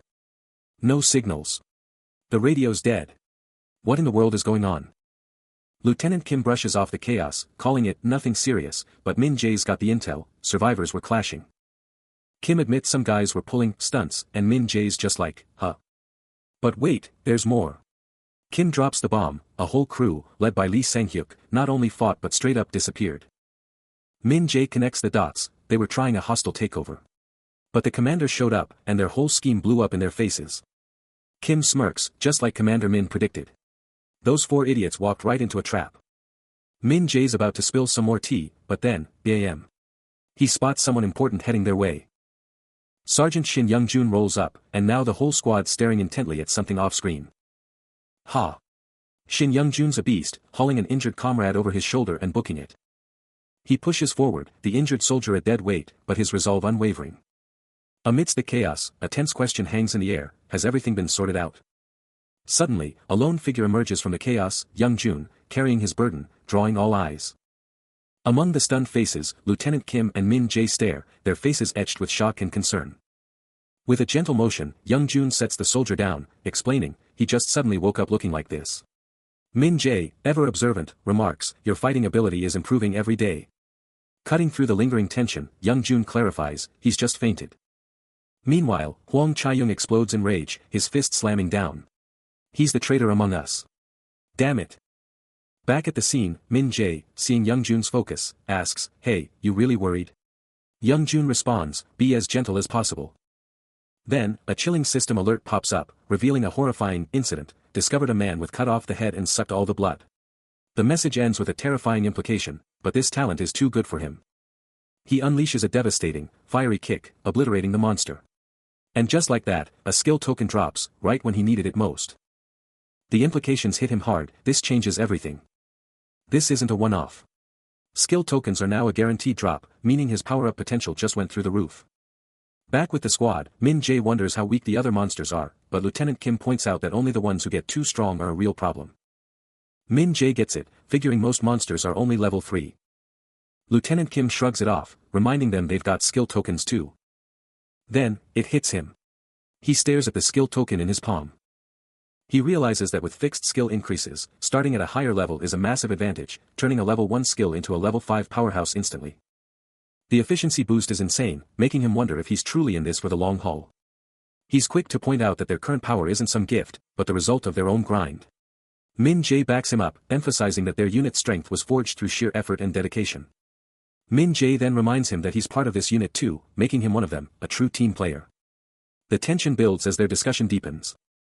He nods, confirming they're all awakened, and without them, this whole mess would have been a total disaster. Elsewhere, a civilian woman, looking a bit shaken, is being led by soldiers, but she's quick to tell them she's totally fine. Back with the squad, Lieutenant Kim breathes a sigh of relief that she's safe, proud they managed to protect her. Shin Young-jun quickly apologizes for the chaos, admitting he had no clue she was even there until her scream cut through the air. The woman just calmly says she gets it, totally unfazed by the whole crazy situation. Strolling off with the soldiers, she casually remarks they barely escaped the unit, then drops a bombshell. Are there way more awakened out there than anyone realizes? He stares into the void, the silence deafening as the gravity of his situation sinks in. Meanwhile, a chilling whisper cuts through the air, I'd better disclose everything to Mr. Sang AK, followed by a cold, calculating thought, don't you think that's a bit heartless? Beneath the eerie light of the full moon, he coolly states, I'm a chef, but I do other jobs too, a hint of hidden depths in his tone. A new dawn breaks, ushering in the next day. Min Jae snaps to attention, greeting him with a crisp, Sergeant Shin. Hello, anything unusual? The soldier reports, yeah, we thought maybe they'd try to escape. Only to immediately counter. Min Jae clarifies the situation, we're checking out the rooms. Then, a challenging offer, would you like to join on your own? A smirk spreads across his face as he accepts the challenge, yeah. After all, it's my specialty. He's ready to dive in. He finds Min Jae absolutely terrified, cowering on the floor, and just casually greets him. Min Jae is absolutely shell-shocked, barely able to speak, as Shin Young-jun tries to calm him down, promising not to attack. Despite the reassurance, Min Jae is still clearly traumatized, but he manages to nod in agreement. Shin Young-jun pushes forward, demanding if he's ready to hear him out. Min Jae is still absolutely petrified, bowing down, begging for his life and swearing he'll do anything. Seeing Min Jae's over-the-top reaction, Shin Young-jun goes quiet, a strange look on his face. He finally gets it, the sheer level of fear he's caused, realizing his past punch must have been seriously traumatizing. Switching to a gentler approach, Shin Young-jun reassures Min Jae he won't get hurt again, just listen up. But then, in a totally unexpected move, he offers Min Jae some food, showing a surprising change of pace. Total blackout. Not even the radio is picking up a signal, leaving them completely isolated. Shin Young-jun knows this is bad. The information war's impact is off the charts, and it's designed to keep everyone in the dark. This hits home for him, remembering his days as a commander in Gangwon-do, where mana information was already spreading like wildfire. That info overload made it impossible for them to get a foothold, so they deployed top-tier agents like Lieutenant Kim, the injured soldier, and Hwang Chae-young to get the intel. These guys were absolute pros. He remembers the bombshell, he kept his awakening a secret, and joined Sonda's crew instead. But let's be real, taking over another force is a nightmare, especially when one of your own, like Min Jae, is right there. He was the guy, the one who could infiltrate and become the top leader in all of Gangwon-do, a total mastermind. Back in the present, Shin Young-jun wonders if this whole rebellion was just a setup, and if that's why their unit was given so much trust. Yeah, if they were gonna take over another force, it had to be for a hidden enemy, and they thought it'd make it easier for his guild to get Sun. He knew that revealing their true strength would just give other forces an edge, forcing them to hide their power. If their enemies knew their true power, they'd be way more careful, spreading like a disease. Bringing survivors into his unit back then? Super risky. Now, he's wondering how to handle this whole mess. All while appreciating his new, awesome abilities. Flashback. Hwang Chae-young calls out, confirming he recruited them exactly as ordered. Any problems? Nah. Hwang Chae-young brushed it off, saying some were stubborn, but he was convincing enough, persuading them until they just laughed it off. Just as he thought, an awakened one is way more formidable than a regular soldier, what a useful ability. He offers a casual high five, acknowledging a job well done. Young Jae, you crushed that task, didn't you? Min Jae's face lights up, a mischievous grin forming. Oh, thanks for the praise. Seriously, since I put in all that effort, can I get double the snacks as a bonus? The snack withdrawal is real, his symptoms are hitting hard. He quickly tries to play it off, waving his hands frantically. Whoa, sorry, that was a dumb request, wasn't it? Just kidding. 3 squares a day is totally fine. Shin Young-jun just gives a knowing smirk. Got it. Since you nailed it, consider it done. Min Jae practically vibrates with excitement. Yes. Young Jae owes you big time. He immediately gets back to work, energized. Shin Young-jun directs him, head to the dining hall. I'll bring it right over. Min Jae watches him, still buzzing. Then, a thought hits Shin Young-jun as he works. Wait, should I hook up Lieutenant Kim too? Tension mounts as a hulking blonde figure grapples with a shocking truth: he can't bring himself to hurt other humans. Witnessing the chaos, Shin Young-jun's gaze sharpens, a plan forming. This is his moment. A surge of power, a faint glow, as he prepares to make his move. A lightning-fast move, and he connects. The blonde giant is stunned, not by a blow, but by a steaming bun. Shin Young-jun's secret weapon is revealed. From a bun to a feast. The blonde man absolutely demolishes the food, his hunger undeniable. The chef observes his masterpiece, a silent victory playing on his lips. The food works its magic. A complete transformation. The blonde man's entire aura shifts, his hardened expression melting away. Mission accomplished. Shin Young-jun's culinary prowess has once again proven its incredible power, achieving a perfect reformation. A new title just dropped, blazing into existence as a reward. Shin Young-jun, knife in hand, just got hit with the ultimate designation, Cook of Reformation. This title isn't just for show, it's all about the insane power of his cooking. His eyes widen as he processes the game-changing info. His cooking just got a massive 30% boost against evil-aligned monsters and professions. Talk about a power-up. But the action doesn't stop there. A new directive drops: all fresh faces are officially joining the unit as its newest members. Hwang Chae-young, looking sharp, addresses Lieutenant Kim, Min Jae, and the rest of the squad, dropping the big news with an intense gaze. The tension is palpable as his words echo. Meanwhile, the Cook of Reformation is already back in his element, whipping up something delicious in the kitchen, with another soldier totally captivated. The aftermath is hitting hard. A female civilian is clearly shaken, but the injured soldier is right there, offering a reassuring touch. And back with the military, Hwang Chae-young, Lieutenant Kim, and Min Jae are locked in with their unit, their faces etched with unwavering determination.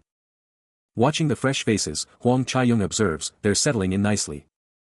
Lieutenant Kim chimes in, acknowledging they might be a bit older, but it's totally fine for seasoned juniors to enlist. Elsewhere, Shin Young-jun takes a moment to himself, feeling good that everything's running smoothly. Back at the training grounds, Hwang Chae-young declares, they'll stay the rookies until they're fully reformed. Min Jae snaps back, yes, sir. The tension is palpable as Lieutenant Kim lays it all on the line for Shin Young-jun, demanding his absolute trust and leadership in this dire moment. Their carefully laid plans? Utterly shattered. A flood of new survivors has just thrown everything into chaos, pushing them to the brink. More mouths, less food, it's a ticking time bomb. They can't keep this up, they're burning through everything too fast. Lieutenant Kim, desperate for a solution, locks eyes with Shin Young-jun, pleading for a way out of this impossible situation. A heavy decision hangs in the air, but Shin Young-jun knows what must be done: they have to leave the unit. Under the eerie glow of the moon, Shin Young-jun and Min Jae are on the move, and Min Jae's finally connecting the dots about that missed dinner. But then, a jaw-dropping sight. A feast awaits them at the unit, and Min Jae can't believe his eyes. It's incredible. The command rings out, eat up, everyone. And just like that, plates piled high with delicious food appear. But wait, a massive contradiction.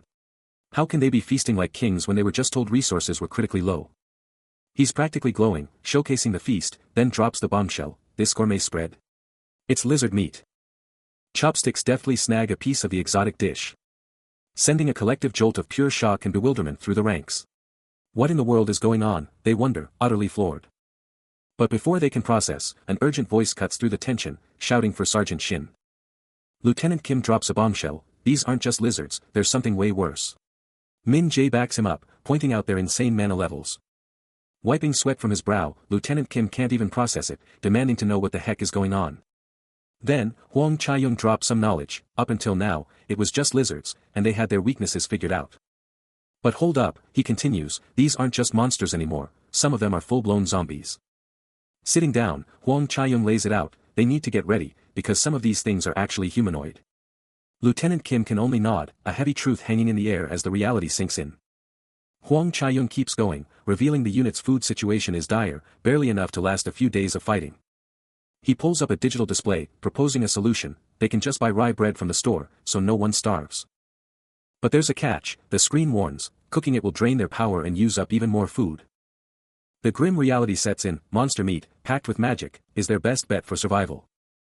Min Jae cuts in, confirming, monster meat is our only real option, huh? But Huang Chaiyong knows the truth. I get it, but people are not going to be happy about this.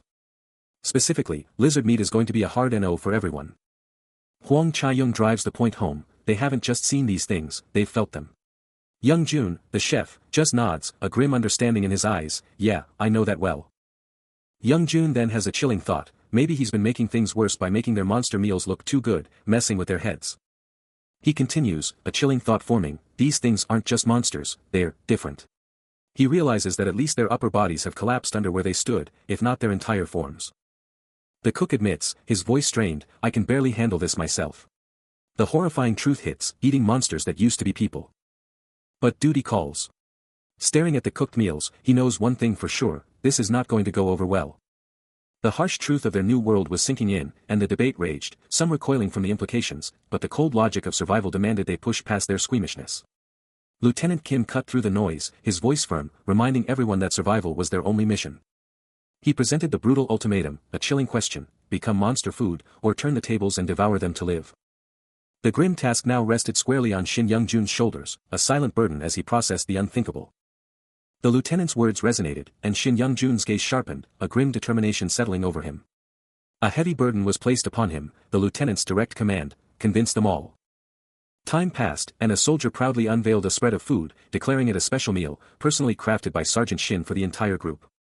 A collective gasp of relief and hunger swept through the room, one soldier practically shouting his joy at escaping instant rations, then a sudden, chilling question: is this monster meat? He watches, a silent judge of his own creation, as the soldiers dig into the monster meat.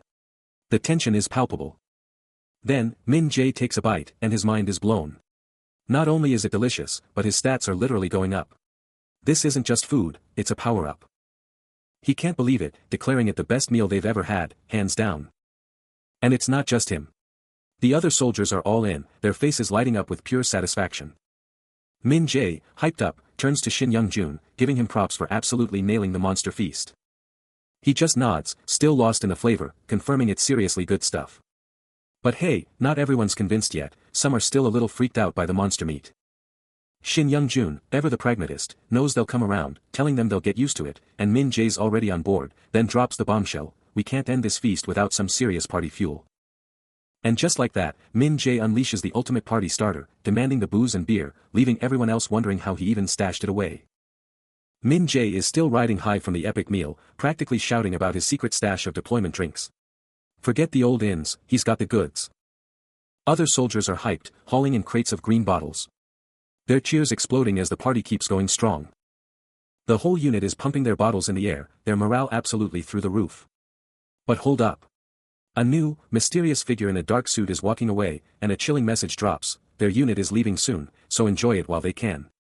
Those piercing green eyes tell a story of deeper worries, a total vibe shift from the party he just dipped out of. Cut to Sang-ae, a young woman, emerging from a building, her chill outfit a total contrast to the military vibe. Suddenly, the unnamed leader is sprinting towards her, yelling her name, and she's like, you came. Before he drops the bomb, they couldn't find his soldier. Sang-ae, cool as a cucumber, says she just came over because there was nothing there, and the leader starts to spill the tea on their circumstances. The leader, ever the strategist, knows force won't work on these weary survivors. No, he thinks, it's about protection, a promise they'll follow. He pivots to Sang-ae, cutting straight to the chase: monster meat, right? Sang-ae admits it sounds wild, but she gets it, it's pure survival, and frankly, they're already on their own. Her blunt honesty hits him. He gets it now: these survivors aren't just hungry, they're on edge, and trust is a luxury they can't afford to give freely. Then, with a steely gaze, Sang-ae drops a bombshell request. He's intrigued, giving her the green light, and she asks for formal inclusion in his unit. His jaw practically drops. He's clearly caught off guard by her audacity, a look of pure shock plastered across his features. He whips around to his troops, his voice exploding with a single, incredulous word, demanding answers for this sudden twist. He's reeling, wondering if they're signing up for the front lines. Sang-ae, cool as ice, lays out her logic, pointing out that soldier protection isn't exactly a downside. But then she drops the real truth bomb: if they don't pull their weight, they're just more dead weight, no better than the monsters they're forced to eat. She's thinking like a true leader. Huang Chaiyong realizes, as Sang-e lays it out, they can't shield the other survivors indefinitely. He's been thinking the same thing, ever since Quan Chang's crew betrayed them, but her timing is still a shocker. Without their unit, those survivors would have been toast against the monsters. The survivors were lucky, as Huang Chaiyong flashes back to a brutal fight, his glowing fist smashing a monster while Sang-e and the others fought for their lives. And a tense meeting where Sang-e had pressed him about the other survivors' lives. He'd considered them, alright, and they'd all agreed, alone, they were doomed. Now, seeing their determination, he remembers the rules: they're soldiers, with ranks, and joining means falling in line, no exceptions. Sang-e cuts through his thoughts, telling him to chill out. Then, Min Jae, one of his soldiers, chimes in, reminding Huang Chaiyong that playing by the rules is just the game, Captain. Sang-e then hesitates, feeling like she's pulling him into danger solo, but Huang Chaiyong assures her he'll run it by his superiors and get back to her. Flashing a confident, determined smile, Sang-e delivers her thanks, vowing that she and her group will be anything but a hindrance. The stakes are sky high as a critical question echoes: do they really want to join us? Lieutenant Kim immediately pushes back, challenging Sergeant Shin: isn't this just too risky? They're already outmatched. But Shin Young-jun stands firm, declaring they absolutely cannot leave anyone behind, because if they do, everyone dies. Min Jae cuts in, demanding to know if every other survivor is actually on board with this. His gaze locked in. With his decision locked in, Shin Young-jun's conviction burns brighter than ever, declaring it their absolute duty, as both humans and soldiers, to shield the vulnerable. The path is set, no turning back.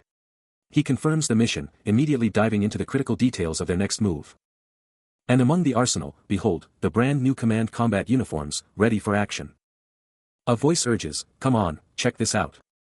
And it's clear, all that talk of hard work totally paid off. Min Jae, eyes wide at the impressive new gear, can't help but blurt out his shock: did you make these combat uniforms? The confirmation hits him: these aren't just any uniforms, they're military grade, forged from monster leather, with the command versions boasting chieftain leather. While the standard uniforms use regular leather, Min Jae is absolutely blown away by the sheer talent, shouting, you made these yourself? Sang-e, the master crafter, confirms her incredible feat, revealing she used low-grade monster leather, admitting the scales, even after processing, still make it a bit bulky. Reinforcing only the critical areas, Sang-e reveals she's engineered the uniform for maximum mobility, no restrictions. The uniform, a durable camo masterpiece. And then she asks, wanna try it on? The steel leather command combat uniform is slipped on, and it immediately flares with an ethereal glow. This isn't just any armor, it's a masterpiece from a chieftain-class monster's hide, infused with its raw magic, making it god-tier durable. Its special effects are insane: massive physical and attribute resistance, plus a huge boost to strength and agility, all for a minor charisma trade-off. A huge grin breaks out on Shin Young-jun's face as he exclaims, this is insane. With this armor, I'll be unstoppable. Sang-e, watching him, confirms it's a perfect fit and super comfy. Blown away by her skill, Shin Young-jun realizes she's a reconstruction powerhouse, practically a master tailor. Sang-e grips the new uniform, a critical eye on its drab color. She clarifies, I figured we were heading to a city, right? And he just nods, getting her point. Meanwhile, the officer's uniform, supercharged for performance, and the chieftain leather command combat gear. That went straight to Lieutenant Kim and the other big shots. Then Sang-e drops a bombshell: actually, I'm the only one in our whole unit with this, leaving him stunned, demanding to know what she means. He thinks, it's late, but I gotta tell her, understanding the weight of her situation. Once she's in on their secrets, there's no going back. With a determined look, he states that Sang-e is officially becoming a full member of their clan, her talent now absolutely essential. Her face changes as his words sink in, realizing only the sergeant holds this key info, a secret now binding them. He locks eyes with her, stressing, so, please keep this a secret too, Ms. Sang-e, his words loaded with importance, as the view zooms out to the city below.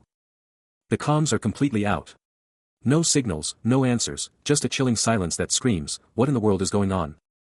But Shin Young-jun's mind is elsewhere, grappling with the impossible: how can a uniform actually boost abilities? It just doesn't make sense.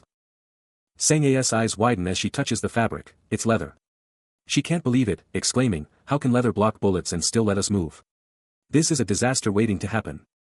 But the rest of the squad? They're totally hyped, completely stoked about their new gear, unaware of Sang-e's doubts. Sang-e can barely process it, muttering, I can't believe you whipped up these steel leather combat uniforms so fast. Shin Young-jun just shrugs, yeah, it was only possible thanks to the guild's help. He flashes a confident grin, declaring, it's super reassuring. Our warriors need to tank hits, not just dish them out. Sang-A, still processing, asks, can we actually be more comfortable in these? A small escapes her as the thought sinks in. A light bulb goes off for her, I see. He then casually mentions, oh, and for me, I got a sheath attached to the belt. Her jaw drops in shock, utterly blown away that it's practically a miracle to even make this stuff from steel leather. Still on the topic of the cutting-edge combat gear, Shin Young-jun reveals he's already prepped uniforms for Lieutenant Kim and Min Jae, ensuring their delivery.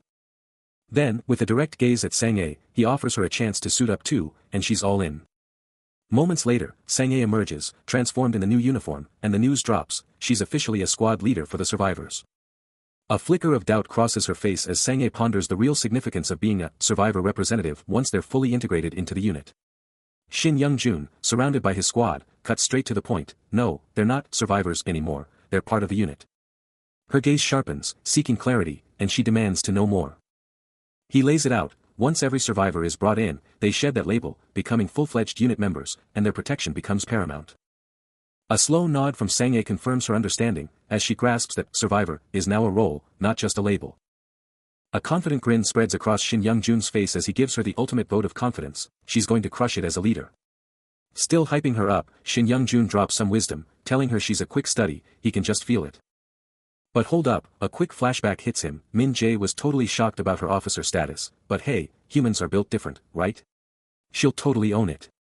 Snap back to reality. Sang-A's got a K5 in her hand, but she's like, whoa, isn't this a little overkill for me?